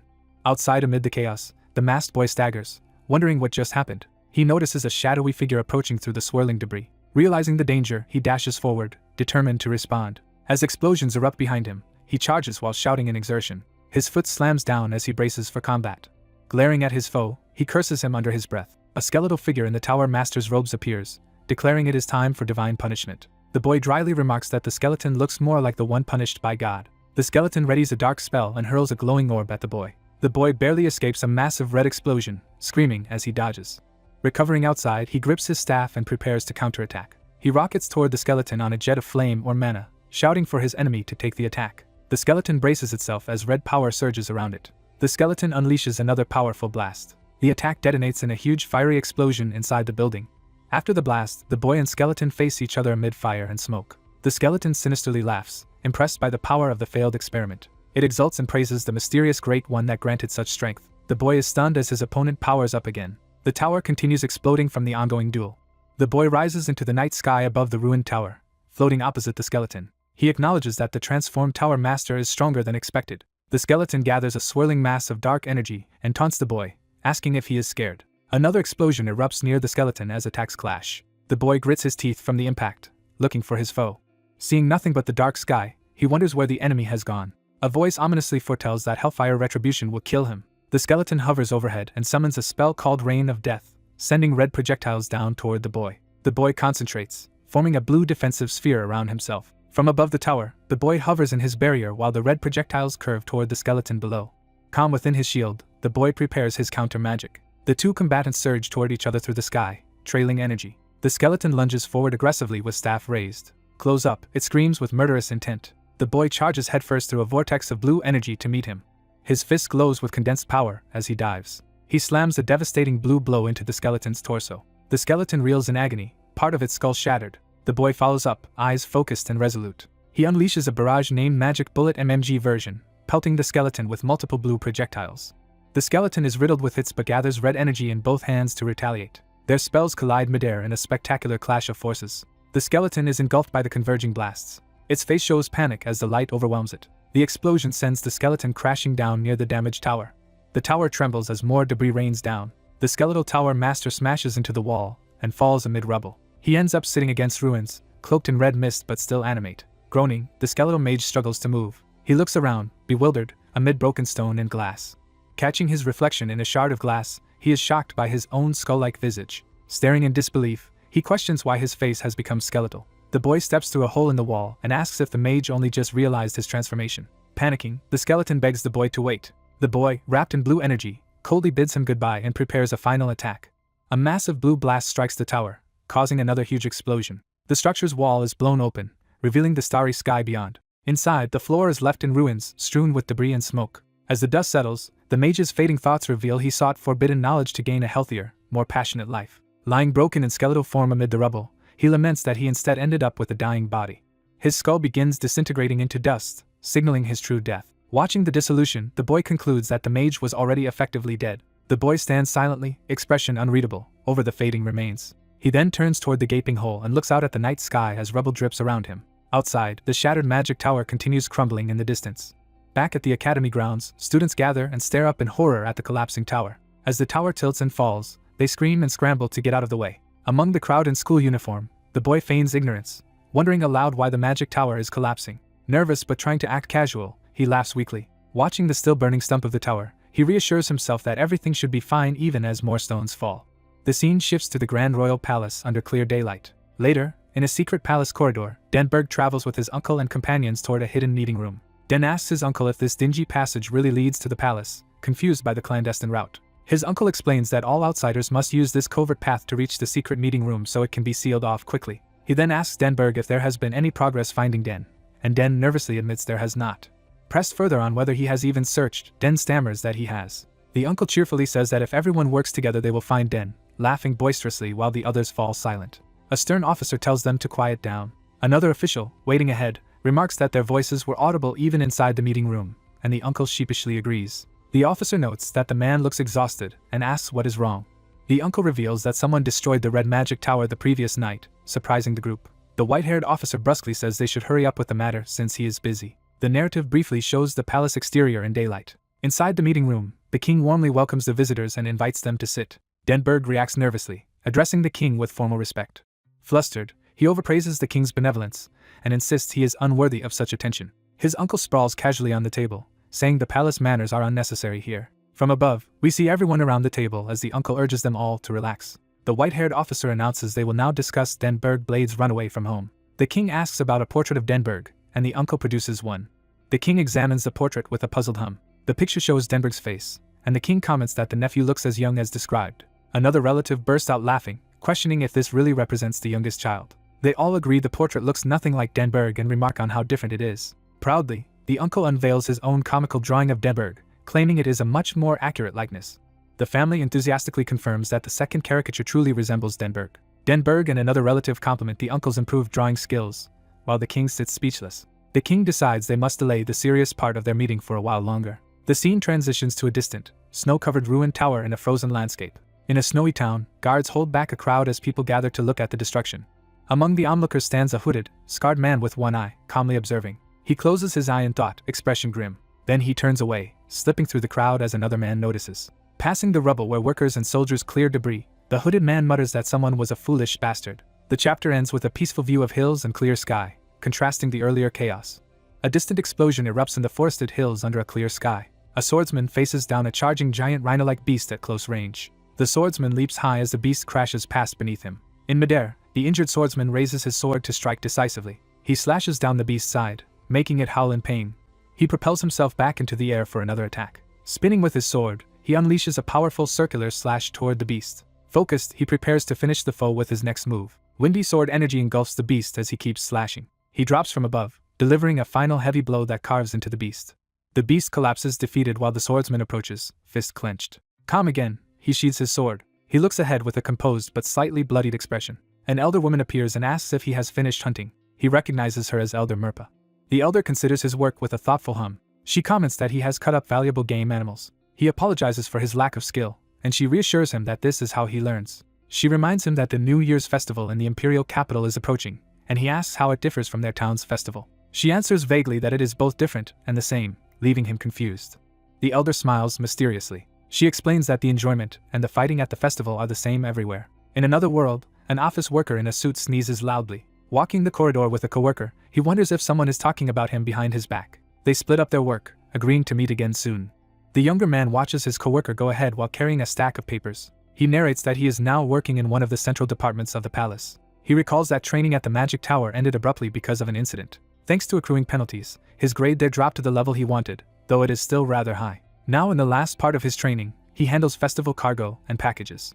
He explains that this department manages events and foreign state personnel affairs. He is currently being trained specifically for duties during the New Year's festival. Trying to earn more penalties, he clumsily knocks over a pile of boxes, shocking a supervisor. When scolded, he offers a sheepish apology. While being yelled at for causing yet another mess, he thinks about purposely lowering his evaluation further. Time passes and the story shifts to a grand imperial city with carriages in the streets. A close view shows a carriage rolling through the city. Inside, a young king or prince in uniform sighs as he travels. His advisor asks why he is sighing, but he tells him not to worry about it. The advisor urges him to share any problems, while he remains silent and pensive. Their carriage proceeds through the city streets toward grand buildings. The carriage door opens at their destination. The royal figure steps out, staff around him bowing respectfully. He looks around his surroundings with a serious expression. Arriving at an impressive complex, he confirms that this is the temple. An official offers him a ceremonial staff to hold. He doubts whether he really needs the staff. The official explains that the staff symbolizes a gentleman, and that appearing without it here would be rude, so he reluctantly accepts. The scene highlights the temple's imposing exterior. Inside, a high-ranking cleric warmly welcomes the royal visitor to the temple. The royal thanks Cardinal Fernando for greeting him, and the cardinal replies courteously. The cardinal invites him to follow deeper inside. The royal silently scrutinizes the cardinal. Narration introduces Cardinal Fernando as the hardline leader within the temple. It is explained that most temple members resent the royal family for diminishing the temple's former glory. However, the royal notes that such hostility is not visible in Fernando, making him seem hypocritical. The narration concludes that Fernando's polite demeanor hides hypocrisy. The royal explains that he came to request that Saintess Healy's attend the New Year's festival. He believes that if she blesses the empire's future during the festival, it will benefit the royal family politically. He worries whether Fernando will allow such a request. Fernando listens silently, not revealing his stance. Evening falls over the city buildings. Elsewhere at dusk, two trainees spar with wooden swords outside an academy. One trainee launches an aggressive overhead strike. The white-haired trainee blocks the attack firmly. The white-haired trainee praises the other for becoming stronger. The other happily asks if that is really true. They resume sparring energetically, noting that both have grown stronger. The green-haired trainee presses forward with another attack. Their clash escalates, blue and orange auras flaring as they collide. The green-haired trainee strains, gasping in effort. The white-haired trainee counters with a powerful, aura-filled swing. Their weapons collide, releasing a burst that snaps one of the wooden swords. The broken piece spirals through the air. The shattered blade slams into the ground, ending the bout. The green-haired trainee concedes defeat, saying he cannot beat his friend. Their observer comments that the outcome is unsurprising and praises the victor. Den arrives and asks why a duel started so suddenly. The green-haired trainee tells Den he plans to enter the New Year's festival combat competition. The white-haired trainee excitedly declares he will enter too and intends to win. They mention that Den also learns swordsmanship, though he says it is only for self-defense. Curious about Den's ability, the white-haired trainee invites him to duel. The green-haired trainee abruptly claims he is tired to avoid another match. Den quickly excuses himself and runs off. Watching him leave, the two trainees assume he must truly be exhausted and wish he had stayed longer. They decide to have one more practice duel between themselves. That night, the palace is shown as someone remarks that the royal could not even mention the saintess to the temple. Inside a lounge, the royal asks another official if there is any alternative way. The official says there is one possible approach. He recalls that when the saintess previously came to the capital, she was accompanied by 3 individuals with red eyes. He notes that these red-eyed companions seem to be close to the saintess. He suggests the royal try meeting those companions instead. The royal asks if a meeting with them can be arranged, and the official agrees. The red-eyed official smiles behind his teacup, hinting at his own agenda. At a family meal elsewhere, a man promises his companions that he will handle something as quickly as possible. In a quiet room, a woman in a wheelchair gazes silently out the large window. A close view shows her weary, expressionless face. Another woman with similar purple hair enters the room and approaches her from behind. The newcomer, dressed in clerical robes, calls out to her sister. The sister at the window remains silent, still facing outside.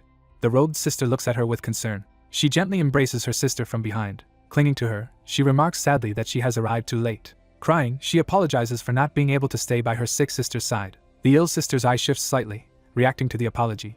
Outside the temple complex, someone replies that it is alright, implying forgiveness. In a dark place, a small flame suddenly ignites. Around a table lit by such flames, 5 masked figures in robes hold a secret meeting. One masked elder complains that only the 5 of them have gathered again and questions the point of the meeting. Another laughs, agreeing and saying he does not know who keeps calling these gatherings. A companion angrily points out that this very man is the one summoning them. The accused elder jokes that he is old and keeps forgetting things. Conversation shifts as one asks if they know that the Crow tribe is wreaking havoc in demon territory, and notes the tribe is stronger than expected, shocking another member. Their leader curtly orders them to stop bickering. He tells the more aggressive member to rein in his bloodlust. The others fall silent at the rebuke. The leader warns that if they are summoned again without a valid reason, they should be ready for consequences. He finishes the threat by saying those responsible will have to die. The remaining masked figures watch uneasily as he looms in the foreground. He evasively remarks that he does not really know about that, laughing to himself.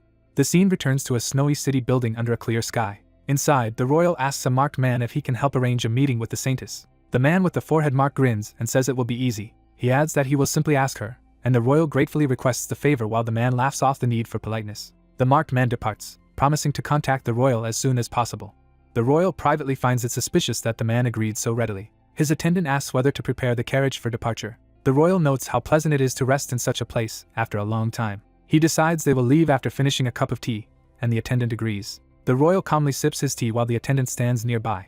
The awkward silence makes the royal sweat slightly as the attendant continues to hover. The royal points out that people will stare if the attendant keeps standing there, so the man apologizes. The attendant says he will wait outside and respond if anything happens, and the royal acknowledges this. Left alone, the royal is suddenly startled by commotion outside. Looking through the window, he overhears officials in the street complaining that the New Year's festival location has been changed on short notice. One superior scolds Den for not coordinating with groups like the Mercenary Alliance about the change, and Den meekly agrees. Den notices the men by the window and thinks they look like government officials. He reflects that officials should be extremely busy at this time of year. Elsewhere in the city, someone cries out for their sister. Saintess Healy's runs frantically through the street, also shouting for her missing sister while guards follow. Her escort urges her to return while they search for Ms. Vibrio, but she insists that more searchers will find her sister faster. Ignoring further protests, Healy's runs off in another direction to look herself. She continues hurrying through snowy streets, determined to find her sister. Worried, she wonders where her sister went and hopes nothing bad has happened. Lost in thought, she bumps into someone in the crowd. A scream rings out, drawing her attention. Two rough men accuse her of knocking one of them down and demand an apology, which she immediately offers. They claim an apology is not enough and that the man's arm might be broken, escalating the situation. The bald man angrily insists she broke his companion's arm, while she doubts such an injury could come from a simple collision. Looking distressed as they pressure her, Healy's reacts to someone else's remark of amusement about the scene. The bald man angrily demands to know if the girl is calling his injured friend a liar, leaving her speechless. He notes she looks like a noble and pressures her to end the dispute by paying them. She apologizes and says she has no money, but the man says that is not a problem. Smiling slyly, he suggests she can give them something other than money. The girl, sweating nervously, stammers in confusion at what he means. Another man intervenes, saying that additional compensation is unnecessary. The newcomer exposes the scam by lifting the supposed victim's arm and stating it is not broken. The exposed scammer reacts angrily and pulls a knife, beginning to threaten the newcomer. Before he can attack, he realizes his hand has been restrained. He is further shocked to find a gold coin in his grasp instead of the knife. The newcomer cheerfully remarks that the man's arm is perfectly fine, making him hold the coin in guilty silence. Flustered, the accomplice admits his arm is not really broken, leaving the bald man confused. The bald man yells for his partner to return to him quickly, not understanding what is going on. The newcomer orders the two scammers to follow him quietly while the saintess watches, puzzled. Afterward, the saintess asks the newcomer if he was hurt anywhere during the incident. He simply looks at her, not answering yet. He continues to gaze at her with a soft, thoughtful expression. The saintess silently looks back at him, as if realizing something. She then remembers something terrible connected to the distant great temple. The scene shifts to a quiet tree in the countryside where a cloaked girl stands alone. The girl with purple hair looks up pensively, lost in thought under the tree. A hooded figure approaches and announces he has found her. Wary, she asks who he is, and the stranger says he will introduce himself. The masked elder in the robe identifies himself as Libra. From a wider view under the tree, Libra again introduces himself by that name. Libra implies she already understands what his name signifies. She remains silent, studying him. She asks what he wants, and Libra answers that he has come to give her advice. She skeptically repeats the word advice, unsure what he intends. Libra stares at her through his owl mask without further explanation. The girl summarizes his advice as telling her to leave the great temple. Libra begins warning her that she cannot accomplish anything if she stays there. She completes his thought, agreeing that nothing can be achieved in that place. The story returns to the snow-covered city and temple towers. Back in the present, the newcomer confirms the saintess is unharmed, and she assures him she is fine. She looks at him curiously as he stands holding his official-looking box. Noticing the royal seal on the box, she deduces he must be connected to the government, surprising him. He sheepishly explains he is only a trainee official, and she reacts with mild surprise. She thanks him sincerely, saying the situation was resolved thanks to his help, and he modestly accepts. A knight rushes in calling the girl saintess, startling the newcomer as he realizes her status. The knight reports to the saintess that they have located Ms. Vibrio, and she responds excitedly. When the saintess demands Ms. Vibrio's location, the knight says she entered the great temple recently, leaving the newcomer uneasy. The newcomer internally panics upon realizing the woman he aided is actually the saintess. The saintess confirms that Ms. Vibrio is uninjured, learning she merely went for a walk, and feels relieved. She starts to apologize to the newcomer for abruptly leaving earlier due to an urgent matter. She then notices he has disappeared from where he was standing. The knight explains that the boy she is looking for slipped away quietly moments ago, and she is disappointed. The saintess thinks aloud, clearly bothered that he left without a proper farewell. Elsewhere, the young man walks through town thinking he should at least have asked her name. He decides that getting involved with high-ranking people like the saintess will only bring trouble. He resolves to live as nothing more than an ordinary government official. Time passes and the scene shifts to a grand palace under clear skies. Inside, a clerk is shocked to hear that the crown prince wants to meet the saintess. His superior admits he allowed it because the prince insisted, prompting the clerk to scold him for forgetting something. The older man reminds him that Lady Hestia ordered the temple not to interfere in imperial politics, and sheepishly claims ignorance. The clerk then guesses the superior has never spoken directly with the saintess about this. The superior proudly says he already sent a letter to her, horrifying the clerk further. He adds that the saintess should be arriving soon, which panics the clerk even more. Moments later, the sound of footsteps announces someone's approach. The Saintess enters with escorts, apologizing for being a bit late. The two men exchange nervous looks as they realize she has indeed come. From outside the palace, the scene cuts to someone greeting her with a somewhat awkward hello. Snowy rooftops and mountains set the backdrop for the city as the festival day arrives. Colorful flags and crowds fill the streets of the festival. The festive street bustles with people walking beneath the banners. Citizens gather before the great temple for the New Year festival. Inside, ceremonial doors to a grand hall are ready to open. Attendants slowly open the doors to reveal the bright sky and balcony beyond. Outside, the crowd cheers up at the temple balcony. The Saintess appears in full regalia, serene and radiant before the people. From inside the hall, nobles watch her walk out to the balcony. A blond man in uniform, likely the crown prince, smiles confidently. The city revelers cheer even louder at the Saintess's appearance. Far away, robed figures watch the temple from a high vantage point. Two masked cultists stand by a bell tower, observing events below. One asks if the other will stop Libra, but the other replies he cannot predict Libra's plans. The first cultist concludes that Libra must be targeting the Saintess. The other agrees that the New Year festival presents an ideal opportunity. The masked leader insists they must stop Libra because the Saintess is central to his own schemes, but says the timing is not yet right. The other cultist grimly notes that if the Saintess dies, everything is over. The leader turns away, implying many people will probably die during Libra's attempt. A view of the great temple underscores the potential large-scale catastrophe. Meanwhile, the Saintess looks over plans or a map, declaring that her aim is to protect another woman. The scene shifts to a packed stadium prepared for tournament battles. The audience roars enthusiastically, filling the stands. The crowd cheers as fighters take their positions on the arena floor. A burly warrior charges with his sword raised to attack. A green-haired swordsman meets the strike, locking blades with him. Focusing intensely, the green-haired fighter readies a counterattack. The larger opponent raises his sword for another heavy blow. He suddenly cries out as he is struck. The green-haired swordsman dodges and counters with a powerful slash. Determined, he presses his advantage. His opponent is knocked to the ground, defeated and yelling in pain. The announcer declares that Rhys Vaughn is the victor. In the stands, a red-haired girl and others cheer joyfully for his win. The red-haired girl confirms this is the 16th round, and her white-haired friend notes prize money begins from this stage. The girl gleefully tells her brother Rhys Vaughn he must buy her a birthday present with his winnings. A white-haired boy comments that her confidence may waver once she learns who Rizvan's next opponent is, prompting her to ask if it is Alfonso. Back in the preparation room, Rhys Vaughn walks among other fighters, sword in hand. A stern warrior compliments his swordsmanship as better than expected. Rhys Vaughn modestly thanks her for the praise. The red-haired woman finds him humble as well as skilled. She then says they should get along, leaving him puzzled. Outside, Alfonso explains to the girls that Rhys Vaughn is viewed as a strong contender for the championship. In the waiting room, the announcer reveals that Rizvan's next opponent is the red-haired warrior. She is introduced as Platinum Party's fearsome fighter, Bloody Roseleys. Alfonso repeats to the audience that Rhys Vaughn must now face Bloody Roseleys, a favorite to win. He emphasizes again that she, Bloody Roseleys, is Rizvan's upcoming opponent. Both girls fall silent, realizing the difficulty of Rizvan's next match. The white-haired girl asks Alfonso why he is in the stands if he was also competing. Alfonso begins to hedge, embarrassed. A flashback shows he was disqualified for using magic in the preliminaries. The white-haired girl reacts in exasperated disbelief. Alfonso shrugs it off, insisting that regardless, Rhys Vaughn has already made it into the top 16. The crowd's roar draws their attention back to the arena. The announcer declares the start of the top 16 matches as Rhys Vaughn and Roseleys face each other. Rhys Vaughn is introduced to the crowd as this year's promising rookie. His opponent is announced as last year's champion, the terrifying Roseleys. She strides onto the field, axe in hand, as Platinum Party's Bloody Roseleys. Rhys Vaughn readies his sword nervously while eyeing her. Roseleys tells him not to be so tense. Smiling with feigned confidence, she suggests he treat the duel as harmless fun. Rhys Vaughn laughs uncertainly, wondering if he can really be that relaxed. Roseleys abruptly ends the banter, leaping in to enjoy the fight herself. She slams her weapon down with explosive force, shattering the arena floor. The impact tears a crack toward Rhys Vaughn as she drags her axe, testing him. She is surprised when her initial blow does not finish him. She then sees Rhys Vaughn still standing at the far end of the fractured ground. Impressed by his resilience, she declares that she likes him.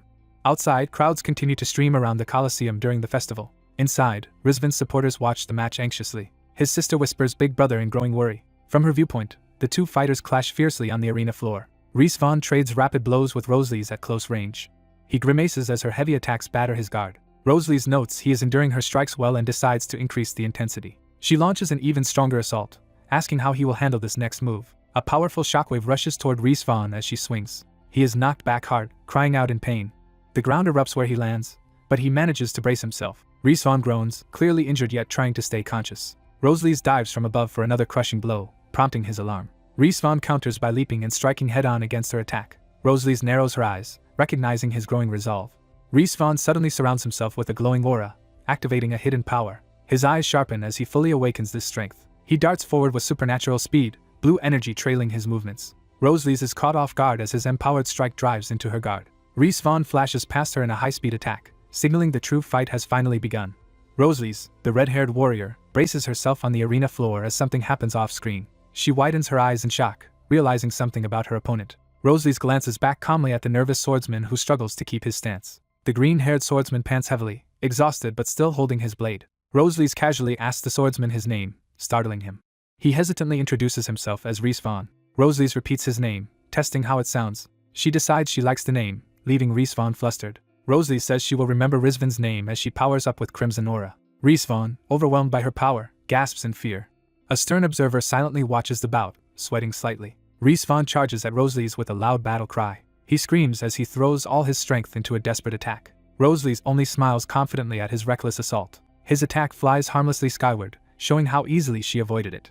Respawn is left panting and frustrated while she remains composed. Rosalie's watches him steadily, unaffected by his efforts. From the stands, the crowd watches the duel unfold below. A massive barrier pillar slams into the arena, signaling the match's conclusion. Respawn stares silently at his broken sword as Rosalie stands relaxed beside him.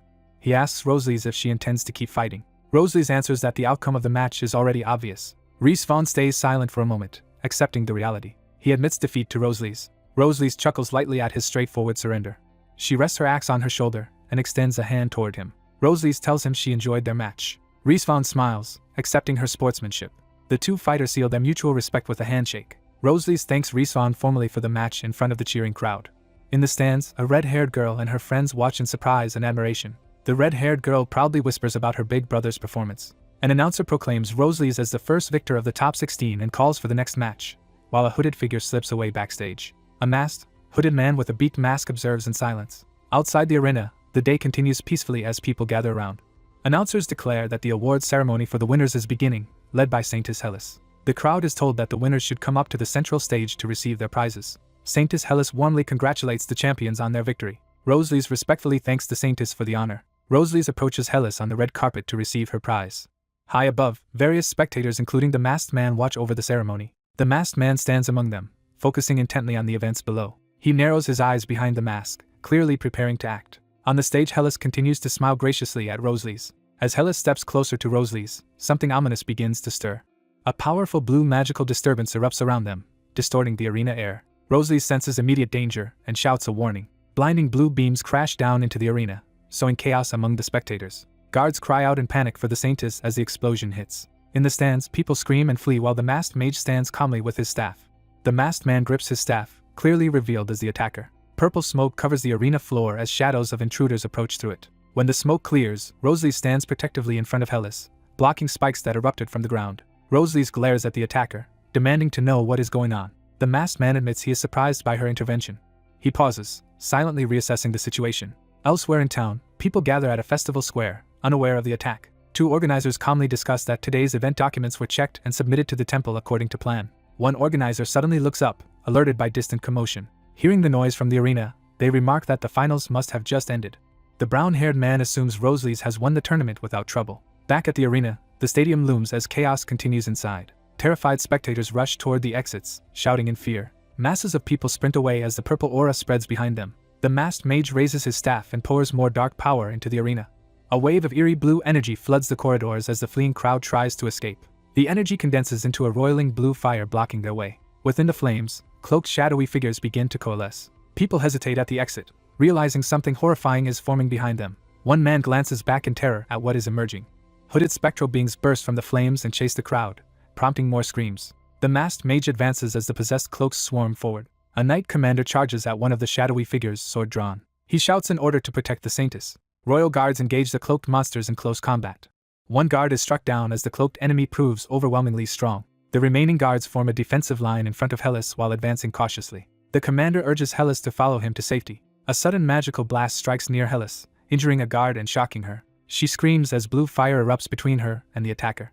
Hellas gasps as she senses the presence of the masked mage addressing her directly. The masked mage tells Hellas he has been waiting for this day to confront her. The commander furiously attacks the mage, demanding retribution. The mage counters with his staff, preparing a spell. A blue blast hurls the commander violently away, injuring him. He rides in blue flames, screaming as Hellas looks on in horror. Hellas is left shaken and speechless, clutching her chest. The masked mage calmly steps up to Hellas, looming over her. He warns her that she should come quietly with him. He adds that resisting means risking death on the spot. Before Hellas can reply, another hooded figure interjects that those threatening words are his own. Rosalie's drops from above, swinging her axe toward the mage's head. The mage blocks the blow with a magical shield, deflecting her attack. Rosalie's recoils, startled that her strike was stopped. The mage mocks her, asking if she knows who she is challenging as they clash weapons.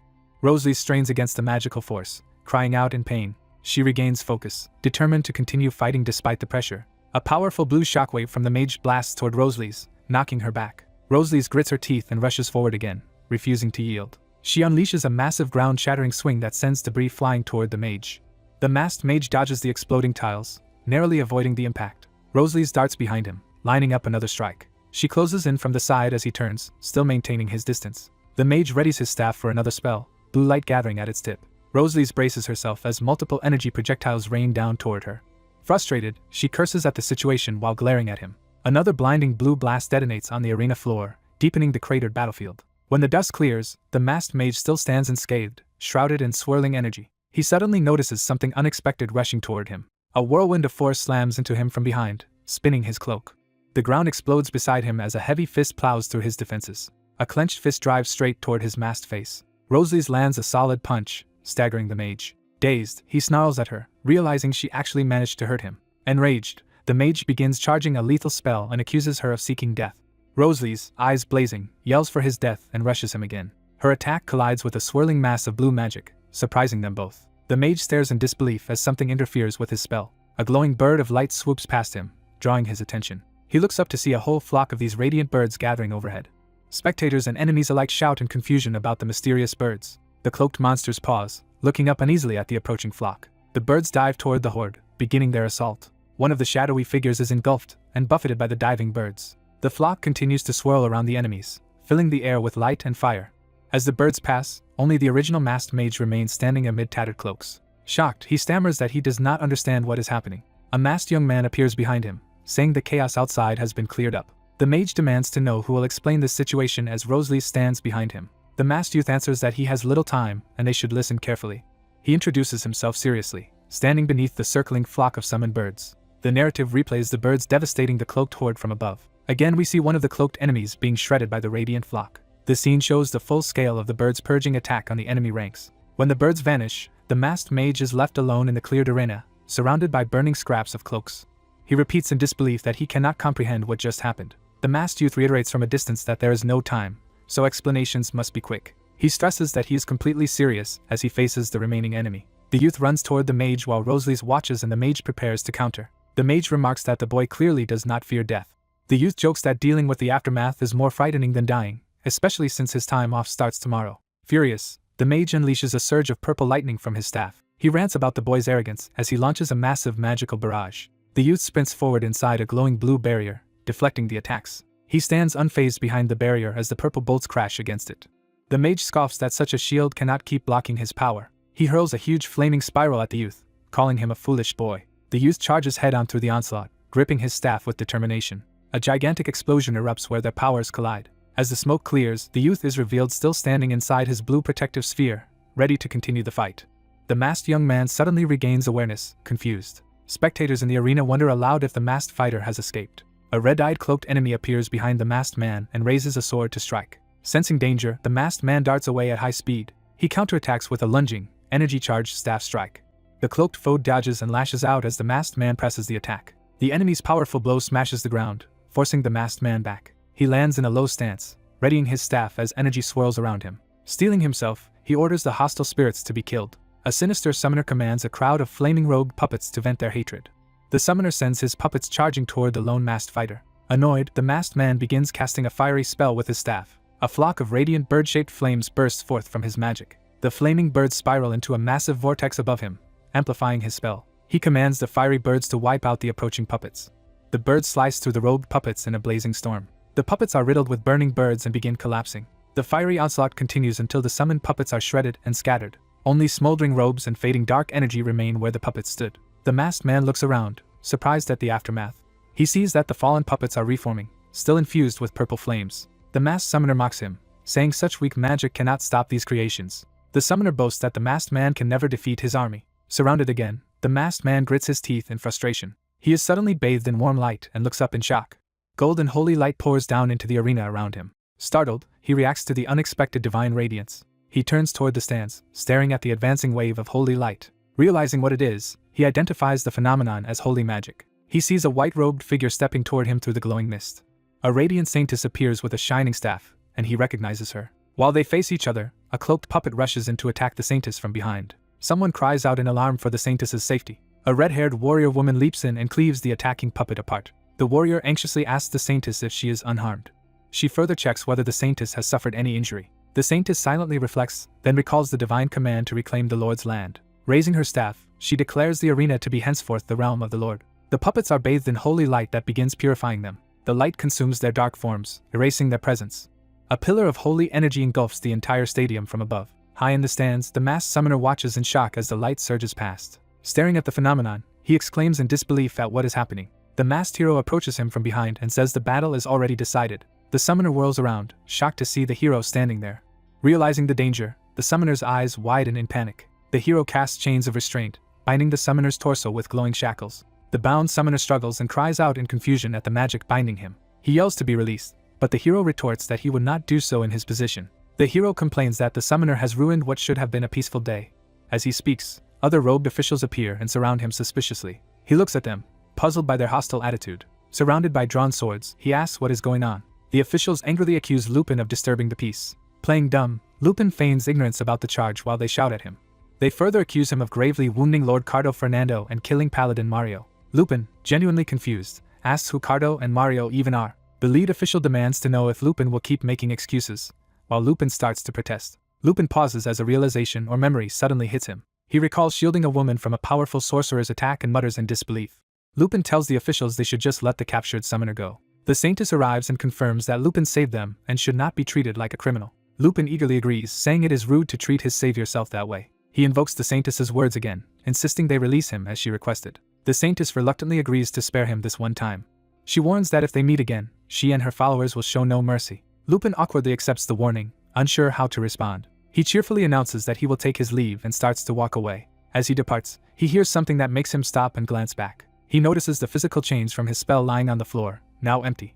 Looking at the discarded chains, he laughs and remarks on the outcome. Time passes, and someone stands alone under a large tree in a tranquil field. The blue-haired woman by the tree looks pensive. The masked summoner approaches her from behind at the tree. He appears again in full cloak and mask, facing her ominously. With a cracked mask, he notes to himself that their plans must now change. The scene shifts to a cityscape of tall official buildings. Inside, Lupin enjoys a rare chance to sleep in his bed. Smiling under the covers, he reflects on how long it has been since he stayed in bed this late. He reminisces about the hardship he endured to become a government official, almost moved to tears. Relishing his first true day off after all that effort, he vows not to get out of bed. His rest is interrupted when his friends burst in, telling Den to wake up quickly. The red-haired girl reminds him it is his day off and urges him to go out and have fun. Den sits up groggily, his peaceful morning ruined. Outside, he reacts in disbelief to the situation.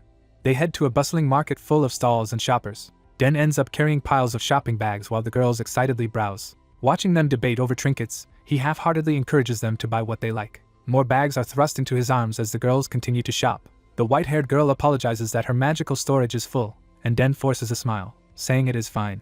Internally, he blames himself for agreeing to come along, not the girls. The red-haired friend shouts at him to hurry and keep up as they move on. Someone calls out Den's name, catching his attention. Den turns and greets Flam, who appears at the market with a young girl. Den awkwardly explains he already had plans today, and Flam responds lightly.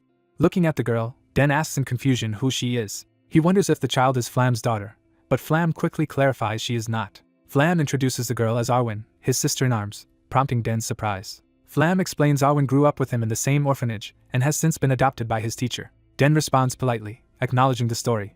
He introduces himself to Arwen and says it is nice to meet her. Arwen silently stares back, wordless and puzzled. Flam explains that Arwen cannot speak but can hear, so Den may talk to her. Arwen suddenly grabs Den's hand, taking him by surprise. She traces something on his palm, startling him further.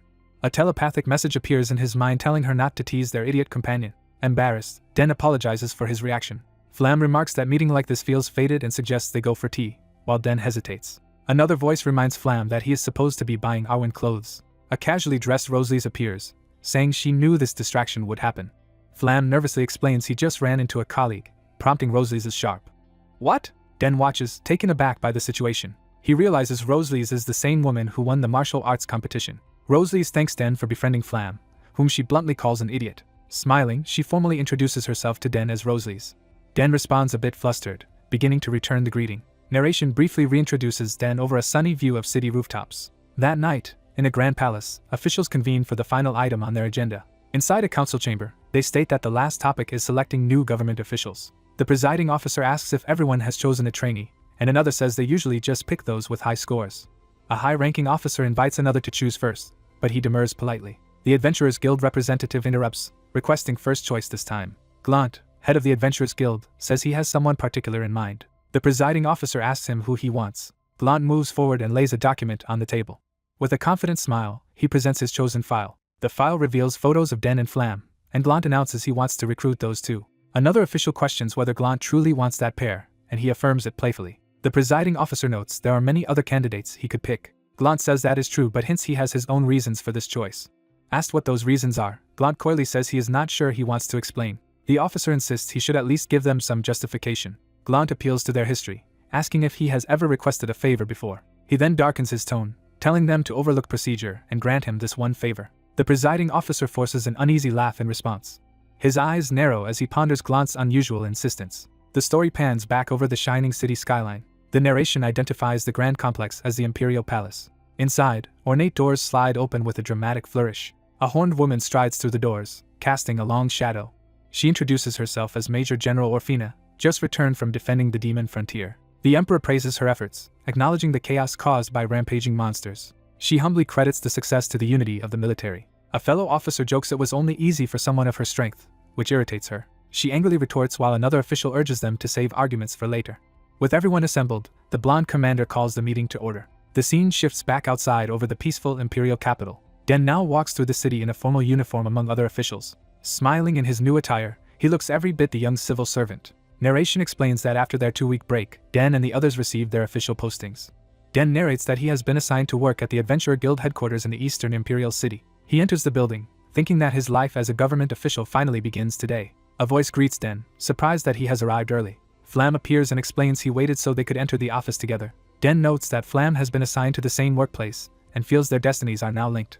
As they walk inside, Den apologizes for not contacting Flam while Flam laughs that he did not want to burden him. They arrive at a door, with Flam remarking that this should be their destination. Flam and Den open the door and step into the room. They look over what will be their newly assigned office space. Den silently takes in the sight, realizing this is his first real office. A man appears and asks if they are the new employees. The man, casually drying his hair, introduces himself as Demore, one of their direct seniors. Flam politely introduces himself and Den, and they greet Demore. Demore confirms Den's name, and says he is glad to meet the person he has heard so much about. Den learns that Demore heard about an aspiring government official from his own mother, which surprises Den. Demore clarifies that his mother is the real estate agent on Welkin Street whom Den knows. Den remembers the agent saying she was well informed because her son also aimed to work in that field. Demore reassures the newcomers that the Adventurer Guild is a relaxed department, and Den eagerly agrees. A bespectacled man at a desk confirms they are the newly appointed recruits. He introduces himself as Orkan von Fabian and greets Flam and Den. Orkan tells them he will be responsible for training them in their duties. He leads them to a seating area and lets them choose their desks. Orkan begins explaining that this office is where they prepare to receive adventurers. He adds that they will gradually become familiar with the reception process. Orkan explains that the 2nd and 3rd floors house branch managers and also rooms for adventurers who stay overnight. He warns that those staying there are usually silver rank and above, so they should be cautious around them. He continues the tour, saying the 4th floor is for high-ranking officers and knights of at least the 4th order. Because those officers travel frequently, he tells Den and Flam to pay special attention to their needs. Orkan explains that the 5th floor contains the guild master's office, reception hall, and platinum member accommodations. He proposes that they first go greet the guild master. Den and Flam wordlessly brace themselves to meet their highest superior. Den senses something and falls silent. He feels a vast magical power emanating from the blue door ahead, seemingly enveloping the entire 5th floor. Orkan opens the guild master's door to announce that the newcomers have arrived. Instead of the guild master, a red-haired woman named Rosalie says he is out baking cookies for the newcomers, surprising Orkan. Flam spots Rosalie's and excitedly calls her sister, while Den looks on. Flam rushes to Rosalie's, who angrily rejects his overfamiliar greeting and yells that she actually lives there. Den analyzes the magical aura and concludes it is not coming from Rosalie's. Orkan asks Den if Flam and Rosalie's know each other, and Den guesses that Rosalie's is Flam's sister, which Orkan questions. Orkan states that Rosalie's is supposed to be an only child, leaving Den confused. Orkan tells Den to wait, while he goes to fetch the guild master. While they wait, Flam chats with Rosalie's about family, rationalizing that he could not bring his sister into his own workplace. Den hesitantly asks if Flam and Rosalie's are actually related, and both react with confusion. Rosalie's flatly denies any blood relation, explaining that she and Flam are just close friends who are like family. Flam elaborates that his teacher and Rosalie's father were acquaintances, so he and Rosalie's have been close since childhood. Rosalie's protests being called a childhood friend and insists she is 7 years older, prompting Den to compliment how young she looks. Pleased by the compliment, Rosalie's shyly asks if she truly appears that young. Flam bluntly disagrees, which instantly angers Rosalie's. She furiously scolds Flam, demanding who he is to judge other people's age. Flam defends himself as merely speaking the truth, causing Rosalie's to shout at him to shut up. Their loud squabble is interrupted by a cheerful male voice commenting that it is good to see everyone so lively. The guild master enters with Orkin, proudly carrying a tray of bear-shaped cookies for the newcomers. Den reacts with surprise when he recognizes something about the guild master. Den quietly wonders if the overwhelming magic he sensed earlier is actually coming from the guild master. He confirms to himself that the powerful magic surrounding the 5th floor indeed seems to originate from the guild master. Rosalie's runs to her father, angrily complaining that Flam called her old. Flam insists he never said she was old, just that she is not young, which makes Rosalie's explode again. Rosalie's assaults Flam, shouting that the two phrases mean the same thing while Flam cries out in pain. The guild master laughs that it is nice to see everyone so healthy despite the chaos. He tells them to stop fighting and invites everyone to eat cookies, joking that he will eat them all himself if they do not. Later, Den looks at the massive guild building from outside and anxiously wonders if he will be able to succeed there. Elsewhere in the capital, officials at another grand building ask if there is any fresh news from the demon territory. They are told there is nothing new beyond what their reports already state. A horned woman informs the council that Doomstone Blade, head of the Crow tribe, is currently in demon territory. One officer is shocked to hear that his older brother Doomstone is there. Another officer asks how many people know this, and the horned woman lists a few insiders including the Red Dragon Knights. The official confirms that strict secrecy about Doomstone's movements has been enforced. The blonde commander asks if anyone knows why Lord Doomstone has suddenly left Olympus Forest. The horned woman replies that she tried to ask him but received no answer. A bearded officer verifies that Hestia is acting as temporary head of the Crow tribe in Doomstone's absence. The blonde commander asks Lord Vladi to inquire directly with Doomstone about his reasons for leaving the forest. Vladi cautions that asking is easy but they should not expect Doomstone to answer. He explains that because he left Olympus Forest long ago, Doomstone now treats him as an outsider. The council members fall silent, weighing the implications. Back at the palace, someone asks how the strategic meeting went. Demur walks with Den and Flam afterward, joking that their guild head is quite an interesting person. Orkin reproves Demur for speaking too casually about the guild master, while Demur complains that Orkin is too stiff. Orkin warns him again to be careful about what he says around the new recruits, as Den and Flam look uneasy. Orkin gathers the staff and introduces them as the seniors Den and Flam will be working with. Demur reintroduces himself, saying he handles bookkeeping, accounting, and a bit of everything. Fiona introduces herself as another senior who mainly works the reception counter and handles outside tasks. Dano tells the newcomers to call him Dano and says he manages claims and deals directly with adventurers. Rosian greets Den personally and introduces himself warmly. Rosian adds that he is the most senior staff member and effectively manages the whole operation. He tells Den and Flam that he takes responsibility if anything goes wrong, so they should report mistakes to him immediately. Orkin summarizes that his own work focuses on classifying requests. He further explains that he sorts all requests the Adventurer Guild receives by their difficulty. Orkin then asks the newcomers to give brief self-introductions. Den and Flam introduce themselves politely to their new colleagues. Rosian laughs at Flam's archaic way of speaking and asks his age, stunned when Flam answers that he is 17. Someone protests that Flam must be lying because he looks about their age and demands to know how they appear. Demore suggests everyone return to their own desks and resume work. The staff respond in unison with a respectful affirmation. Time passes in the city as the narrative shifts to another location. In an office, a map is shown illustrating how the distribution of monsters has changed over the past 6 months. A white-haired woman explains to a nun that monster territories are creeping closer to the Imperial City. She adds that casualty graphs and monster part statistics show overlapping territories that appear unnatural, as if something is driving monsters away and causing migration. She then reports that Doomstone Blade has also been sighted in the demon territory. She places a document on the table and asks the nun to examine the report. The nun realizes the document is a classified report from the Imperial Army. The report states that the legendary magic swordsman Merpa Small and a man named Gawain Blade are accompanying Doomstone. The nun concludes that Doomstone leaving the forest alone is enough to make nations prepare for war, so the Empire must keep his movements secret. She orders the white-haired woman to ensure this information remains strictly confidential. The nun resolves to personally investigate the demon territory more closely. The white-haired woman silently acknowledges the gravity of what she has heard. Back at the guild, Den asks what tasks he and Flam should begin with. Fiona explains that from now on Den and Flam will handle document organization and equipment maintenance. She adds that one of them may eventually be assigned to the reception counter. Fiona notes that Rosian will likely be promoted soon, so one of the new recruits must eventually replace him at the counter. As they walk, Den asks about night duty, and Fiona replies it is usually only once or twice a month, not weekly. Den learns that their branch employs many retired adventurers, which influences scheduling. Fiona also explains that protective magic barriers activate at 11 p.m., making it nearly impossible for intruders to enter the building. She jokes that a master thief named Lupin, known for robbing Earl Derville, might still be able to slip through. Den nervously laughs and insists Lupin would never rob the Adventurer Guild. Fiona agrees with a chuckle that such a theft seems unlikely. She adds that even if Lupin tried, Rosalie's would crush him, and Den laughs along. Fiona then casually reveals that the guild master is actually Rosalie's father. Den says he already knew that fact, surprising Fiona. She tests his knowledge further by preparing to ask about another topic as Demure and Orkin approach. Seeing Fiona's enthusiasm, Demure remarks that the situation is becoming chaotic. The scene shifts to a quiet side street lined with small shops, including one marked by bear signs. Inside the bear-themed cafe, plush animal toys sparkle on display. The shop is empty except for a seated military officer, with rows of plush bears looking toward him. The officer, Vladi, sits in silence, waiting. The guild master arrives and cheerfully notes that Vladi showed up early. They chat. The guild master scolds Vladi for almost being late, and Vladi teases him about treating a former superior so casually. The guild master hands Vladi a gift box from Arcanta as thanks for his help during the New Year festival. He explains that the gift is a belated token of gratitude from her for Vladi's assistance during that incident. Vladi complains that if she were really thankful she should have delivered it herself instead of sulking, clearly puzzled by her behavior. Vladi decides to leave, saying he would rather drink at a bar than stay longer in such a cute cafe. After he walks out, the guild master calls him ungrateful and prepares to enjoy his tea alone. A waiter brings the guild master his tea, which he gratefully accepts. He quietly savors the drink, relaxing in the cozy atmosphere. Surrounded by stuffed animals, he muses that the place is pleasant and that he should visit again. He begins to speak again, thinking of something as he sits with his cup.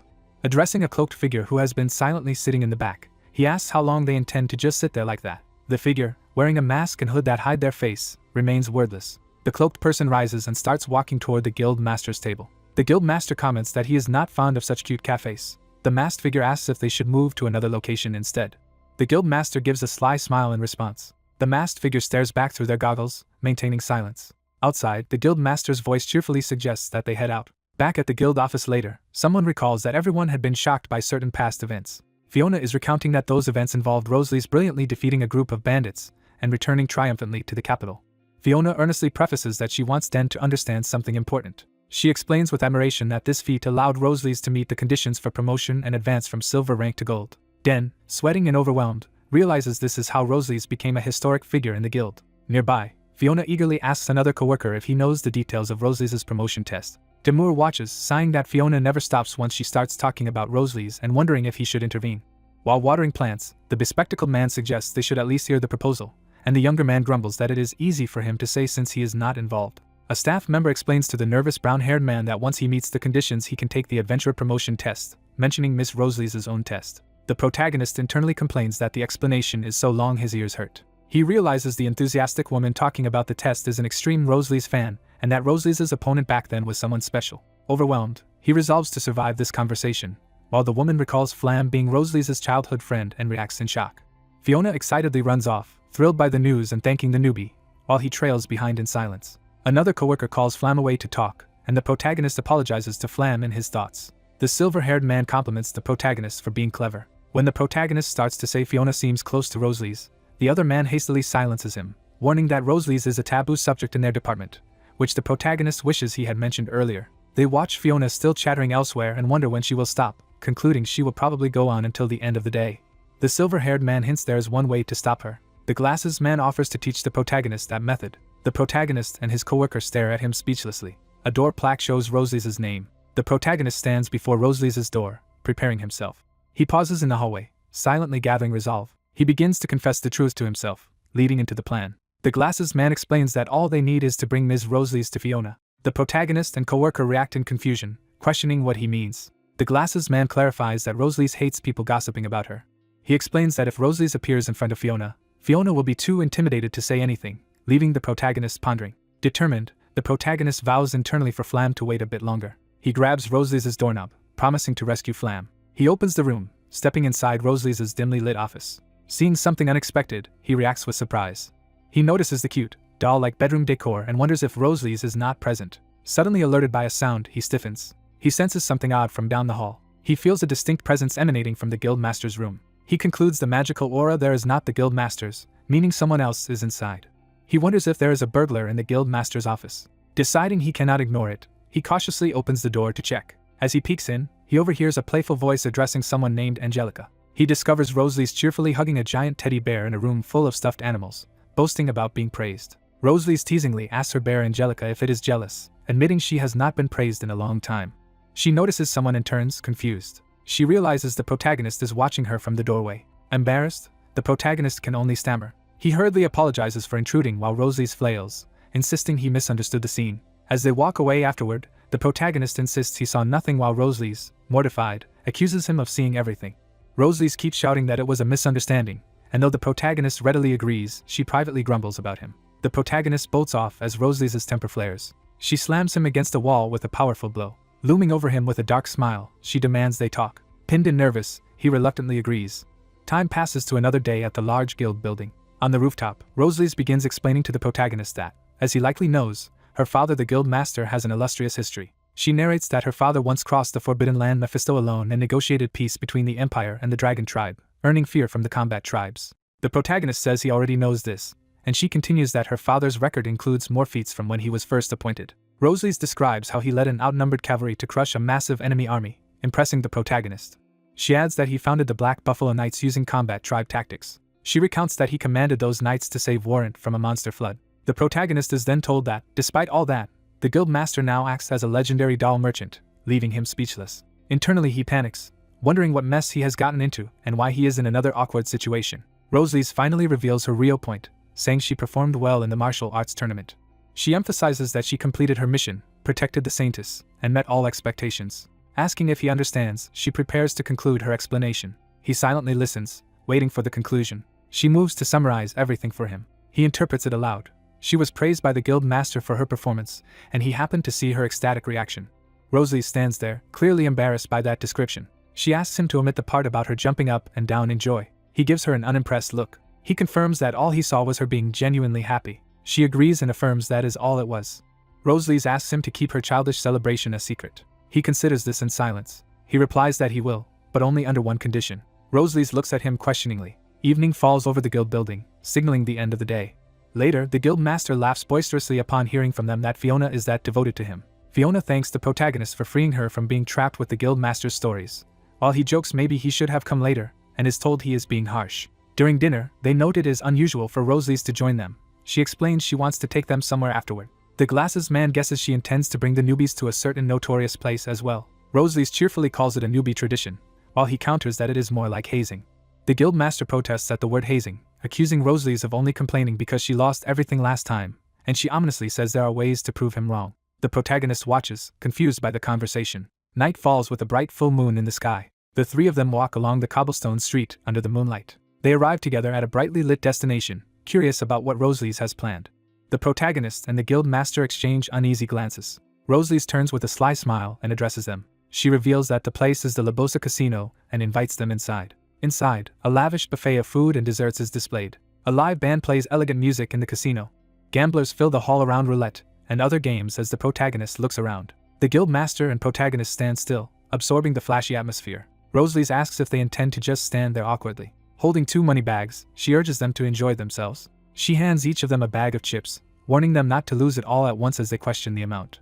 The protagonist confirms he can use the chips however he wants, and Rosalie praises him for catching on quickly. She then drags the protagonist off to gamble with her, telling the guild master to go play alone. As she leans on him, the protagonist asks if it is fine to leave the guild master alone, and she assures him he can handle himself. Approaching a card table, they notice a veiled woman playing there and react with surprise. Rosalie suggests they join the card game. She asks the dealer if they can participate, and he readily agrees. The veiled woman and her companion politely agree to play with them. The veiled woman silently observes them. Removing her veil, she recognizes Rosalie and the protagonist, remarking she did not expect to see them here. Revealed as the Saintess, she invites them to play a game together. Rosalie blurts out the Saintess's title, but the woman hushes her. The Saintess explains she rarely gets to go out, and asks them to keep her identity secret. Rosalie and the protagonist awkwardly agree. The Saintess eyes the protagonist curiously as Rosalie watches him, sensing something. Remembering when he previously helped her, the Saintess realizes who he is. She asks if he is the man who saved her before, and he nervously pretends not to remember while Rosalie looks puzzled. Rosalie questions him about knowing the Saintess, and he insists they only met briefly. At the table, the dealer asks if they can begin the game, and the Saintess cheerfully agrees. The dealer explains the rules, stating the basic ante and asking if the choice rule is acceptable, and someone answers that it is fine. The dealer starts dealing cards around the table. He performs a skillful shuffle, preparing the deck. Rosalie's and the protagonist watch intently as the cards are shuffled. The protagonist silently focuses, preparing his strategy. The first round begins with chips and cards distributed to each player. Rosalie's examines her cards while the protagonist observes her and their chip stacks. The protagonist carefully peeks at his card. He sees he has drawn an ace of spades and notes it matches what he expected. Realizing what that implies, he mentally continues his analysis. Using his keen vision, he deduces the short-haired girl's entire hand from subtle reflections. He similarly reads the Saintess's hand and notes, she is rather lucky. He assesses Rosalie's cards as the weakest among them. The protagonist marvels that his eyesight alone lets him see everyone's cards without magic. He decides he should still only win moderately so his advantage does not arouse suspicion, while the dealer announces the starting stakes. Time passes as gambling continues at various tables throughout the casino. Eventually the protagonist sits before two towering piles of chips, having quietly amassed a fortune. The Saintess comments that he seems to be winning too much, and he laughs it off as simple good luck. Rosalie's, nearly broke beside him, dryly remarks how nice it must be to be that lucky. She admits her own luck is terrible tonight. The protagonist slides a large stack of his chips to her side. When she asks what he is doing, he says he is returning the chips she originally lent him, even though it is more than she gave. He tells her to treat the extra amount as interest. Moved to tears, Rosalie's calls him a surprisingly good guy. Energized by the replenished chips, she declares that the real gambling begins now and dives back into the game. Meanwhile, the casino bustles with other patrons at different tables. After a while, the protagonist drifts to the buffet to snack. The Saintess approaches him at the food table and tentatively confirms his name is Den. Later, she says she should leave before it gets too late, assuring him she can return home easily since she lives nearby. Smiling, she remarks that she had fun today. She suggests that if they get another chance, they should play together again, and he shyly agrees. Den watches her walk away across the glittering casino floor. He reflects that meeting the Saintess here was unexpected and that he had been anxious about being exposed. Rosalie suddenly appears behind him and suspiciously asks what he was worried about being caught doing. Startled, he insists it was nothing, while she comments on how suspicious he seems. As they walk, she asks where Flam went, and Den answers that he searched but could not find him. She wonders aloud if Flam might have gone to a certain other place in the casino, which confuses Den. She says she was planning to visit that place anyway, so it does not really matter. Elsewhere in the casino, a guarded doorway with bouncers hints at a more exclusive area. One of the guards notices the approaching group with mild surprise. Rosalie greets the red-haired man, Flam, after a long time, and he replies he has been the same as always. Flam casually mentions that he heard an especially promising newbie is coming today, and Rosalie responds that it sounds entertaining.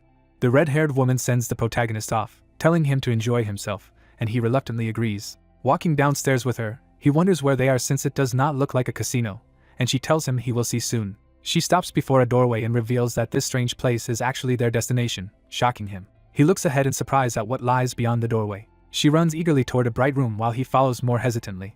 They emerge into an underground hall filled with a roaring crowd. Both stare at the scene before them, still processing what they are seeing. He looks uneasy and speechless as the noise of the crowd continues. He sees a large fence ring in the center of the arena packed with cheering spectators and realizes where they are. She explains that this place is basically a fighting arena, which he repeats in disbelief. She further explains that people bet on fighters and win multiple times their stake, so it is essentially gambling. He points out that this seems illegal, and she admits it is but says nobody will report it, confusing him. She asks if he knows who the fighters in the ring actually are, leaving him puzzled. She grimly states that this arena is like a graveyard for retired adventurers and soldiers. She explains that injured former adventurers who can no longer work come here to earn a living by fighting. She says that is why staff bring every newcomer here. The purpose is to show new officials that the adventurers under their care can end up living miserably like these fighters. He watches silently, taking in her explanation. She suddenly wonders where Flam has gone, since he was supposed to be playing games somewhere in the casino. An announcer in the arena introduces a rising star nicknamed the Undertaker of the underground arena. The announcer loudly calls for the fighter known as Basement Undertaker, exciting the crowd. The woman and protagonist react with alarm as they realize who that newcomer is. She stares in shock and starts to exclaim in disbelief. They see Flam in a mask and cape standing in the ring as the newly introduced Undertaker, and she mentally screams why he is there. Elsewhere on the casino floor, patrons admire a gambler who seems impressive at the roulette table. Another onlooker is amazed that this gambler managed to lose all his chips in only 5 minutes. His companions scold him for betting carelessly and tell him he should have used his brain. Embarrassed, the bald man tries to laugh it off, calling his quick loss some kind of record. A blonde, leopard print-suited man casually says money comes and goes, minimizing the loss. He approaches the bald man from behind, acting friendly. With a smile, the blonde man offers to lend the loser more money if he needs it. Tempted, the bald man thinks he should at least win back the money he already lost. Later, he is in the underground arena crowd, excitedly watching the next fight. The announcer once again hypes up the next match, introducing the strong newbie dubbed the Undertaker of the Underground Arena. He calls for Basement Undertaker as attendants open the curtains to the fighter's entrance. The curtains rustle as the fighter is urged forward into the arena. Backstage, the blonde lender angrily yells at Flam, now in costume, demanding he hurry into the ring. He berates Flam, asking if he realizes how much money he just borrowed. The blonde man warns that if Flam does not want to live in debt forever, he must go fight and earn money. Flam finally steps out into the arena under the spotlight. He sees his towering, scarred opponent already waiting inside the cage. The camera focuses on that intimidating, muscular veteran fighter. Flam looks terrified and sweats under his mask, unable to say anything. The announcer explains to both fighters that this special match has virtually no rules and they should forfeit if they value their lives. He officially starts the bout, commanding them to fight as the crowd roars. The veteran charges in with a powerful punch aimed at Flam. Flam is smashed by a devastating blow and sent flying. Groaning in pain, he reels from the hit. His opponent smoothly follows up, spinning around for another strike. Flam continues to be pummeled, taking more heavy blows as the fight looks one-sided. The veteran's determined expression shows he is pressing the attack relentlessly. He stomps Flam brutally, knocking him down again as Flam cries out. Despite the beating, Flam somehow remains standing amid the cheering crowd. Watching from the stands, the protagonist anxiously calls out Flam's name. The blonde lender angrily shouts at Flam from ringside, demanding he stop just standing there and fight. He yells at Flam, asking if he does not intend to repay his debt. The veteran opponent, seeing Flam's hesitation, says he does not know Flam's circumstances. Still, he reminds Flam that this is a serious match. He tells Flam that not giving his all would be disrespectful to his opponent. Frustrated, he tells Flam to just forfeit if he is going to keep acting half-hearted. Those words finally shock Flam awake. As the veteran rushes in again, Flam readies himself instead of passively taking the hit. Flam apologizes in advance and moves into counterattack. He lands a powerful uppercut to the veteran's jaw, turning the tide in an instant. The veteran cries out in pain as the blow lifts him off his feet. The next panel shows the veteran knocked out cold on the mat while Flam stands victorious. The referee checks the fallen fighter, shouting to see if he can still continue. He warns that if the veteran does not wake up immediately, he will lose the match. Flam stands there stunned at what he has done. The announcer declares that Undertaker is the winner, and the crowd erupts.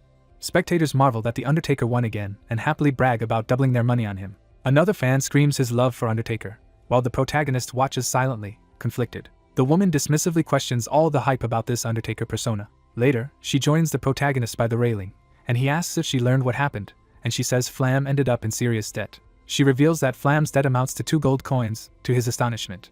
She explains that with his salary he would have to save everything for 20 years to repay such a sum, leaving him wondering how Flam got into that mess. She tells him to wait while she goes to gather money to solve it, but he stops her. He cheerfully offers to pay Flam's debt himself, saying he has actually earned plenty. She worries that Flam might never be able to repay him, but he shrugs it off since he won the money in that very casino. She smiles, remarking that Flam has made a really good friend, while he laughs awkwardly.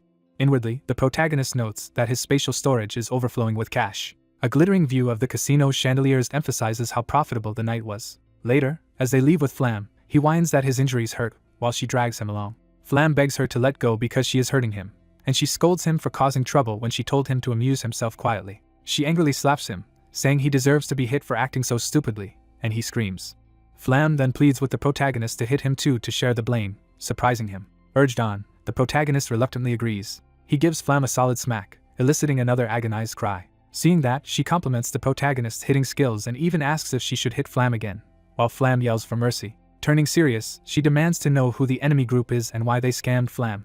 The leopard print man appears with his tough fighters, angrily asking what they are doing to his player. She accuses the blonde man of scamming Flam, and he protests in feigned innocence. The blonde man panics and orders his henchmen to seize them all. He then commands his men to get rid of the group.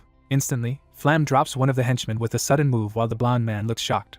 The leopard print man turns around confused, realizing his thug has already been taken out. He prepares to confront them again, insisting he will ask his question once more. Standing over the defeated fighter, she calmly asks if he is truly the scammer. The blonde man faces them and again asks accusingly if they are calling him the scammer. Outraged, he demands to know who they think he is and why they dare act so arrogantly in front of him. She retorts that she neither knows nor cares who he is. He nervously asks her to show her hand, trying to change the tone. As he grabs it, she suspiciously asks why he wants her hand. She immediately twists his fingers painfully, cutting off whatever scheme he had in mind. Screaming in pain about his finger, he clutches his hand while she smiles smugly. Enraged and humiliated, he shouts insults at her for daring to touch him. As he prepares to threaten her further, an off-screen voice warns that he should stop. The protagonist steps forward, saying the man does not understand the gravity of the situation, prompting the scammer to demand who he is. The protagonist tosses a money pouch onto a table, catching the blonde man's attention. The blonde man says the chips inside should equal about 2 gold coins, confusing the protagonist. He explains politely that even if the blonde man cheated his friend, as long as there is a contract they will pay back the loan. The protagonist adds that paying will give their Adventurers Guild justification to completely crush the scammer's operation. Grabbing him by the lapels, the scammer finally realizes the protagonist is a government official and panics about what that means. The protagonist holds up the contract document and confirms that this is their legal proof, alarming the scammer further. Smiling, he says goodbye while holding the contract. The blonde man sweats nervously and addresses the protagonist obsequiously as Mr. Scammer, hoping to placate him. Outside, the scammer begs them not to give him the money and claims he does not need it, but they ignore him and leave. Later, in a private room, casino representatives bow and apologize deeply to the protagonist's group for the misunderstanding. One manager promises they will punish the blonde man and asks if the officials can quietly let the matter slide. The woman bluntly says they just want to protect the casino's reputation, which the manager quickly agrees with.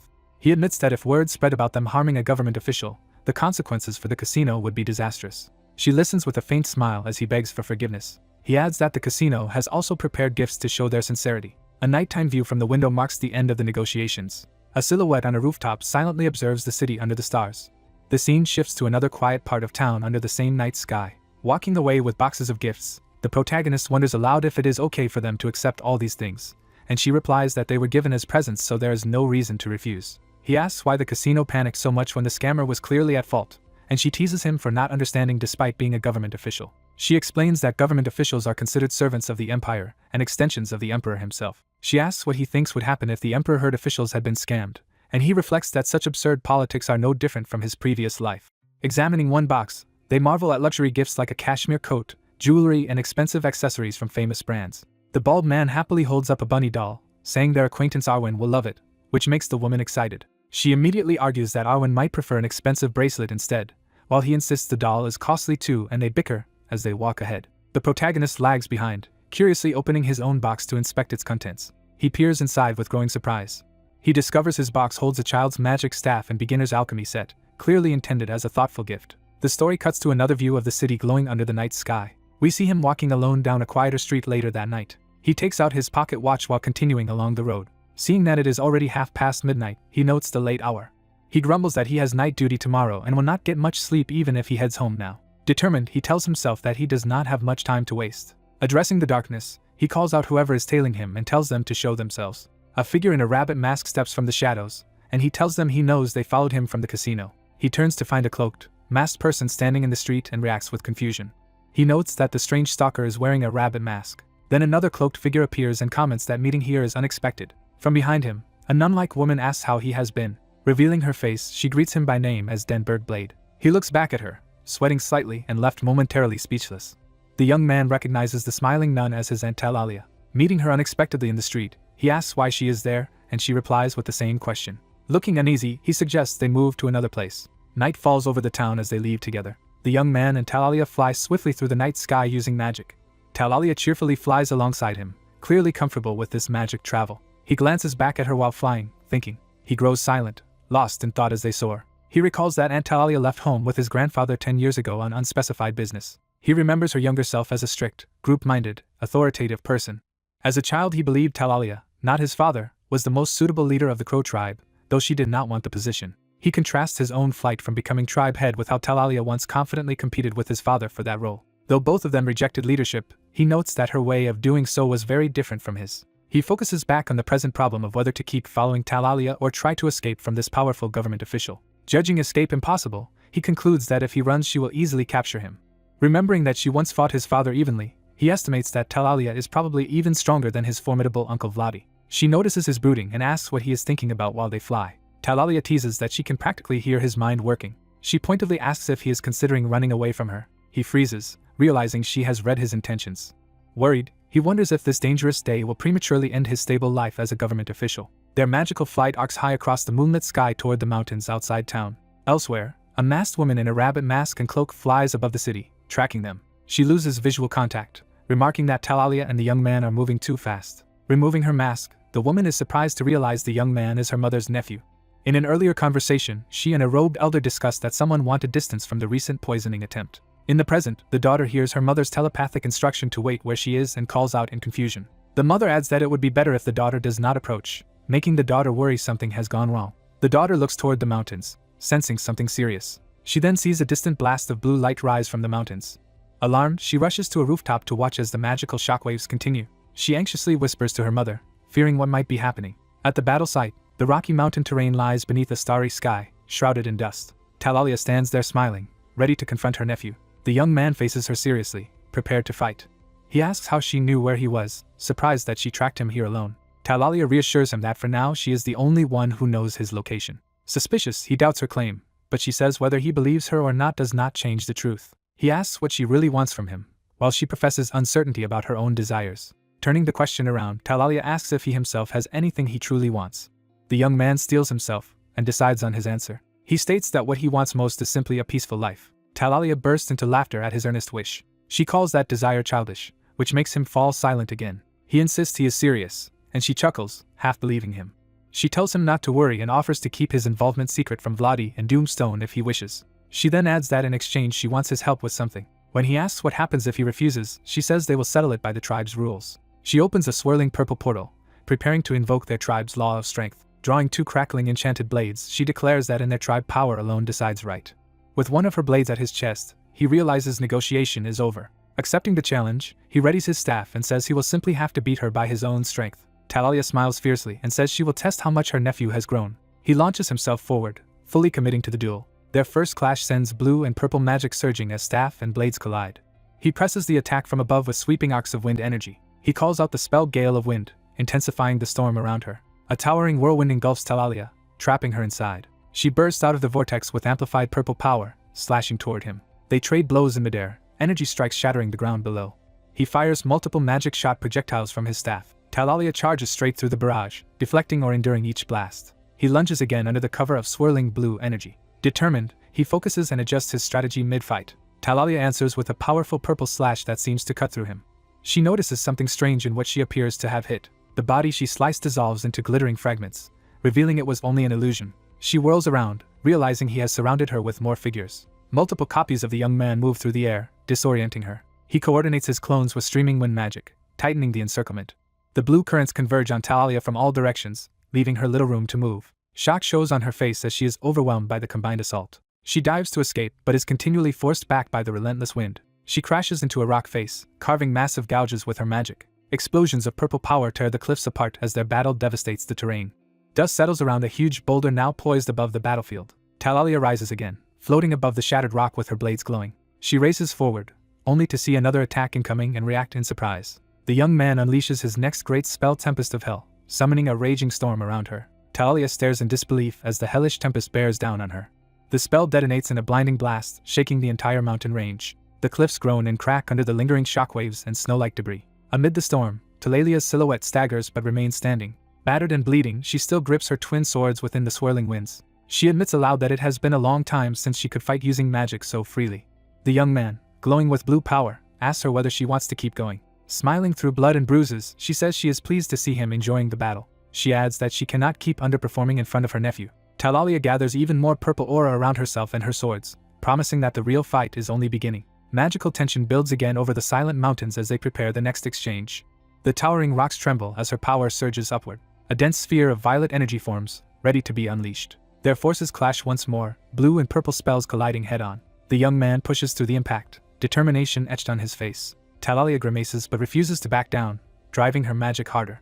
He chants the spell Wind Maiden, surrounding himself with runic circles and refined wind mana. The resulting blasts pelt Talalia from every angle, further wearing her down. She counterattacks with a heavy overhead strike, trying to end it in one blow. He braces himself as the purple energy bears down on him. At close quarters their spells collide in a blur of purple arcs and blue circles. He swings desperately, struggling against the pressure of her enchanted blade. Talalia blocks and twists, still matching his strikes. One of her powerful cuts appears to hit him directly, shocking him. The young man collapses in a purple aura, seemingly defeated for a moment. Talalia is startled by what she senses in that hit. She realizes in astonishment that even the version she just struck was another illusion, calling him a sly brat. Watching the dispersing fragments, she admits internally that he is stronger than she had expected. Suddenly he appears above her, readying yet another wind attack. He invokes sky-streaking lightning, charging his staff with immense electrical power. A pillar of blue lightning crashes down toward her.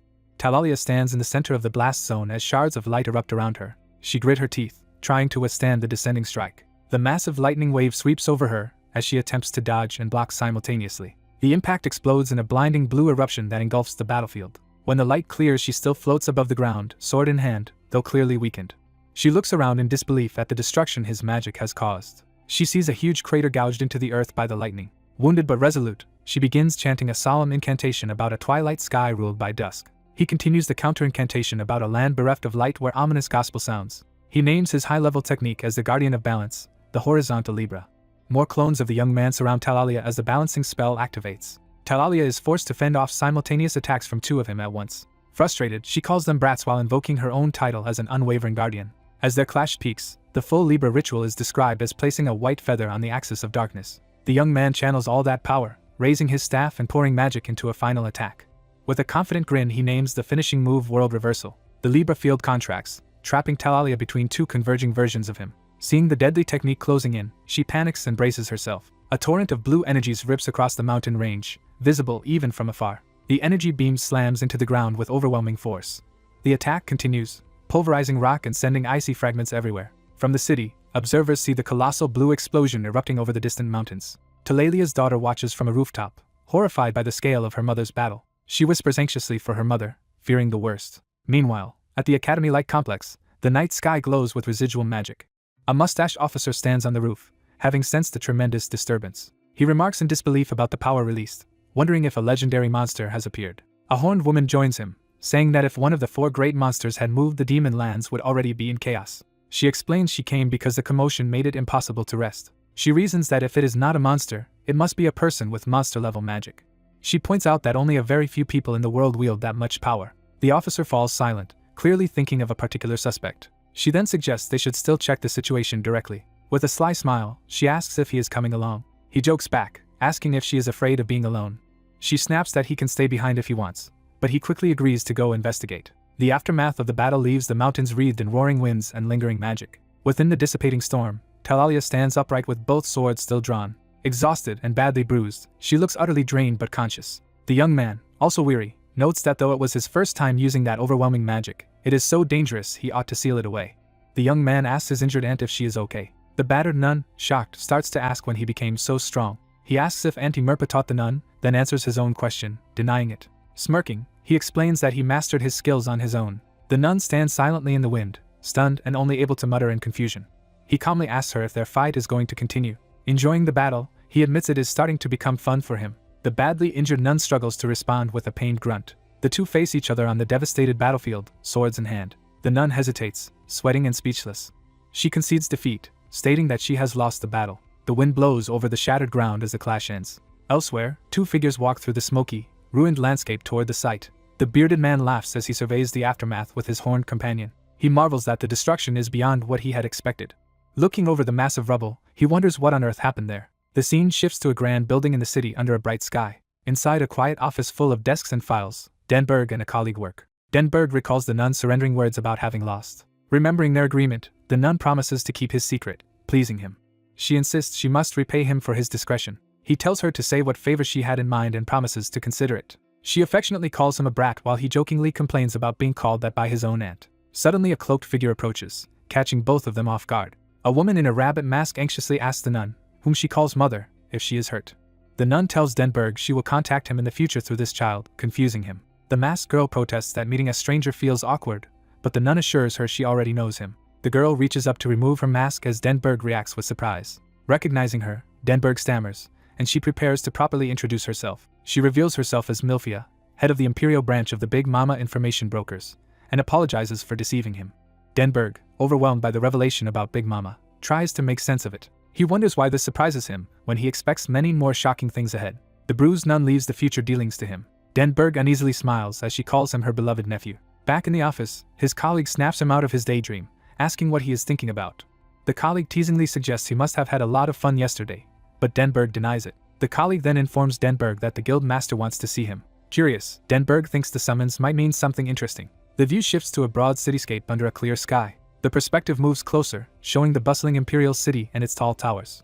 In a tavern, a muscular man drinks alone at a table. The scarred man continues to drink from his mug in the quiet room. A hooded, masked visitor comments that he is drinking early in the morning. Startled, the drinker looks up in alarm. Realizing who it is, he addresses the mysterious visitor with great respect.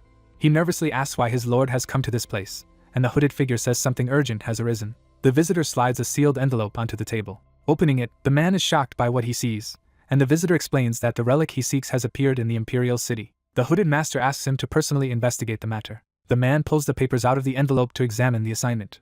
He silently reads the contents with a serious expression. Outside, he agrees to depart for the Imperial City immediately. The narrative returns to the Grand Government Building. Inside the Guild Master's office, Denberg reacts with surprise to being told he is going on a business trip. The Guild Master explains that sending new recruits out for work experience is standard practice. He adds that first-hand experience will benefit Denberg greatly. The Guild Master notes that Dano is already on site and tells Denberg to rely on him if needed. Even though Denberg is supposed to be on night duty, he is ordered to go anyway. A steam train waits at East Imperial City Station as their transport. Crowds gather on the platform beside the train. A conductor checks tickets and invites Denberg and Dano to board. They enter the passenger car, walking down the aisle between red booths. Dano searches for their assigned seat, muttering the number. Denberg settles in, carrying a black briefcase. He grips the handle of the case thoughtfully. Inside, a pistol rests on a cushion, surprising him. Their superior explains that the weapon is necessary because suspicious groups are targeting the relic at the historic site, making Dano worry about the danger. The man reassures them that an adventurer has agreed to guard them. He describes this adventurer as interesting enough that the trip will not be boring, leaving Denberg puzzled. On the train, Dano points out their seats and says he is going to buy snacks, leaving Denberg alone. Denberg watches Dano leave and falls into thought. He reflects that yesterday involved a casino and today a sudden business trip, which is far from what he imagined the life of a government official to be. Someone knocks on the window next to him, catching his attention. Denberg turns toward the window, confused. Outside stands Milfia in formal attire, and Denberg calls her name in surprise.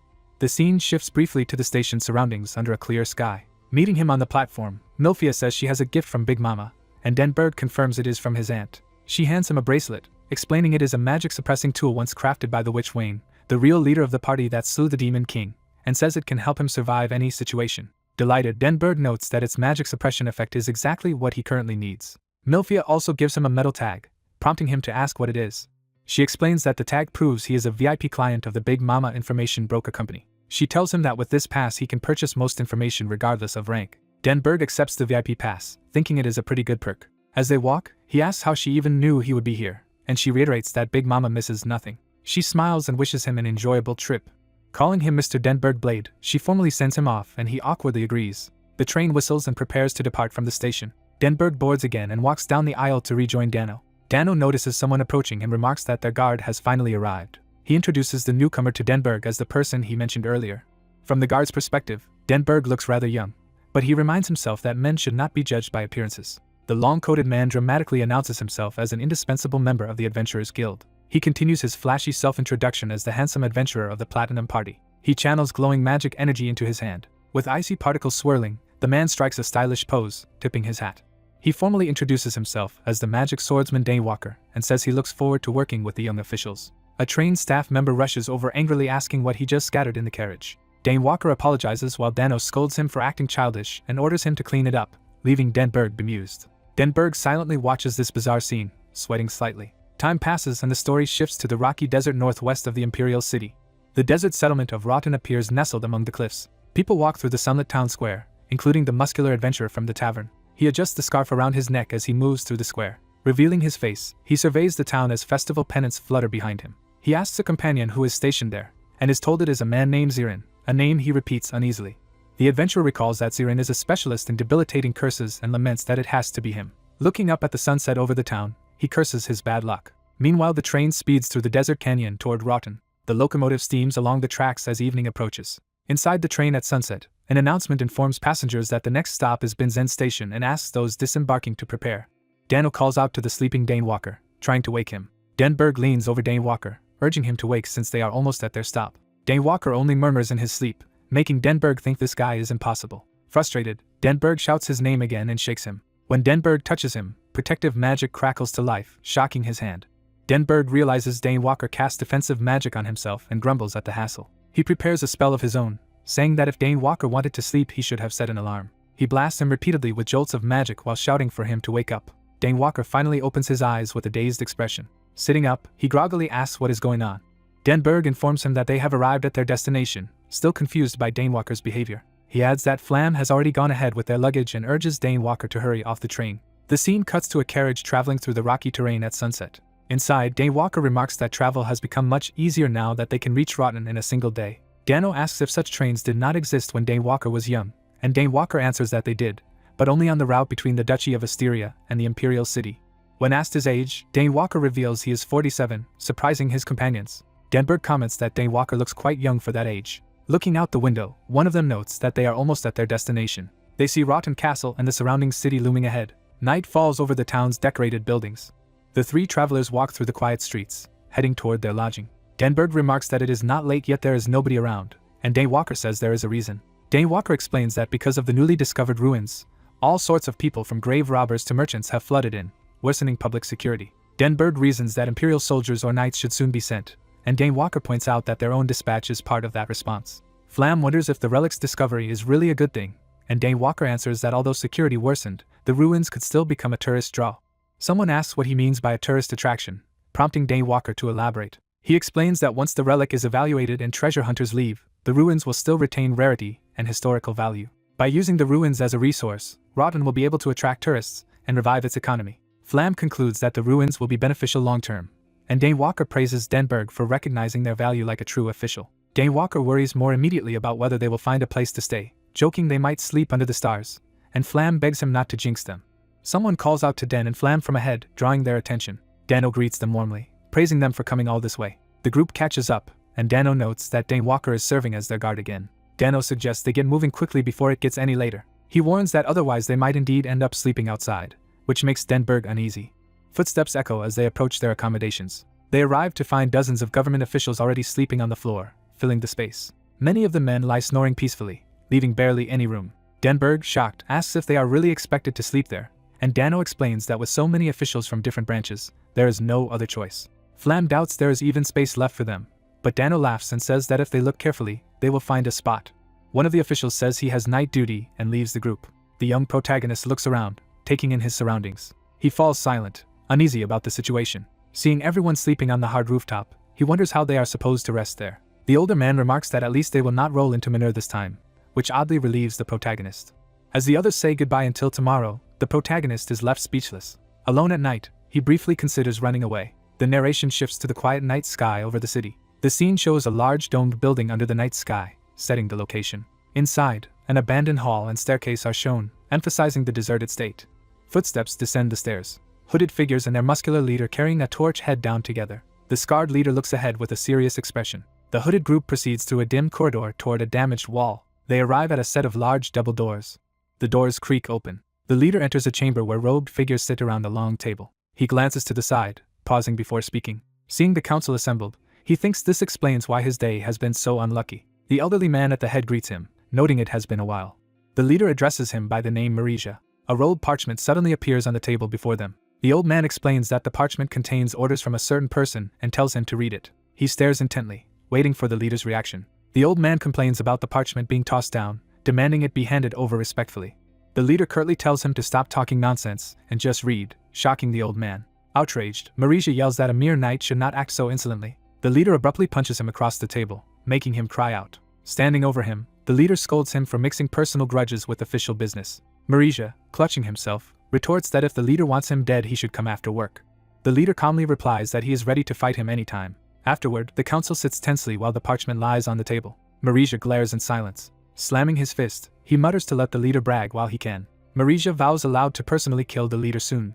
The next morning, narration complains about snoring, lack of space, and bad smells in the lodging. The exhausted protagonist says he ultimately could not sleep at all. He regrets not having run away knowing it would be like this. Dane Walker greets him, asking if he is awake. Dane Walker notes the boy looks sleep-deprived and asks if he will manage, and the boy says he will somehow.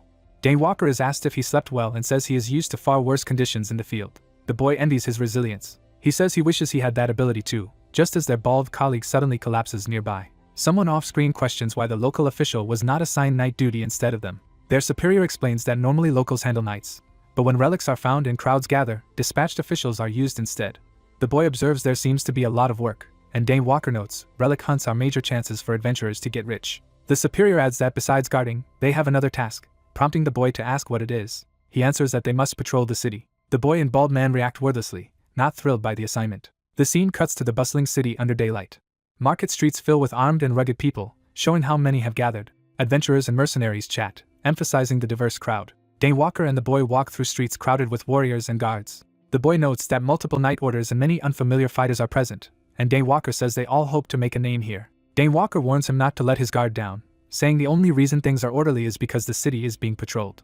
The boy then wonders aloud how the relic is being secured. Dane Walker explains that once a relic is found, soldiers and knights guard it and block ordinary people from approaching. The boy asks who excavates the ruins, and narration says archaeologists and imperial magicians usually do, to assess their value. It adds that knights protect them while specialized treasure hunters may also be allowed inside. The boy asks if that means the gathered adventurers and mercenaries are unnecessary, and Dane Walker answers not exactly.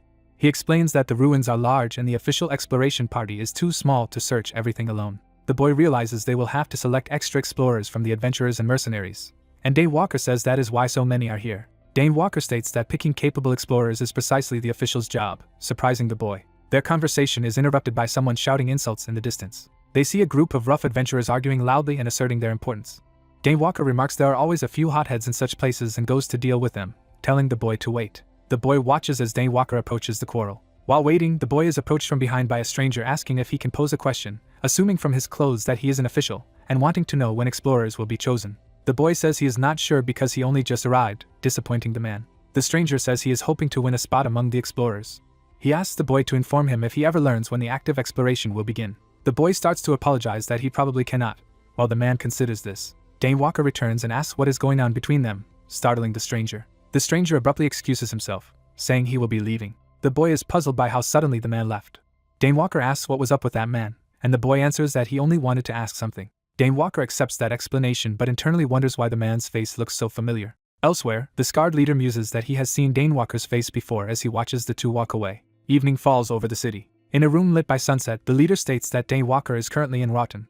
His subordinates confirm they mean the famed magic swordsman of thunder, and worry this could be dangerous. The leader notes that if they are careless, even the adventurers guild master might come. One subordinate suggests they move their plan forward and asks to what time. The leader ponders silently in front of them. He finally decides on an earlier timetable.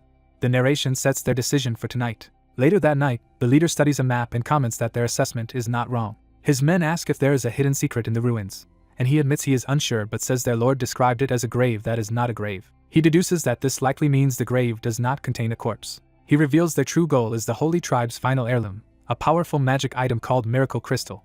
Pointing at the map, he acknowledges the mission will be difficult but insists they must obey their lord's orders. He declares they must obtain the crystal no matter what, even if it costs dearly. His followers respond that they are ready to sacrifice their lives. He looks at them steadily from across the table, accepting their resolve. A close-up shows his determined expression as leader of the operation.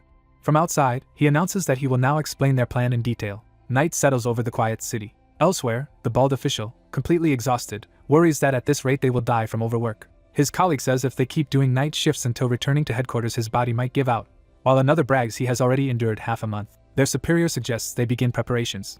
The boy, slumped over the desk, first asks if there is anywhere else they can sleep. He adds that if not, he might not survive the assignment. Hearing this, their host offers them a quieter room without beds but better for resting, which the two men gratefully accept. Surprised by their enthusiasm, the host hurries off to fetch blankets. The bald man then remembers something and looks over. He asks where Dane Walker is, and is told Dane Walker chose to sleep at the ruins since he was going there anyway, which surprises him. The host adds that Dane Walker met some former colleagues from his court magician days, and the bald man is relieved. The bald official happily notes that means he can finally sleep comfortably tonight. Night deepens over the city again. The bald man snores loudly as he sleeps.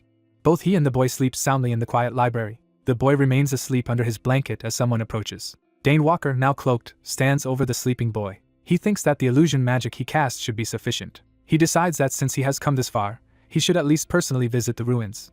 Disguised and masked, he slips out into the lamplit streets and heads toward the excavation site. Smiling under his mask, he mutters to himself and prepares for his secret outing. He orients himself, recalling where the ruins are located. The view shifts to the vast ruined complex under the night sky. A group of robed magicians gathers before a massive sealed entrance.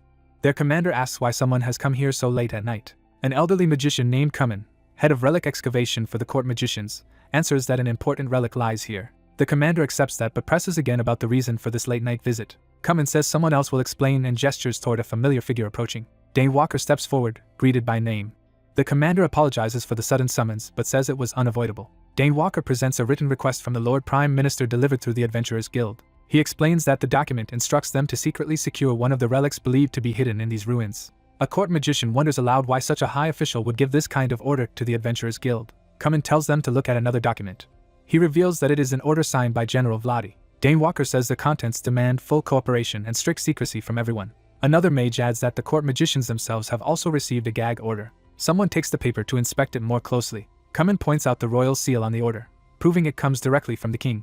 The gathered magicians are shocked to learn His Majesty is involved. Dane Walker explains that the operation is top secret because what they are about to do essentially amounts to tomb robbing. He further promises that if the mission succeeds, everyone will be kept safe and receive enough reward to live comfortably. The commander listens in silent contemplation. The scene shifts to a dark stone corridor deep within the ruins.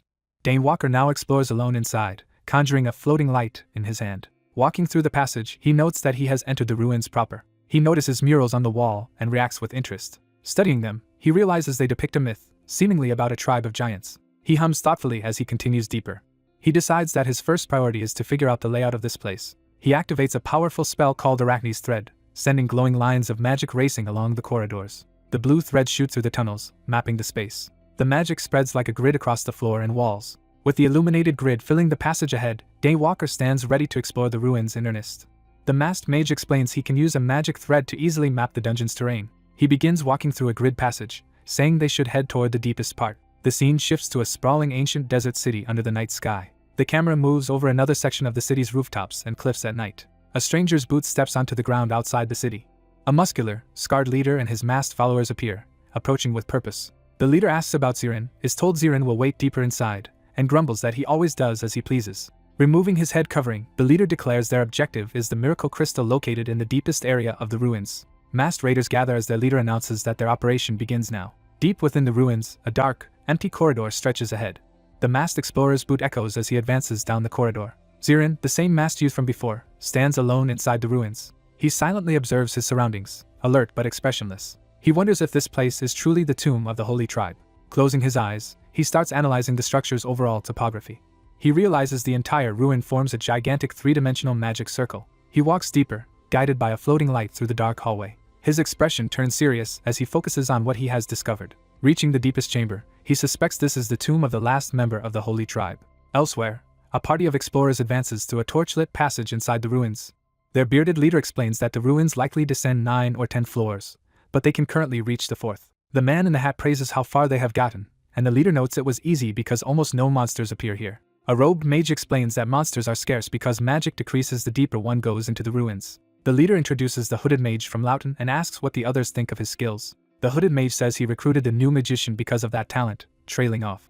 The man in the hat greets the leader as Section Chief Cummin, who jokes that he is head now and wonders why he is still called Section Chief. As they walk, the leader remarks it has been a while, notes that Cummin became a magic swordsman after being sent to Glant, and jokingly calls that a betrayal. Cummin objects to the word betrayal and starts to say he also struggled to reach his current position, while the leader teases him. The leader then asks why Cummin has come to these ruins, wondering if it is to seek a way past his limits. Cummin says he has considered that, but his reasons for coming here are a bit different, puzzling the leader.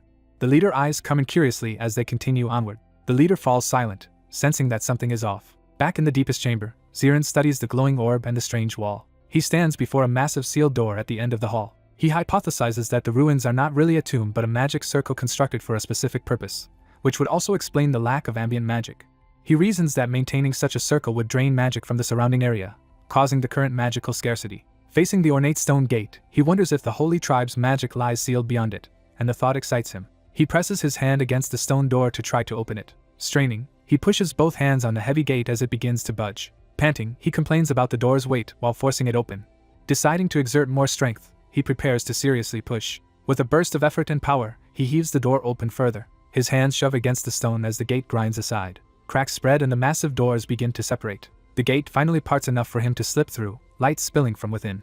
He notes again how heavy it was but concludes the opening is wide enough to enter. Zirin squeezes through the narrow gap into the hidden chamber. Once inside, he peers around in surprise. He finds himself between 2 rows of armored knight statues lit by his floating orb. Counting 12 knight statues, he wonders if they are golems meant to guard this room. From their formation and design, he infers these golems probably activate when intruders bypass the proper entrance and use tricks like he did. Suddenly sensing something, he stiffens and looks up anxiously. Magic flares in his eyes as he realizes something astonishing is happening. A luminous version of the three-dimensional magic circle appears overhead within the chamber. At its center, he sees a glowing blue magic crystal and questions if that is what it is. As he is distracted, a sound makes him turn, startled. He looks toward a cracked wall from which an impact or magic strike just originated. The wall rapidly fractures under repeated blows. An explosion blows the wall apart, scattering debris. Smoke clears to reveal a new opening deeper inside the ruins. Kamen and the archaeologist party arrive through the blasted entry, wondering if this is finally the Holy Tribe's tomb. Hiding in a side alcove, Ziren notes that only their group has managed to come this far because others would be overwhelmed by the ruins' magic. Recognizing Kamen as Dane Walker, Ziren is surprised to see him here. As they step into the tomb, Kamen suggests they start examining it. The group moves ahead through the dust-filled corridor. Suddenly one member is stabbed from behind, revealing a surprise attack. Kamen wheels around in shock, cursing the ambush. Surrounded, the explorers hear an unseen foe mocking them and saying they should be thanked instead. The raider leader from earlier appears with his men, thanking Kamen's group for leading them straight to this place. Kamen shouts for his companions to kill the attackers, and the battle begins. He clicks his tongue and prepares his magic, summoning a dark sphere at his side. Chanting a lightning incantation, he gathers power into his hand and unleashes it at the bandits, blasting them. He charges through the enemies, sword crackling with lightning as he cuts one down. Bathed in lightning, he continues his assault with grim determination. The raider leader counters with his own powerful sword strike, clashing with Kamen. The leader notes that Kamen also knows swordsmanship, impressed by his versatility. Kamen replies that such skill is necessary if he is to call himself a true magic swordsman. The leader eagerly challenges Kamen to prove how skilled he really is as they clash again. Kamen grimaces and fights back, straining against the leader's strength. Meanwhile, the white-bearded mage readies his staff and channels fiery magic. He casts Earth's spear, impaling several raiders with erupting stone spikes. He orders the archaeologists and treasure hunters to retreat while he and the fighters hold the line. A raider rushes him from behind with a wild battle cry. The mage calmly activates layered magic circles around himself and his staff. His fiery shield and spells fend off multiple attackers in a flurry of blows. He then hurls a fireball that engulfs enemies in a blazing explosion. Several raiders are hit directly and knocked back by the blast. Another raider tries to strike the distracted mage from behind. Before the blow lands, a blue magic attack intercepts, saving the mage. The hooded Laotian magician asks if the elder is alright, and the elder recognizes him with relief. The elder wonders what is happening and where these raiders came from, while the hooded mage feigns confusion as well. Two more raiders leap at the elder, shouting for his death. The elder begins to say they must first defeat the enemies before doing anything else. He suddenly stiffens in shock as something unexpected occurs. Looking down, he realizes he has been stabbed through the chest by a crystal dagger. The hooded magician mocks him as gullible for trusting so easily. Revealing his treachery, the mage advises the elder to be more suspicious next time. The dying elder stammers in disbelief, unable to comprehend the betrayal. The traitorous mage launches a deadly blue spell at him, shouting for the old man to die. The massive blue blast rips across the hall, startling Kamen. Kamen cries out for his former section chief upon seeing the attack. The traitor laughs maniacally, boasting that Kamen is not so powerful either. Gloating, he derides Kamen for acting arrogant, then senses something off. Ziren appears behind him, reproaching him for attacking an already injured elder. Standing protectively in front of the wounded leader, Ziren calls the traitor a rude idiot. Ziren pours a glowing potion or spell into the elder's chest wound. The elder gasps as the magic rapidly knits and stabilizes his injury. Ziren tells him he should now be able to endure a bit longer and asks him to rest there. The elder, clutching his mended chest, shakily asks who Ziren is and why he is here. While Ziren says that is hard to explain, Ziren simply tells him to remember that someone called Lupin was here and turns away. The elder repeats the name Lupin in stunned confusion. From a distance, the traitorous mage watches Ziren walk off and the elder recovering. Bewildered, the traitor wonders what kind of situation he has stumbled into now. Kamen, still fighting elsewhere, runs while shouting for his section chief. Ziren's voice reaches Kamen, telling him this is no time to be distracted. Kamen is forced back into a sword clash with the raider leader. The leader taunts that Kamen need not rush, since they all will die here anyway. Kamen snarls that the enemy is a bastard as he fights on. Enraged, Kamen charges, vowing to kill the leader. Their blades collide in a powerful exchange that shakes the room. The leader steels himself, focusing amid the chaos. Kamen unleashes a wide, fiery sword arc in a sweeping attack. The leader braces, eyes narrowed, refusing to fall. Kamen drives his glowing sword straight down toward him in another heavy blow. Lightning magic coils around Kamen's blade as he powers it up. He calls down a full lightning strike, blasting the area with a massive vertical bolt. Kamen stands in the smoking aftermath, ready for whatever remains. He looks up in surprise as something unexpected catches his eye. From the flames emerges the raider leader Militia, still alive and standing. The two men face each other in the ruined chamber as dust and lightning linger in the air. The whole structure begins to shake, prompting alarmed comments about the tremors. In another chamber, Ziren feels the vibrations and realizes something has been triggered. He clicks his tongue, saying he knew this would eventually occur. The once silent knight statues begin to tremble. Their armor shifts as they start to activate.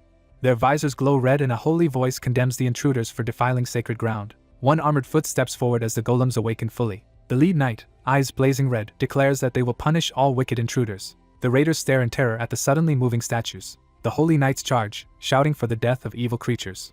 They cut into the raiders, their blows carving through enemies. One knight looms behind the bearded warrior from Kamen's group, menacing him. Meanwhile, Militia and Kamen's duel continues as raiders battle the knights around them. Militia glances back, shouting in shock as he sees the animated knights. Two knights rush straight at Militia and come in, forcing them to react.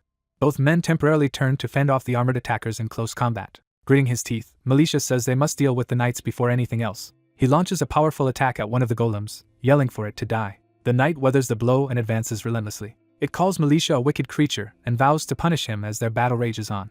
The scarred warrior is struck by a powerful blow and cries out in pain. A bearded man in a hat narrowly avoids a fiery explosion. A flaming armored knight charges straight at the man in the hat. The knight lands a blazing punch on the hatted man, forcing him back. The man in the hat blocks the knight's electrified fist with his dagger.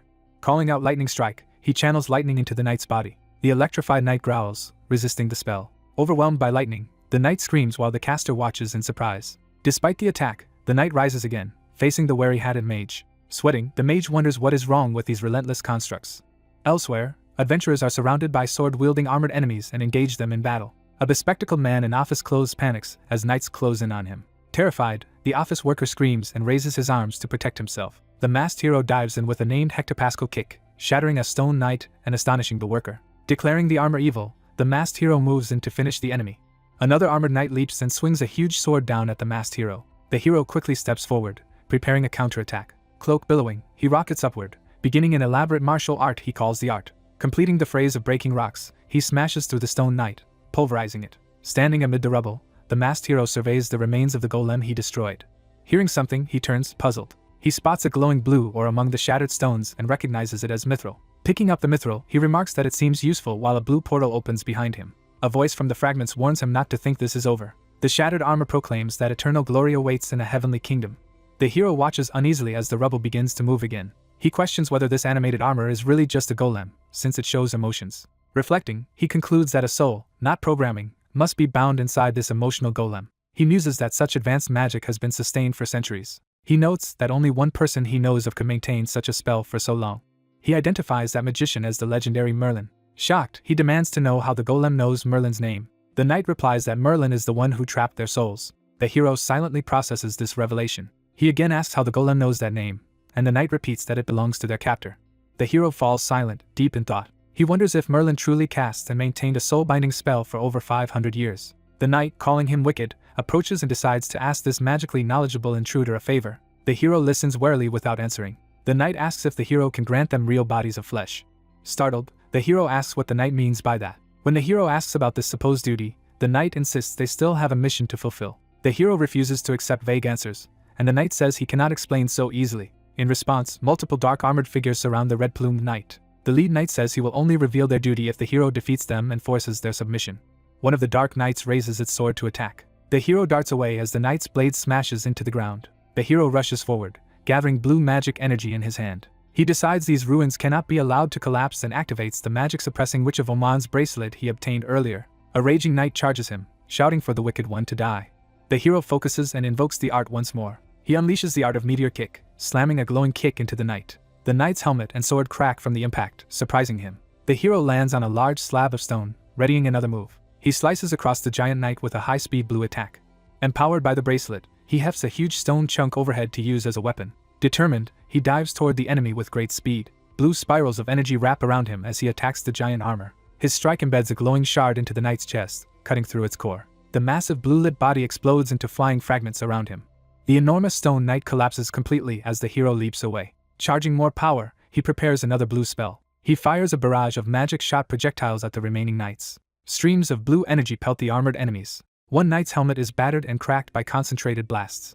The hero dashes past another knight, leaving it severely damaged. A towering knight counters by smashing the ground with a vertical energy strike. Caught in the falling debris, the hero cries out as rocks pin him. He looks up just in time to see a giant armored foot descending toward him. On the ground and bruised, he realizes he is in serious danger. The knight stomps where he lay, shaking the chamber. Another dark knight looms menacingly, eyes glowing red. Its heavy steps crack and crater the floor. The knight glances around as something unexpected happens underfoot. Dust and fumes rise from the damaged ground, causing a surprised reaction. Nearby, another fighter complains that these golems have no sense of their place. The complaining man remembers receiving a glowing ring and wonders why he should care if the ruins collapse. Now fully resolved, the masked hero powers up with crackling blue energy, vowing to grind the golems to powder. Facing a group of stone giants, he shouts at the piles of rock while unleashing a massive discharge. His furious blast fills the area with a blinding explosion and flying debris. Shockwaves and rubble erupt upward as the hero rises above the devastation. Outside the blast, the hatted mage braces himself as fragments rain down. Grimacing, he mutters in pain at the impact of the blast. More knights rush him through the blue haze, causing him alarm. He sprints toward them, holding his hat as he closes the distance. Drawing his sword, he charges with it wreathed in flame. He unleashes a powerful lightning bird attack that takes the form of a massive electric bird. A knight reels as the fiery lightning closes in on him. The bird crashes into the knight's weapon, engulfing the area in radiant lightning. The mage looks on in shock as the armored enemy withstands the attack. The knight dashes in behind him, sword raised for a back strike. The mage flips away and counters, sending another blast downward at the charging knight. Struggling, he cries out while forcing more power into his strike. Waves of armored knights swarm him again, making him exclaim in dismay. A huge explosion shakes the ground as their clash continues. Through the settling dust, a formation of red-plumed knights advances together. The mage lies collapsed on the ground as the knights surround his unconscious body. His eyes glaze over, showing he has been beaten nearly senseless. The armored soldiers turn away, leaving him sprawled amid the ruins. Another knight notices something behind him and turns his head. The mage stands again, body and sword crackling with renewed lightning. Wreathed in electricity, he advances with grim determination. Eyes blazing, he calls down a final spell named Lightning Bolt. Bolts of lightning streak toward the knights from above. The knights are struck all at once, their armor glowing and jerking under the current. More of the armored soldiers convulse and burn in the electric onslaught. One knight's helmet is the last to be engulfed in searing lightning. The spell detonates in a pillar of light, obliterating the remaining golems. Elsewhere in the ruins, the scarred warrior resumes fighting with his curved sword against another enemy. Seeing the mage's transformation, he recognizes him and reacts with surprise. Watching the electrified mage, he wonders if the man has just achieved a breakthrough in power. A knight's torso shatters apart, its helmet flying off. Chunks of stone rain down where the knight once stood. The masked hero continues to dodge beneath the giant knight's legs. He rolls clear as the stone colossus crashes into the ground behind him. He gathers a glowing blue sphere of energy in his hands. Shouting dragon breath, he unleashes a massive vertical beam of blue energy. The blast vaporizes several stone knights, sending their pieces flying. The hero stands with outstretched hands as the vaporized enemies dissolve into blue mist. His eyes shine with power as he prepares to finish things. In front of him, a huge stone giant collapses into rubble. He wonders aloud if everything will finally end here. A heavily damaged knight limps up behind him and states that, in the end, they still failed their mission. The hero demands to know what that mission actually was. The knight explains that their first task was to prevent the Demon King's return, shocking the hero. The hero awkwardly reveals that the Demon King already returned and was defeated, which the knight struggles to believe. Relieved that this part of their mission is done, the hero offers to release the knight's soul. The knight hastily insists there is still one more mission left. Beginning to speak, the knight suddenly falters. His battered body collapses to the ground before he can reveal the final task. The hero stares in confusion, wondering what just happened. Before he can process it, another voice cackles that a long-sought prize has finally been obtained. In a glowing chamber, the robed mage Zirin boasts to the trapped soldiers that he, not they, has fulfilled Merlin's orders. The masked hero rushes in, shouting that Zirin must not touch the glowing crystal. Holding the huge blue crystal, Zirin scoffs at the warning and questions why he should not take it. As he grips the crystal, it suddenly reacts, making him pause. The crystal's power surges out of control, and the hero screams that he warned Zirin not to touch it. The hero watches in alarm as the chamber's magic destabilizes. The surrounding rock begins to crack ominously. Realizing the entire ruin is starting to collapse, the hero turns toward the rumbling. He silently braces himself for what is about to happen.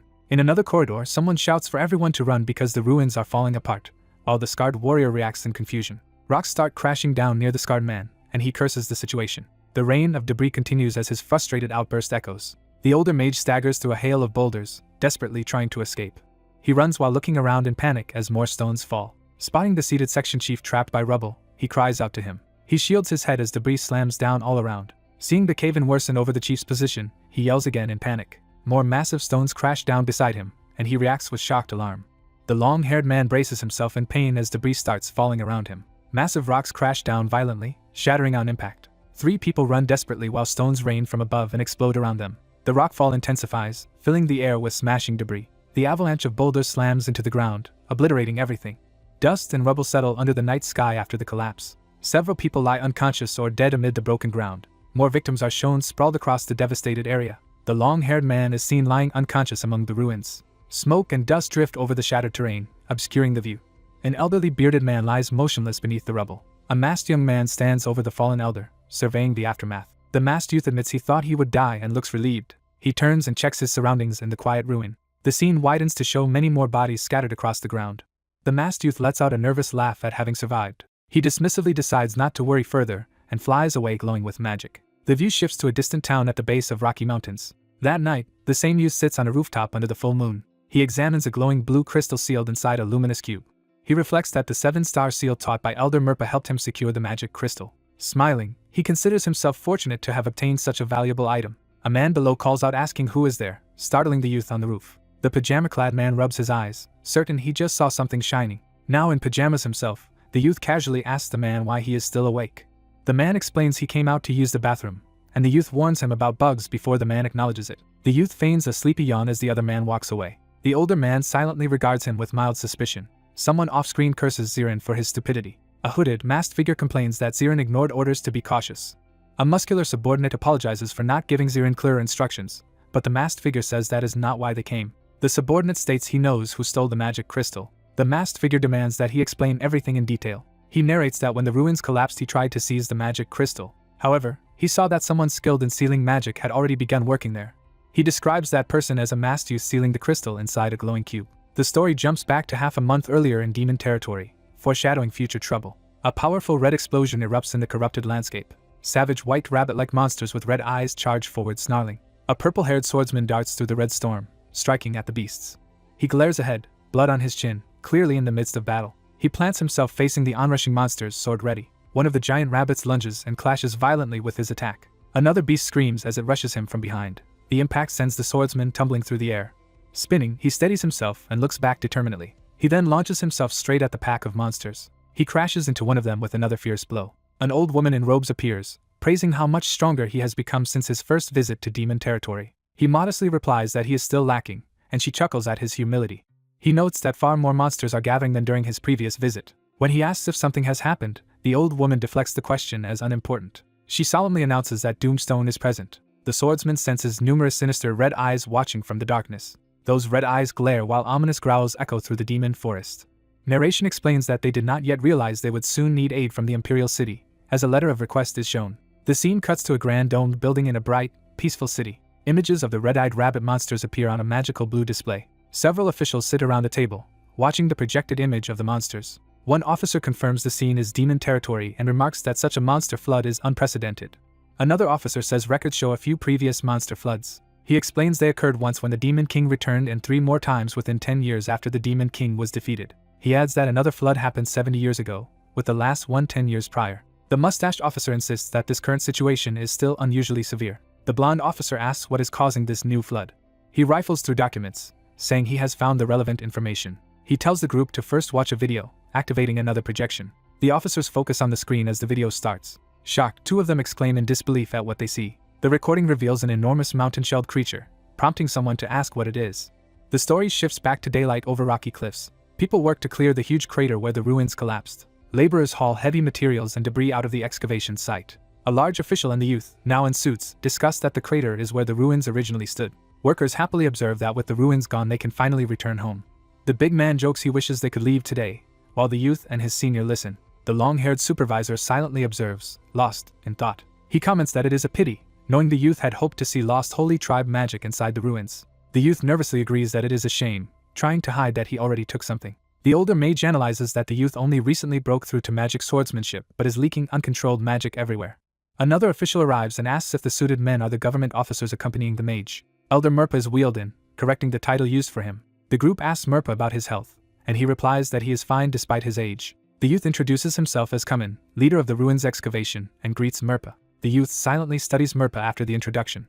Merpa privately concludes that Dane Walker used guarding them as a pretext to investigate the ruins. Dane Walker admits he does not know Dane Walker's true motive. Merpa looks toward the youth, reconsidering who might have requested help. He wonders if Kumin himself could have been the one who sent the aid request. Elsewhere in town, narration states that new orders have come from headquarters. An officer announces that the ruins mission is now over. Excited, the youth and the big man ask if they can go home and start preparing to leave. Sitting at a table, the officer says there's unfortunately one more order from headquarters. He hands them an envelope, telling them to read it first. The youth opens the envelope and begins to realize what it is. The officer explains that they are now part of a special reserve unit under the Adventurers Guild and will be sent to Demon Territory. The youth stammers at suddenly being made reserve military officers and tries to clarify what this means. The officer confirms with a smile that their destination is indeed Demon Territory. The youth and his companion stare at the papers in dismay. The youth reacts in stunned disbelief at this new assignment. An exterior shot underscores his incredulous thought of what he just heard. The narrative returns to Demon Territory's ominous red landscape. Rabbit monsters rush forward again amid slashing motion lines. More beasts advance through the crimson haze, jaws open. A man carves a sweeping arc through the monsters with his blade. He is introduced as Doomstone Blade, village chief of the Crow tribe, fighting fiercely. Doomstone unleashes a massive vertical slash that tears through the monsters. The attack detonates in a huge explosion, obliterating the surroundings. Afterward, monster corpses litter the ground around Doomstone. He steadies himself, eyes hard as he surveys the battlefield. He then turns to face more enemies closing in. An enormous horde of rabbit monsters towers over him, still advancing. Panting, he notes that there seems to be no end to the creatures he kills. Resolute, Doomstone declares he will see who survives in the end as he charges in again. The scene cuts to the night sky above the city of Berheim. A quiet train station lies under the same night sky. At the platform, Dane Walker hands the youth a hot drink, which he gratefully accepts. Sitting together on a bench, Dane Walker says it is a pity the youth could not go home, and the youth replies that it is just part of the job. The youth asks why Dane Walker is not returning, and Dane Walker reveals he has also been dispatched to Demon Territory. Dane Walker predicts the area around Demon Territory will soon be crowded with adventurers and Imperial soldiers. Another officer explains elsewhere that the guild master will personally lead the army while platinum adventurers serve as staff officers. A train pulls into the station with a whistle, drawing their attention. Their superior tells them to prepare quickly because this is the last train, and they agree. Under the night sky, the youth comments on the privilege of traveling by special order while also feeling uneasy about such treatment. The view shifts to the city of Warrant, a fortified settlement near the Demon Territory. An officer thanks assembled adventurers and soldiers for coming and instructs them to rest while waiting for orders. Two younger relatives ask their uncle, the mustache officer, if there is anything they can help with. He scolds them for following him instead of staying in the Imperial City, while others remark that extra help is useful and banter about not being called. Miss. A guard greets Lord Vladi and tells him General William is at the temporary command center. The scene moves to tents and equipment pitched near the front lines. A white-haired officer jokes that his colleague has become haggard but will soon look like him. Walking together, they say they are fortunate Elder Merpa is present, or they would be helpless. Someone off-screen asks where Merpa and Doomstone are and is told Merpa and her nephew are clearing monsters while Doomstone has gone deeper into Demon Territory alone. Inside the command tent, the white-haired officer admits he hoped Doomstone would handle the giant turtle and wonders where he is now. He concludes that Doomstone acts on intuition and should simply be trusted. The mustached officer agrees, saying his brother's intuition has almost always been right. They infer that Demon Territory might be even more dangerous than the giant turtle, though the mage is unsure. He decides they should just wait for Doomstone to contact them. The narrative jumps to the bustling trade city Asterium on a bright day. Citizens busily carry goods through Asterium's streets. Various townspeople move through the crowded avenue, including a blonde man noticing something ahead. The youth group arrives in Asterium, walking through the busy street with luggage. The youth remarks on the number of people, and their superior explains it is a major trading city. He further explains that Asterium supplies the frontier city of Warrant. Another pair of officers greet them, saying this means they will all have a lot of work to do. The blue-haired officer offers chocolate to the newcomers, startling his female partner. She yanks his ear painfully, making him cry out. Scolding him, she threatens disciplinary action if he keeps stealing from supplies, while he frantically apologizes. She accuses him of recently giving chocolate to children, and he begs her to let go as the youth watches awkwardly. Dane Walker tells the youth he has business with the guild master and excuses himself, leaving the youth to continue with the others. The hat-wearing adventurer urges the young man to hurry with him to the guild because the guild master summoned them. The adventurer tips his hat, casually saying farewell as he activates his magic. A bright, petal-filled flash engulfs the street, astonishing the young man and his companion. Later, the young man looks up at a large manor as a flying creature passes overhead. He stands in the street, wordlessly processing what just happened. At the Asterium Adventurers Guild, someone asks when Dane Walker is expected to arrive. Around a table, guild members note Dane Walker should already be at the station and remark on his bad luck with the collapsing ruins. The burly priest Ruin of the Platinum Party sternly asks Rosalies to show more respect as a fellow party member. Rosalies grumbles that the so-called violent priest nags too much, while he asks her to use his real name. Rosalies protests that being called bloody is disrespectful and demands to be addressed by her noble name, while another man hesitates. The red-suited man asks about the whereabouts of two other comrades and is told Iron Wall is on urgent duty in Warrant, and the indebted knight is holding the monster front. Sipping tea, the red-suited man comments that everyone is working hard. A swirling pink magic vortex suddenly appears in the meeting room, startling him. The vortex explodes beside the table as the guild members look on. Dane Walker emerges flamboyantly from the light, announcing his arrival. His companions curtly tell him to sit, and he cheerfully notes how welcoming everyone is. With all key people present, the red-suited leader declares the meeting will begin. Outside, a building is introduced as the temporary barracks for the main headquarters personnel. Inside, the young man and his group inspect the spacious interior and say it is more than adequate. They are handed a key and told Den and Flam will share room 305 with their gear already placed there. The guide explains where the command and control center is, suggesting they all visit later, and Den agrees. As they walk the corridor, a footstep signals someone approaching. Den and Flam walk down the hall, relieved they will have real beds instead of tents. Since they are free until evening, they decide to take a nap, observed quietly by a green-haired young man. Someone calls out to Den from behind, catching his attention. Den reacts in surprise to the familiar voice. The green-haired youth steps forward, and Den recognizes him as Rhys Vaughn. The scene shifts to a sunset view over the city of Asterium. The camera focuses on the central clock tower at dusk. On a balcony, two cloaked, masked figures secretly watch the city. One masked figure asks who caused the recent incident, and is told it was likely Libra and Scorpio. They question how those two, who usually do not get along, could have cooperated, sensing something odd. The bull masked figure mutters in disbelief at a troubling realization. The narrative cuts to a hellish red landscape filled with twisted black trees. The view pans through the same ominous terrain. A cloaked person's foot steps onto the red-lit ground. The cloaked figure stands amid the infernal forest, and a voice remarks that higher powers seem to be acting personally. The speaker clarifies that the one moving personally is Sagittarius, a robed, bird-masked figure. Back in the barracks corridor, Rhys Vaughn greets Den by name. Den and Flam confront him, asking why he is here instead of on his supposed business trip, and Rhys Vaughn retorts they could ask the same. Den presses Rhys Vaughn to explain his presence, and Rhys Vaughn starts to answer nervously. When asked, Den claims he came because he heard the country was in danger and could not ignore it. Rhys Vaughn, flustered, reaches for the tag around his neck. He reveals his enlistment tag and admits he voluntarily enlisted. Den realizes that Rizvan's presence means he was registered as a reserve military officer.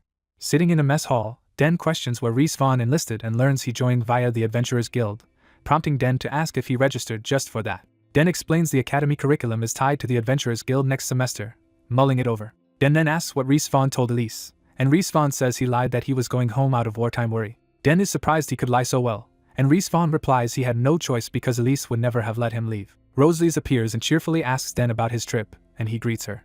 She exclaims that she missed Den greatly, while he insists it has only been a week. Misreading his remark, Rosalie's puts Den in a chokehold until he hurriedly insists he is glad to see her. Rhys Vaughn watches the rough greeting in confusion. Rhys Vaughn awkwardly greets Rosalie's as she releases Den. Rosalie's learns Den and Rhys Vaughn are friends and boarding house roommates, finding the coincidence interesting. Den asks how Rosalie's knows Rhys Vaughn, and she says they met at the New Year Festival's martial arts competition. She proudly adds that she was the one who suggested Rhys Vaughn enlist, shocking Den. Rosalie's declares that talented, patriotic people like Rhys Vaughn are needed on the battlefield, and he thanks her shyly while Den stays silent. Den quietly warns Rhys Vaughn he will report the whole story to Elise later, making Rhys Vaughn laugh nervously. The story cuts again to the demonic red wasteland. Dead demons lie piled up, glowing with red energy. A hill of demon corpses is shown with a lone warrior standing triumphantly on top. The victorious warrior, General Vladi, stands amid the red glow with arms crossed. An elderly woman arrives, teasing him for obtaining a precious catalyst, and he greets her. She looks toward a distant red glow in the demon lands. She senses that the intense magical power is emanating from a specific place. Vladi affirms her intuition is accurate, joking that it is her special skill, while she calls him a brat. She tells him to handle things so the monsters do not reach the Imperial City, and he laughs and agrees. The next morning, the barracks in Asterium are shown under a clear sky. At breakfast, someone comments that the simple corn soup and bread are typical soldier rations. While Den eats, his superior remarks that he is still at it. The man orders Den to finish quickly and follow him because they will be busy that day, leaving Den puzzled. They move to a storeroom lined with supplies. Inside, the superior asks if Den has finished checking food and materials, and Den reports everything is fine. Den wonders if their job is only to organize supplies, while his superior guesses they might also accompany a trip to Warrant. Den admits he thought they would be forced straight to the front lines. His superior says that if the guild master enters demon territory, they may have to accompany him too. Den reasons this gives them a high chance of entering demon territory, but his superior doubts non-combatants like them would be taken. Meanwhile at the front, hordes of demons charge forward roaring. The demon swarm slams into the fortress walls. Defenders atop the walls command their troops to block the monsters and hold their positions with volleys of arrows. Arrows and attacks pierce into the charging demons. More demons are struck down under the bombardment. The archers on the wall continue unleashing waves of shots. Their arrows keep felling monsters beneath the ramparts. A massive clash is seen from behind a cloaked observer near the battlefield. A white-haired commander on the wall observes the situation. An officer asks him how many times such attacks have occurred. The commander answers it is the third time today and the 22nd wave this week, concluding the demon camp has pulled back and crediting the defensive wall. A mage and a boy greet Matt and Lancelot, reporting they are in great shape. Matt praises their condition and suggests they enjoy the coming battle. He then charges into battle with his allies, shouting for them to go. Matt unleashes a powerful slash that tears through the front ranks of monsters. The young fighter beside him dives into combat, cutting down demons. Another warrior wades through the horde, killing multiple foes with a single strike. Watching the carnage from the wall, the white-haired commander mutters about that reckless man on the field. He laments that he has told Matt many times not to ignore the battle formation. He criticizes that recklessness as the reason Matt struggles against the Crow tribe, while the onslaught continues. The narration reaffirms the city they are defending is Asterium. Back in Asterium, Den and Demur walk through town after their supply work. Den notes the surplus of supplies and suggests sending some to Warren, but Demore hints there is news he has not heard yet. Demore explains those supplies are reserved for Imperial soldiers scheduled to arrive in Asterium. He also explains that General Vladi currently leads the vanguard in demon territory with forward units holding back the monsters. Den realizes his uncle is serving in that leading unit. Demore describes the main Imperial force under General Orfina's Red Dragon Knight Order, supported by several numbered corps, and notes the large army will take time to arrive. Den questions whether the Second Corps, the Imperial Defensive Unit, can really be moved, and Demore answers that with the First Corps under royal control it should be acceptable. Demore concludes they simply need to focus on their assigned duties instead of worrying. The scene cuts again to the sunlit Asterium branch building. In a classroom, Ruin introduces himself to the gathered adventurers as a humble member of the Platinum Party. He briefs them that Imperial soldiers have withdrawn to Warrant. Den listens while another staff member begins explaining the current situation at the meeting, and Den reflects on what he has heard about Ruin. An internal narration recounts Ruin's reputation as the violent priest who roams across the entire empire, making it hard for the guild to track him. Another official tells the assembly that the meeting will cover future policies. A message arrives that hundreds of monsters are spreading southward, drawing Den's attention. The official appoints Dano as the meeting scribe. Following directions, Den flips through the pamphlet to the indicated page. He studies a map inside the booklet. The map shows monster movements heading south and notes that soldiers have fallen back to Warrant. Den thinks about how Warrant truly is the last line of defense. The presiding officer outlines final policies for when General Orfina's forces reach Asterium. He then announces that their group will join the army and move to Warrant as well, shocking everyone. Non-combatant staff protest at being sent with the troops and question the decision. Ruin excitedly calls the decision wonderful and addresses everyone as brothers and sisters. He praises their courage to defend the country, and says he is deeply moved. With tears streaming down, Ruin declares he is willing to sacrifice his life to protect these just comrades. The room erupts in fervent prayer as everyone asks the Lord to protect them. One blue-haired staff member silently absorbs the mood. Fired up, many attendees shout that they too should fight to protect the country. Others echo that they can do it, and that God will protect them. Amid the growing enthusiasm, Den sits in the middle looking bewildered. Sweating nervously, Den wonders what on earth is happening around him. The scene changes to a fortified city gate under a bright sky. A massive crowd assembles for what looks like a ceremonial welcome. A trumpet corps plays fanfares as the people celebrate. The music heralds the opening of the huge city gate. The wooden doors slowly part, letting in the approaching column. A heavy clawed foot steps onto the brick road, signaling the arrival of armored mounts. Citizens cheer wildly as the column of knights enters the city. General Orfina rides at the head on her armored beast amid the festivities. A close view shows Orfina's stern, composed expression as she leads the procession. From above, the full length of the red-carpeted parade route and mounted knights is revealed. The knights advance through town while crowds on both sides shower them with confetti. Orfina suddenly senses something and turns her gaze sharply. She surveys the cheering crowd from her saddle. A knight asks what is wrong, and she replies that it is nothing. She admits quietly that it only felt as if someone were watching her. In the crowd, Den stands among townsfolk while nearby knights dismiss the concern as nothing. Another academy-uniformed boy in the crowd silently watches the scene. Night falls over the barracks building, its windows lit from within. Outside near a fence, Respawn spars energetically with Rosalie's under the street lamps. During training, Rosalie's notes that her student has gotten better. The trainee insists he still has far to go and must work harder, while Rosalie's teases him for being modest. Smirking, Rosalie's decides she should respond in a similarly modest way. She punches him in the chest once, leaving him gasping in pain. As he coughs and groans, Rosalie's worries she might have hit him too hard. Their superior reminds Rosalie's they will soon depart for Warrant and suggests she rest. Rosalie's brushes it off as just light warm-up, and the exhausted trainee reluctantly agrees. The superior warns her not to overdo it, and tosses her a small pouch, puzzling her. He explains that the contents are a stamina-restoring item he made for her. He starts to explain how to use it. After they gulp it down, Rosalie's and the trainee complain about its terrible bitterness, and he tells them to dissolve it in water. Watching their interaction, he laughs that they seem very close. A high-ranking general arrives, is saluted, and greeted formally. The general tells them to relax since this is not a formal occasion. He hands the superior a box, asking him to take it. The superior opens the box curiously. Inside is an insignia, leaving him surprised. The general says there would normally be a simple ceremony at headquarters, but due to circumstances he asks for understanding. He pins the insignia onto the superior's coat. The superior, now wearing the new badge, looks down at it thoughtfully. He silently processes what just happened. He then thanks the general, who says he looks forward to working with him. Someone approaches, her boots clicking on the ground. The superior turns and sees a horned woman in red armor watching from a distance. The horned woman, armed with a sword, stands calmly and studies them.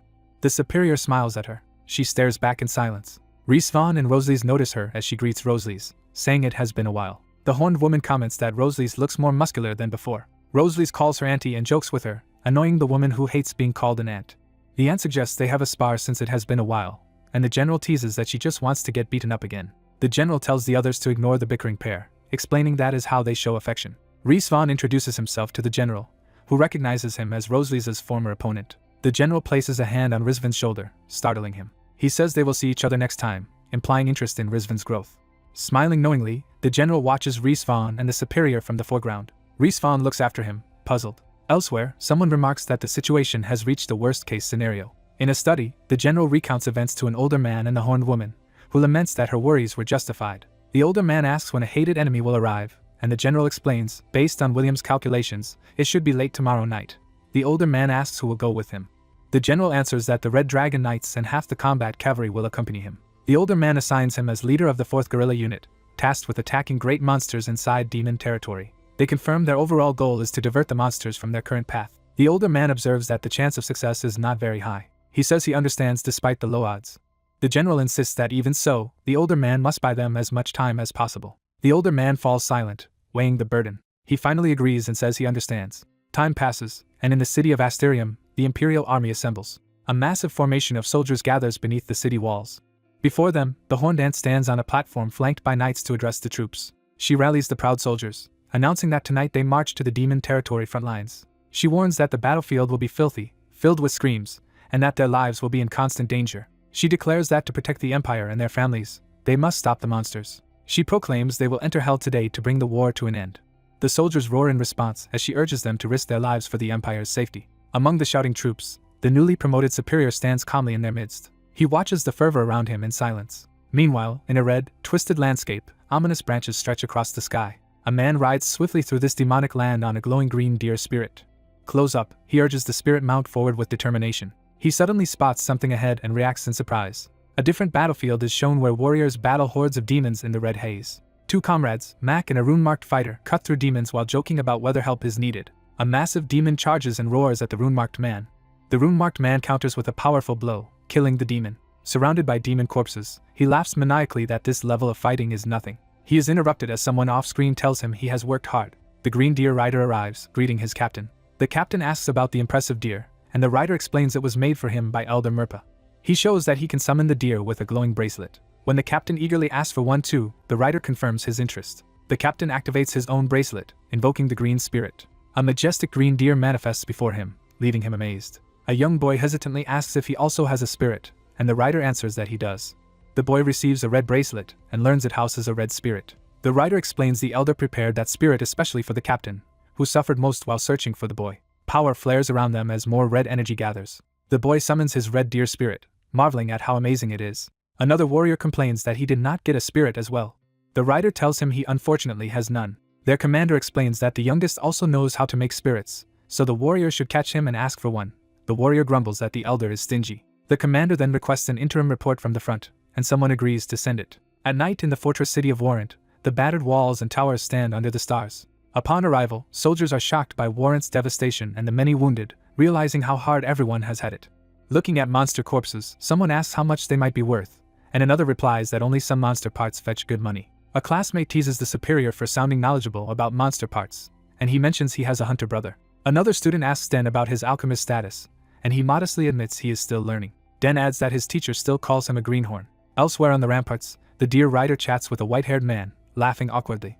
The rider grows pensive, thinking about the situation. He glances back toward the long line of students entering the fortress, focusing on the superior at the end. In the command tent, officers analyze Dinewalker's report on a glowing map, noting that the monsters are advancing south faster than before. The Horned Ant asks if that means the monsters will arrive earlier, and the general agrees it is likely. They conclude the monsters might reach Warrant by tomorrow evening, as the white-haired mage and deer rider enter to address Sir Glant.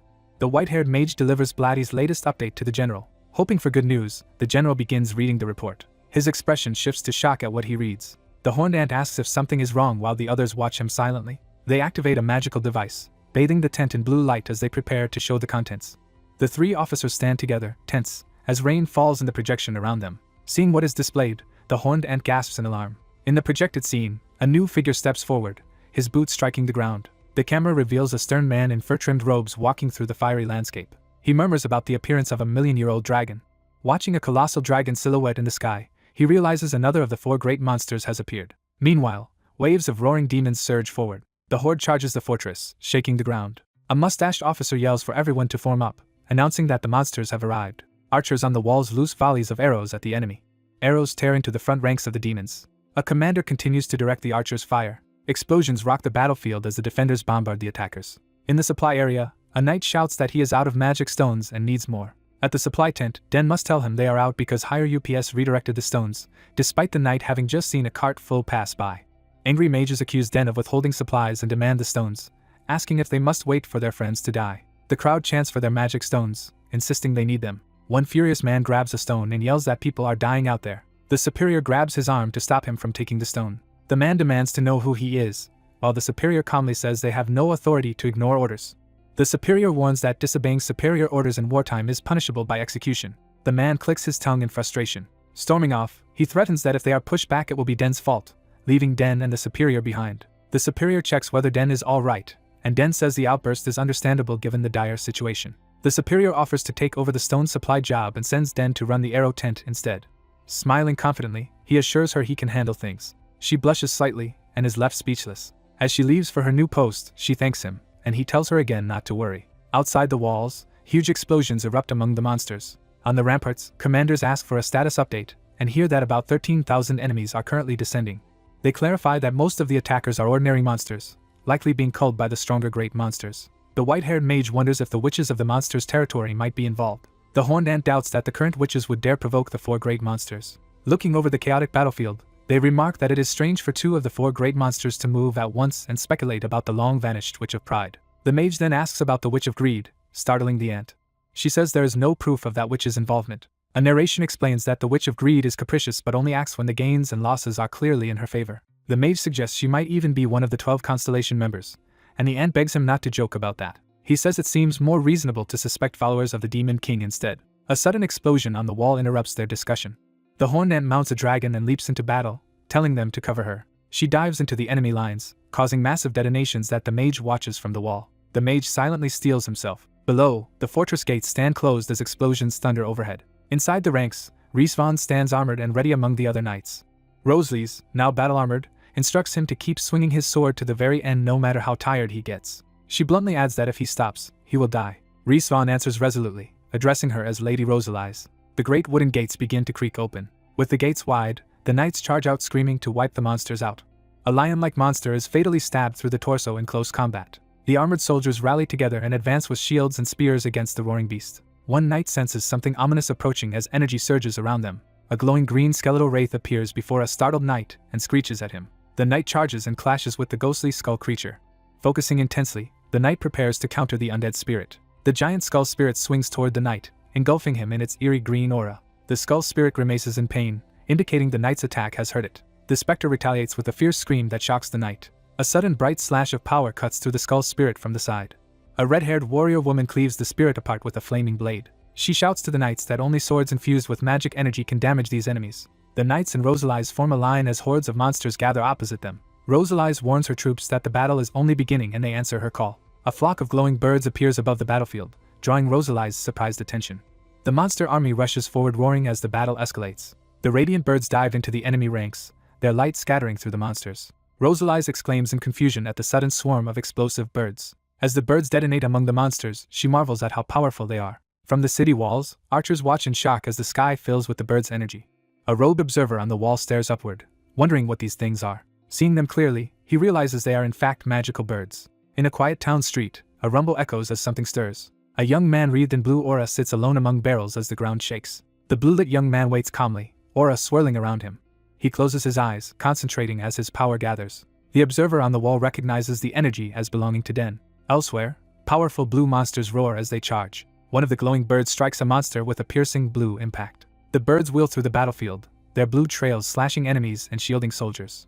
On the walls, the defenders watch the aerial onslaught in amazement. The robed observer realizes something significant about these mysterious birds. Back in the town, Den still sits glowing quietly amid the empty streets. Den's aura surges higher, rain-like energy cascading around him. A knight mutters that Den's overwhelming power is making him nervous and demanding attention.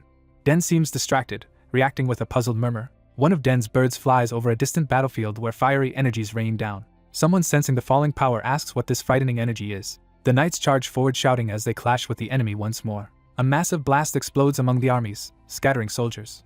The shockwave flings armored men through the air in a devastating explosion. The frontline ranks buckle and collapse under the violent impact. A colossal walking mountain turtle monster stomps forward, its steps shaking the land. A lone mage streaks through the sky toward the smoky battlefield. The black-clad mage channels blazing orange power through his staff. He invokes Realm Proclamation, unleashing a cataclysmic barrage of energy. The spell detonates in the distance with a gigantic explosion. Emerging from the smoke, the mage advances with soldiers at his back. Close up, he looks grim and sweaty, clearly strained by the effort. The mountain beast lumbers ahead, its enormous bulk overshadowing the battlefield. It opens its gaping maw and roars, shaking the troops. The monster's winds and shockwaves knock the front ranks of knights tumbling. The mage continues hurling explosive spells that erupt like suns before the army. Frustrated, he clicks his tongue, realizing brute force is not enough. He orders a retreat, admitting their mission can no longer be completed. His bald lieutenant agrees it is wiser to withdraw and rejoin the main force. A towering column of light erupts in the sky, drawing startled looks from the ranks. The bald officer yells for everyone to pull back. He commands an organized retreat while the massive beast chases behind them. The monster bellows again, charging another devastating attack. Boulders and debris rain down around the scrambling soldiers as the ground explodes. Repeated fiery impacts hammer the army, blowing men away. One knight is violently flung aside by the blasts. The mage races ahead, using magic to outpace the chaos. Cursing, he glances back at the devastation he is leaving. He tells the bald officer to escape while he stays behind to buy time, despite his injuries. Smiling grimly, he assures the others he will not die easily. The bald officer calls after him in alarm as he runs toward the monster. The mage propels himself high into the air above the colossal beast. Gathering power again, he shouts lightning storm. He is engulfed in another tremendous explosion as his lightning crashes down. The monster writhes and roars under the electrical assault. Surrounded by flying rocks, the mage leaps toward the giant once more. Another blast of power strikes, lighting up the sky. Wounded, the mage grimaces but keeps fighting. He lands near the beast's giant eye, preparing a final strike. With blade thunder, he lashes out in a blazing horizontal arc. The force of the attack slams into the monster, driving him backward. He follows through with a massive downward slash, engulfed in fire and light. Once more he calls lightning storm, overcharging his already strained body. A towering pillar of lightning slams into the ground with deafening force. The mage stands amid the inferno, roaring as lightning bursts around him. His eyes glow white as he pours every last bit of power into the attack. Suddenly his staff core shatters in his chest, his magic collapsing. He stares upward dazed, realizing he has reached his limit. The blast flings him from the monster's body, sending him hurtling away. He crashes into the ground with a heavy impact. Smoke swirls as he lies motionless, spent and battered. A close view shows him barely conscious, his breath shallow. Above him, an enormous fiery mass begins to fall toward his prone body. The crashing weight slams down, burying the area in dust and shockwaves. Yet the mountain beast still stands, only staggered by the onslaught. Its massive claw digs into the ground, cracks spiderwebbing outward. In the distance, a cloaked youth appears beside the fallen mage amid swirling dust. The youth scolds the unconscious Dinewalker for recklessly fighting alone. He tells the old mage to stay still while he takes over from here. Walking away with his cloak billowing, he remarks that by the time Dinewalker wakes, everything will be finished. The great mountain turtle continues to roar and move through the valley. A brief flashback shows Dinewalker insisting on staying behind to buy time despite protests. Another flashback panel of a bird carries his reassurance that he will not die easily. Now, the masked youth rockets through the sky enveloped in blue aura. Flying fast, he mutters that the old man is a foolish show-off. He questions why Dinewalker was grandstanding in the middle of a battlefield as he speeds on. Back where the old mage lies, winds whip around as the youth's power lingers. The masked young man stands determined, ready to face the colossal foe. Confronting the towering mountain beast, he notes that it is no joke up close. The knights rush up offering to fight beside him, surprising him. When asked who he is, he simply says he is the one who saved the old mage. The soldiers stare at him in astonishment as he steps forward. He curtly orders them to stop talking and carry Dinewalker to safety. A terrifying roar echoes, startling both the youth and the officer. The monster's huge foot slams down near them in another earth-shaking stomp. The beast rises again, gathering its strength for the next assault. Its many red eyes glow as it spots the new challenger. The bald officer watches nervously as the ground starts to crack. He then sees the masked youth bracing himself under the descending weight of stone. Straining under the enormous pressure, the youth snaps at the officer for just staring. He shouts for them to grab Dinewalker and run, prompting the officer to obey. Carrying the unconscious mage, the officer orders the troops to retreat to base camp. The youth complains that this was not what he came here to do, but he keeps holding the weight. With a desperate yell, he unleashes power and hurls himself back into the fight. From afar, another tremendous explosion blooms against the mountain giant. The youth reappears high above the monster, rising on a column of blue light. He focuses and gathers crackling blue energy in his hand. Calling out running thunder, he sends bolts of lightning racing across the beast's stone body. The monster's eye crackles with blue energy as the attack bites into it. The creature convulses within a storm of lightning that lights up the entire valley. Smoke columns tower over the fortress of Warrant, showing the aftermath of the clash. Inside the shattered stronghold, wounded soldiers are treated and tended. Other troops arrive through the ruins, surveying the devastated battlefield.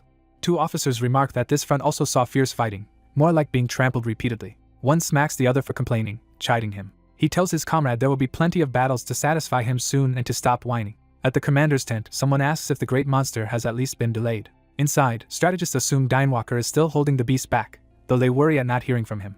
A shout for a medic interrupts them. The bald officer rushes in yelling for medical help for an injured man. The white-haired commander steps out and sees Dinewalker being laid down among the medics. Recognizing him, the commander quietly says Dinewalker's name. Elsewhere, the sky over the mountains glows red as embers drift in the air. On the ground, shattered wood and stone show where the battle raged. A massive tree-like limb slams down, heralding a new menace. A gigantic stone beast with many glowing eyes begins marching through the forest. The mountain turtle resumes its steady, thunderous advance. Its footsteps echo through a nearby forest. The masked youth hides behind a tree, watching it pass. He peers out thoughtfully, assessing the situation. Looking at the gouged mountainside, he notes that the earlier blast obliterated an entire mountain. Suddenly the colossus whooshes past his position, forcing him to duck back. The monster's immense rocky body looms above the forest as it continues on its path. The masked young man watches intently from hiding, preparing to move. He suddenly dashes off, footsteps striking the ground. The cloaked figure sprints through the forest at high speed. While running, he apologizes that he is too busy today to deal with whoever is pursuing him. As a colossal mountain turtle monster rouses, he casually says he will only return if he ever gets the chance. Night falls over a fortified camp filled with tents and guards. Inside one tent, an injured man sleeps on a simple bed beside a torch. The bandaged man awakens and stares upward, conscious but weak. The masked youth recalls something significant that just happened. He enters the tent and asks the patient how he is feeling, startling him.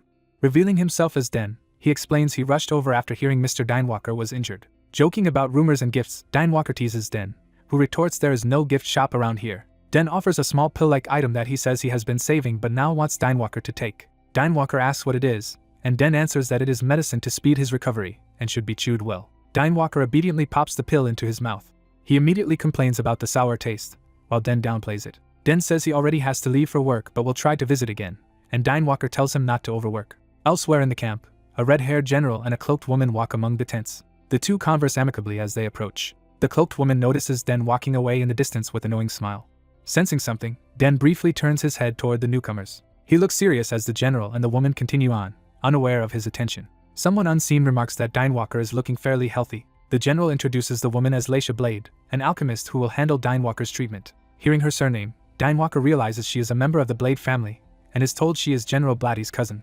Dinewalker notes that Blatty has helped him many times before, which surprises Leisha, who says the general rarely helps anyone. Leisha asks to check his condition, and he allows her to examine him. After examining his injuries, she is surprised and declares he is already healed, though he insists he received no real treatment. Leisha pauses, then admits he does feel much better than earlier, puzzling her. She concludes there is little more she can do and tells him simply to focus on resting, while asking again if he truly had no other treatment.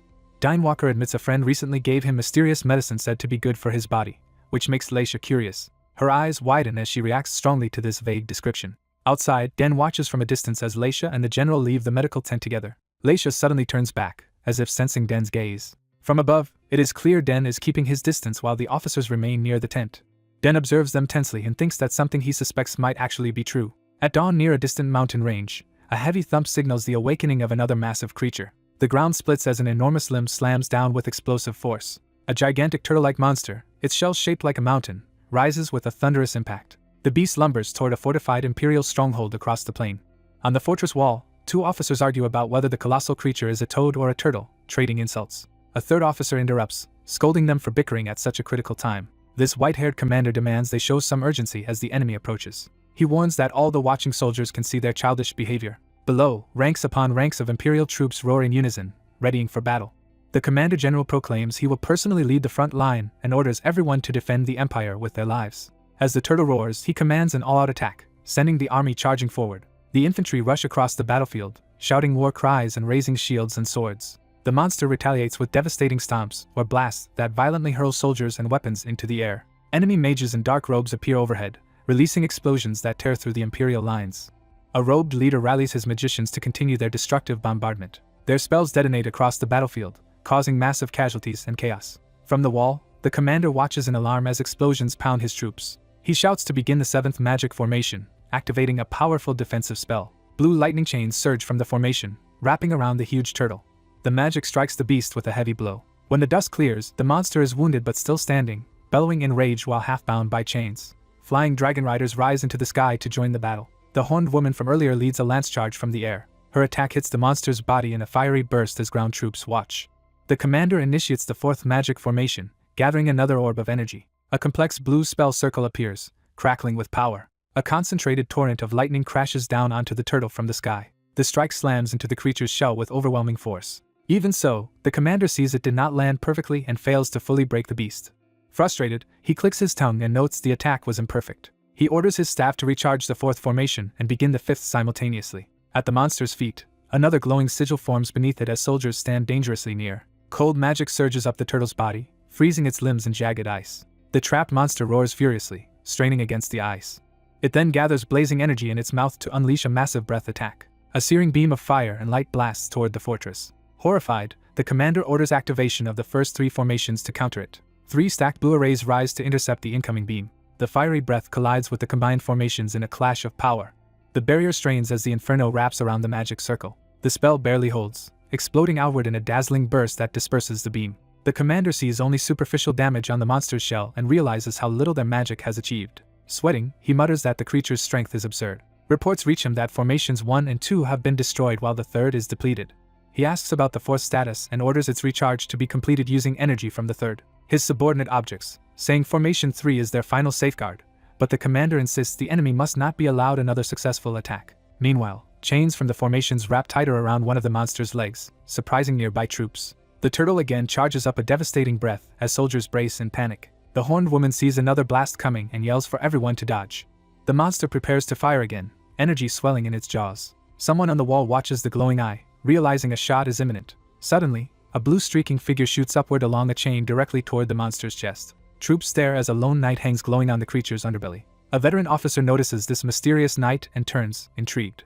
He narrows his eyes, wondering who this unexpected warrior is. The knight, crackling with blue power, is seen clearly and someone demands to know his identity. Energy surges around his gauntlet as he channels more magic. The empowered strike or spell slams into the monster's body. The knight calls his move Running Thunder as multiple thunderous blasts detonate along the creature's side. Rows of soldiers below watch in stunned silence at the spectacle. Close up, several of them gape in disbelief as the lone warrior fights the giant beast. The turtle writhes and spews flames or energy, but the attacks around it begin to fade. It roars in pain, clearly affected by the continuous strikes. The commander curses aloud that, despite everything, their earlier coordinated plans still failed to bring it down. He turns as the armored knight lands heavily behind him on the wall. The knight calmly asks to borrow control of the imperial magic formations. The commander, shocked, stammers in confusion at this bold request. The knight raises his spear as dark and light spell circles swirl around him, drawing in power. He steels himself inside his helmet, focusing his intent. A sequence of commands echoes in the magical system to sync, interpret, analyze, and connect the various formations. Surrounded by interlinked circles, the knight fully interfaces with the Empire's magic network. From the wall, the commander and soldiers watch in awe as their own formations answer to this stranger. The commander realizes in disbelief that the knight has effectively hacked their formations. A portal or energy sphere opens beside the knight as he continues manipulating the system. He brandishes the crystal spear while blue currents spiral violently around him. As the power builds, he remarks that it is time to test a miracle attributed to someone named Roten. He then announces activation of Formation 7, 8, and 9 all at once. The linked sigils appear beneath the monster's limbs as the knight channels power into them. Chains of blue light rocket outward from the circles. Those chains and bolts pierce into the ground and then the creature. They strike its body repeatedly, embedding and anchoring. Soon the turtle is bound and electrified from multiple directions, unable to move freely. The beast screams as the chains constrict around its neck and torso. The commander stares at the knight, bewildered at how he is achieving this. He demands the stranger reveal his identity. The knight answers only that he is Solaire, warrior of sunlight, and reminds the commander that the world still holds many unknown mysteries. Under the amplified magic, the monster howls again, increasingly desperate. Its chained foreleg slams downward near the soldiers, making them cry out. The impact causes yet another massive explosion among the ranks. Watching the destruction, the commander realizes they can no longer fully stop the beast. He asks Solaire if he can block another blast, but the knight says his technique is on cooldown and cannot be used yet. Without further discussion, Solaire leaps back toward the battlefield. He grips his spear as it lights up once more with crackling energy. He unleashes another running thunder, flooding the monster's face with lightning.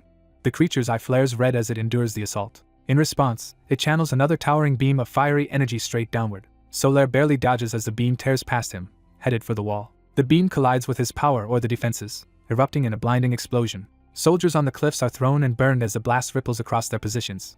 Realizing the battle is dragging on, Solaire decides he cannot waste any more time. He rises again surrounded by a gigantic vortex of blue power. He declares a final technique, describing a death that governs every trajectory and calling his weapon the Cursed Spear of Thorns. Power surges to its peak around his armored form. With a shout of Gibalg, he dives toward the monster in a single decisive strike. The turtle freezes, sensing imminent doom. A series of colossal blue detonations erupts across its body. The force blasts clouds and debris away as Solaire shoots back from the impact. On the ground, General Blatty simultaneously launches his own powerful attack, roaring as he strikes. His blow adds another towering explosion of fire or light against the monster. The grievously wounded turtle roars in agony. Airborne units fan out around the mountain as the sky fills with smoke and embers. The horned woman rallies the flyers and soldiers, ordering everyone to press the attack. The combined assaults pummel the now staggering monster from all sides. As one of the aerial knights recklessly charges too close to the beast's open jaws, the horned commander shouts for them to move before they are swallowed.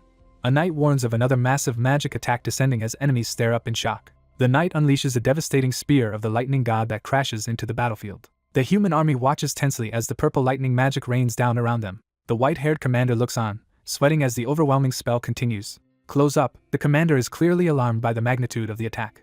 The spell core flashes amid smoke in the sky, drawing everyone's gaze. The impact explodes among the monsters, causing screams of agony. Amid the chaos, a soldier cries out in pain that his arm has been severed. The red-haired knight stares at the scene, baffled by what is happening. On a distant mountain, a colossal stone turtle roars back to life, refusing to die.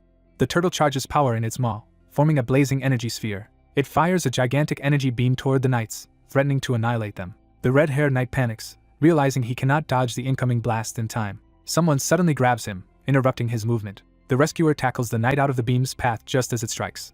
The turtle's beam smashes into the fortress walls, detonating with enormous force. The blast carves a huge crater and throws soldiers across the battlefield. The rescued knight and nearby troops slowly recover from the shockwave. Still speechless, the knight processes how close he came to death. A cloaked figure approaches the seated knight, who looks up in surprise. The cloaked mage teasingly asks if he thought his disguise would keep others from recognizing him. The mage confidently identifies the armored knight as Den. The mage reveals she saw through Den's recognition distortion magic, leaving him silent. Den awkwardly pretends not to know the name, but the mage insists she recognizes his magic. She then drops a bombshell, saying their father is currently within the monster's territories, shocking Den. Den mentally repeats the revelation that his father is in monster lands, clearly shaken. Both Den and the mage glance up as the turtle roars again behind them. The enormous turtle towers over the army as Den kneels before the mage. Den says they must defeat the turtle first, while the mage protests that formations have already failed against it. The mage suggests using the grand spell Symphony, startling Den. Den protests that Symphony needs at least 30 magicians, which seems impossible here. Den calmly asks if there is any other option, forcing the mage to think. The mage hesitates, sweating, clearly seeing no alternative. Meanwhile, the white-haired commander and his troops stand before the advancing turtle. The commander curses under his breath, frustrated by the situation.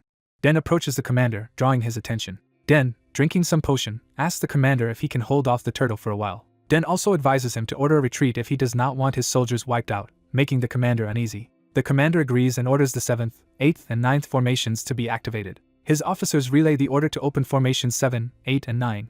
The commander tells Den he does not know who he is but will cooperate since Den is not an enemy. He adds that Den must reveal his identity after the battle, while Den laughs awkwardly. Den rockets into the air, and the commander tells him to act as he wishes. The commander silently watches Den fly off. The activated formations hammer the turtle with magic as soldiers and mages attack.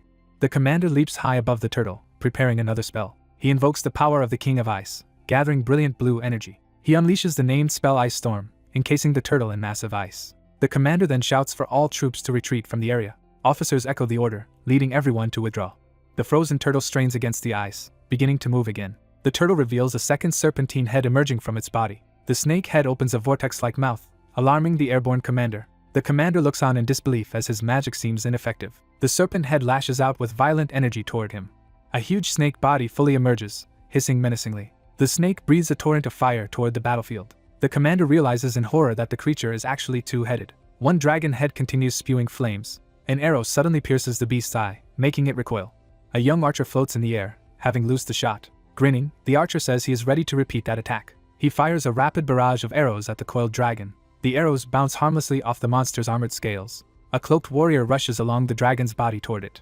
The warrior leaps, striking hard at the dragon's spine. Smirking, he announces his arrival in the battle. He drives his glowing sword into the dragon's eye with a powerful blow. The dragon's huge eye is slashed, reeling from the impact. The warrior is thrown back by the force of his own strike. Another soldier catches the falling warrior from behind in midair. The rescuer greets him as Mr. Blatty and calls for their 5 movements technique. Blatty begins the technique, powering up his sword with glowing energy. Energy streaks swirl around the dragon as Blatty prepares to cut. Blatty unleashes his named technique Heaven Destroyer, slicing through the dragon. The dragon rides and crashes down as allied riders swoop in on their own dragons. A horned female warrior charges, vowing to kill the enemy. Explosions erupt across the serpent's body as their attacks land. Den and his mage ally soar toward the battlefield amidst the blasts. They exchange a nod as Den recalls the song-like incantation that begins when dawn is dark.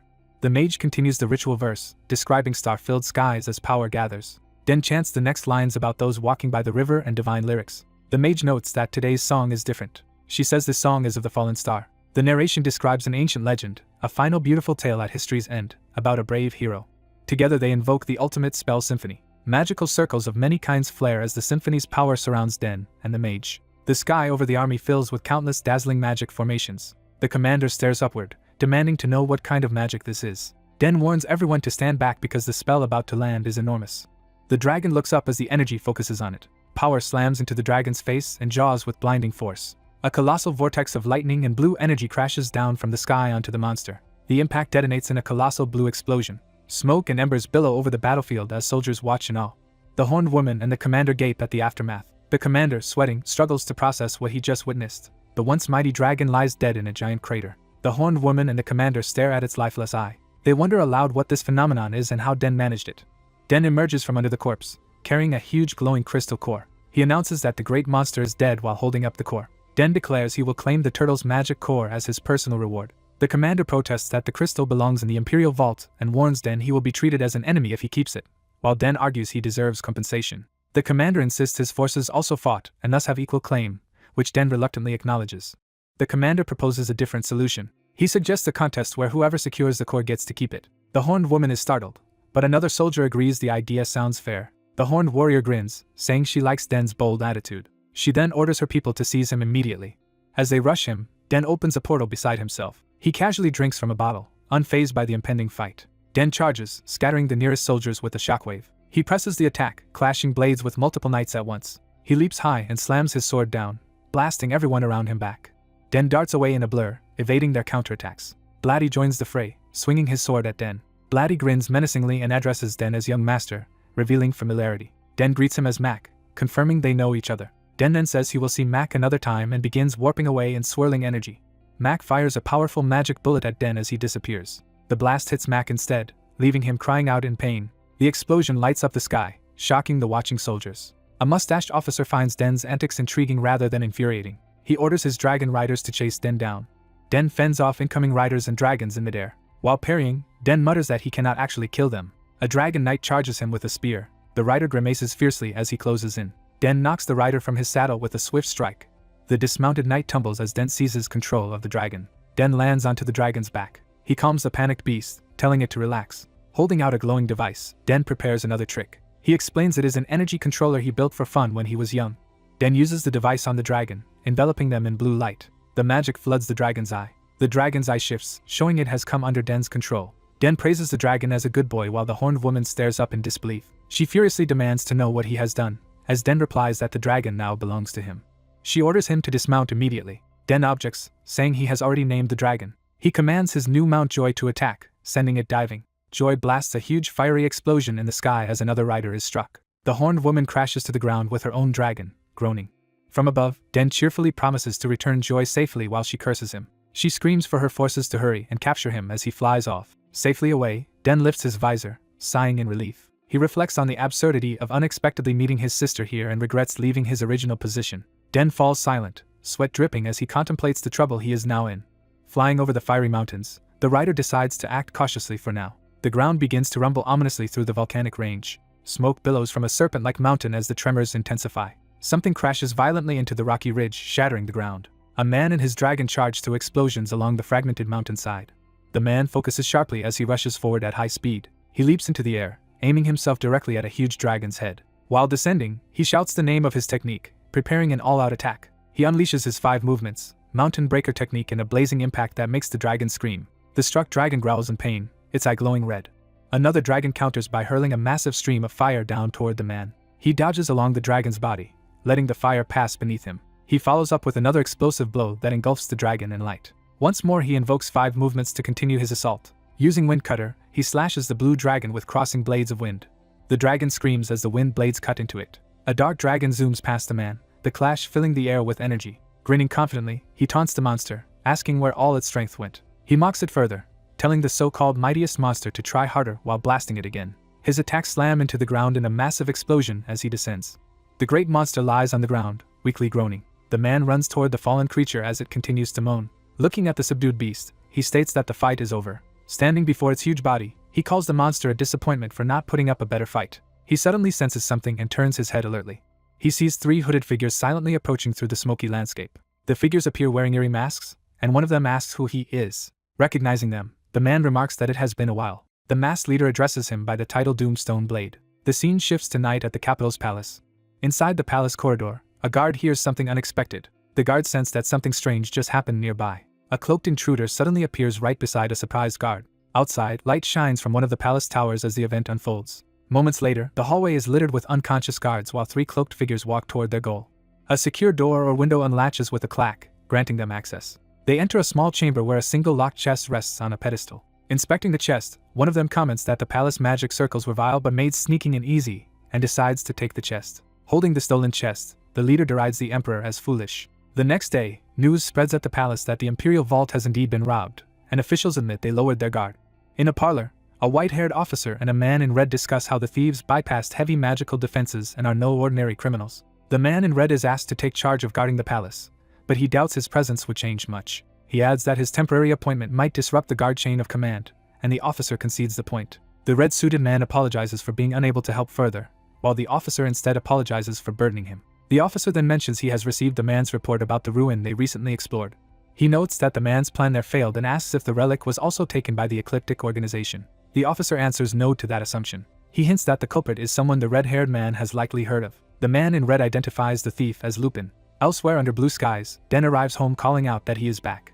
His excited younger companion asks Den about the great monster he supposedly fought, and how terrifying it looked. Den insists he is just a civil servant who never even saw the monster, while his friend presses him for any information he has heard. A red-haired girl named Ali appears on the stairs, greeting Den after some time apart. As she approaches, Den looks surprised when she silently extends her hand toward him. She smilingly asks him for the souvenir he promised.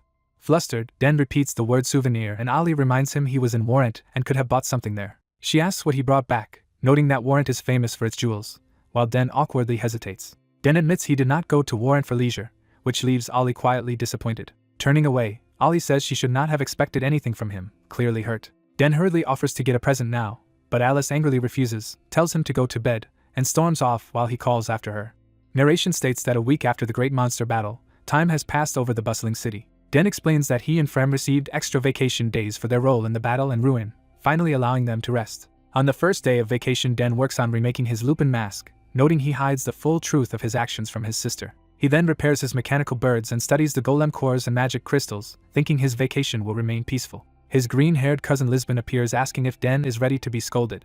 Den nervously asks why and Lisbon points out he went to the front lines without informing Alice. Eating a sandwich, Den begs Lisbon to keep that secret. Lisbon reflects that Den grew tremendously during the recent battle. Flashbacks show Den's performance against strong monsters, and Lisbon reasons he will advance quickly with the right teacher. Den agrees to Lisbon's request on one condition.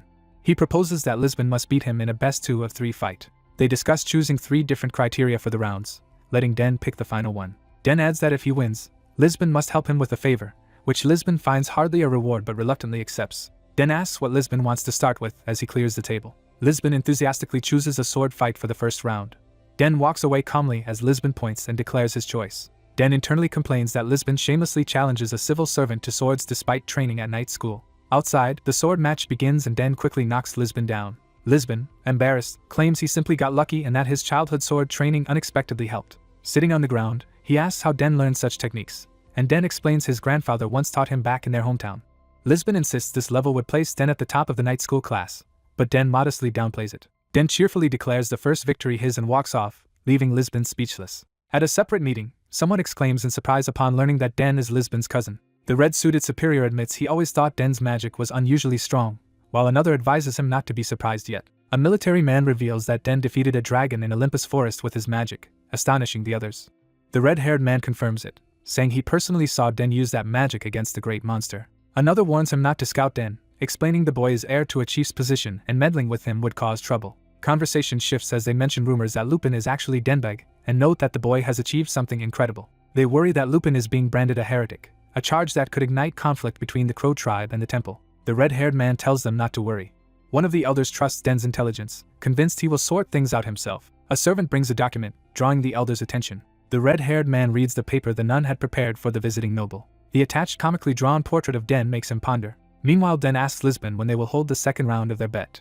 Lisbon claims he already has plans and suggests they continue after he is done, which makes Den suspicious. Den asks what requires such early preparation, and Lisbon explains he is visiting an orphanage called the Angel's House that he supports. Lisbon invites Den along, saying he will probably enjoy the visit. Den, having free time, agrees and is then asked if he owns a rosary or statue of the goddess. Den shows a shining statue and wonders why Lisbon needs it.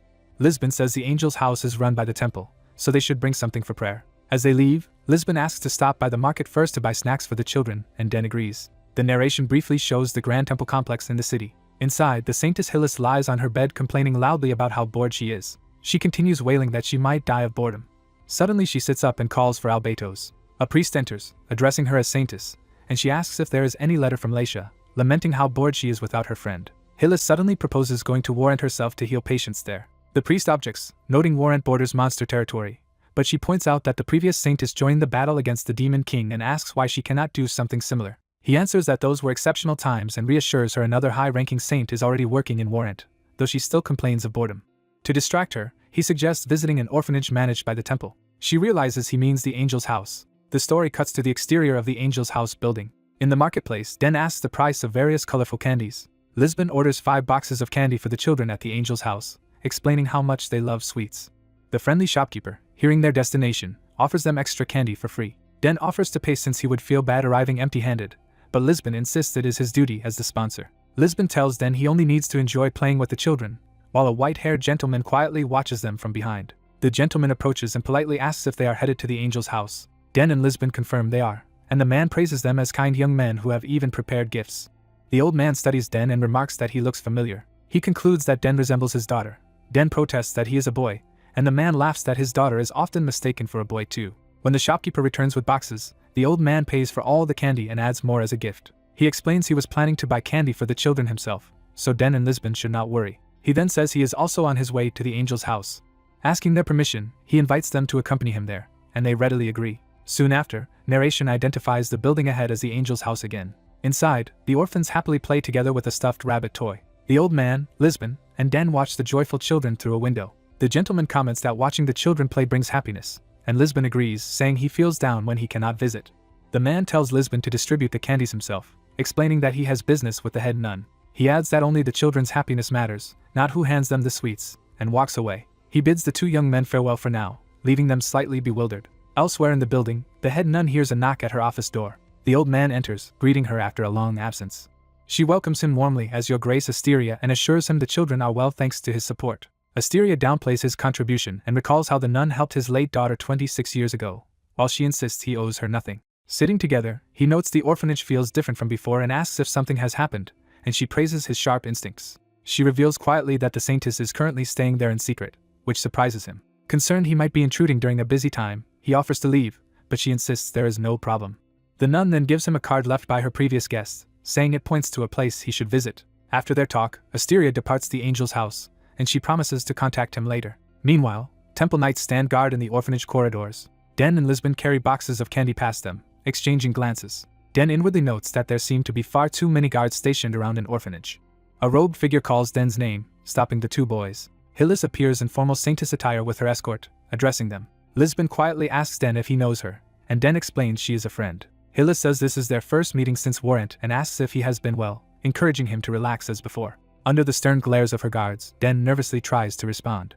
A nun greets Brother Lisbon and he happily calls out to Sister Riemann as he arrives carrying boxes with Den. Riemann tells Lisbon the children missed him during his absence, and he apologizes, saying he has been busy. Lisbon introduces Den as his housemate and friend Brother Den, and Den shyly greets the nuns and knights. Children excitedly run toward Lisbon, shouting his name as he arrives. Lisbon cheerfully announces he brought candy for everyone and the kids eagerly react. Raymond scolds him for bringing such expensive candy, and Lisbon explains an elderly gentleman bought it for him on the way. Lisbon says that elderly benefactor is currently meeting the head nun, and Riemann notes he often helps the Angel's House. A little girl tells Riemann she is hungry, reminding Riemann that it is already lunchtime. Riemann asks Lisbon and Den to play with the children while she prepares their food, and they agree. Lisbon enthusiastically plays ball with the kids outside on the playground. Lisbon continues the game, teasing the children with the soccer ball as they reach for it. Inside, Den sits with 2 small children, quietly playing blocks with them. Later everyone gathers at a long table and enjoys a hearty meal served by the nuns and the purple-haired priestess. Afterward Lisbon leads the kids outside again, forming a little group in the yard near the playground. At nap time the children lie in rows under blankets, peacefully sleeping. Lisbon naps alongside one of the boys, both fast asleep. Elsewhere in the courtyard, the purple-haired saintess relaxes on a bench under guard by two knights. She enjoys a drink in the shade, clearly relishing a rare moment of calm. Den approaches and remarks that the abundance of knights must be because of her presence. Sitting beside him, the saintess apologizes if the escort is too much, and Den admits it is a bit overwhelming.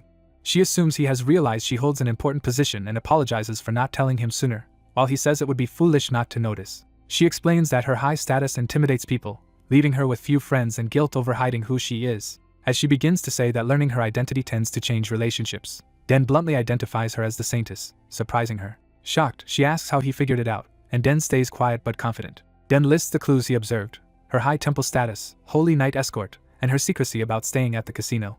He adds that other hints convinced him she must be the saintess, leaving her speechless. The saintess is surprised he still treated her casually. He jokes about whether she really wants him to act overly respectful. Den promises he will act properly in public, though he doubts a lowly civil servant like him will ever meet the saintess officially, making her laugh awkwardly. Lisbon calls from a window that the children have woken up and tells Den to hurry back inside. Den responds that he is coming, leaving the saintess still sitting on the bench. The saintess cheerfully turns to the children and asks what game they should play next. Den internally feels relieved that he visited the angel's house, knowing it led to this meeting. Later, the exterior of a building is shown, indicating a move to another location in the city. A close-up reveals a red-marked sign hanging on the door, signifying the place is closed or marked off. Inside that quiet establishment, two older men sit facing each other for a private conversation.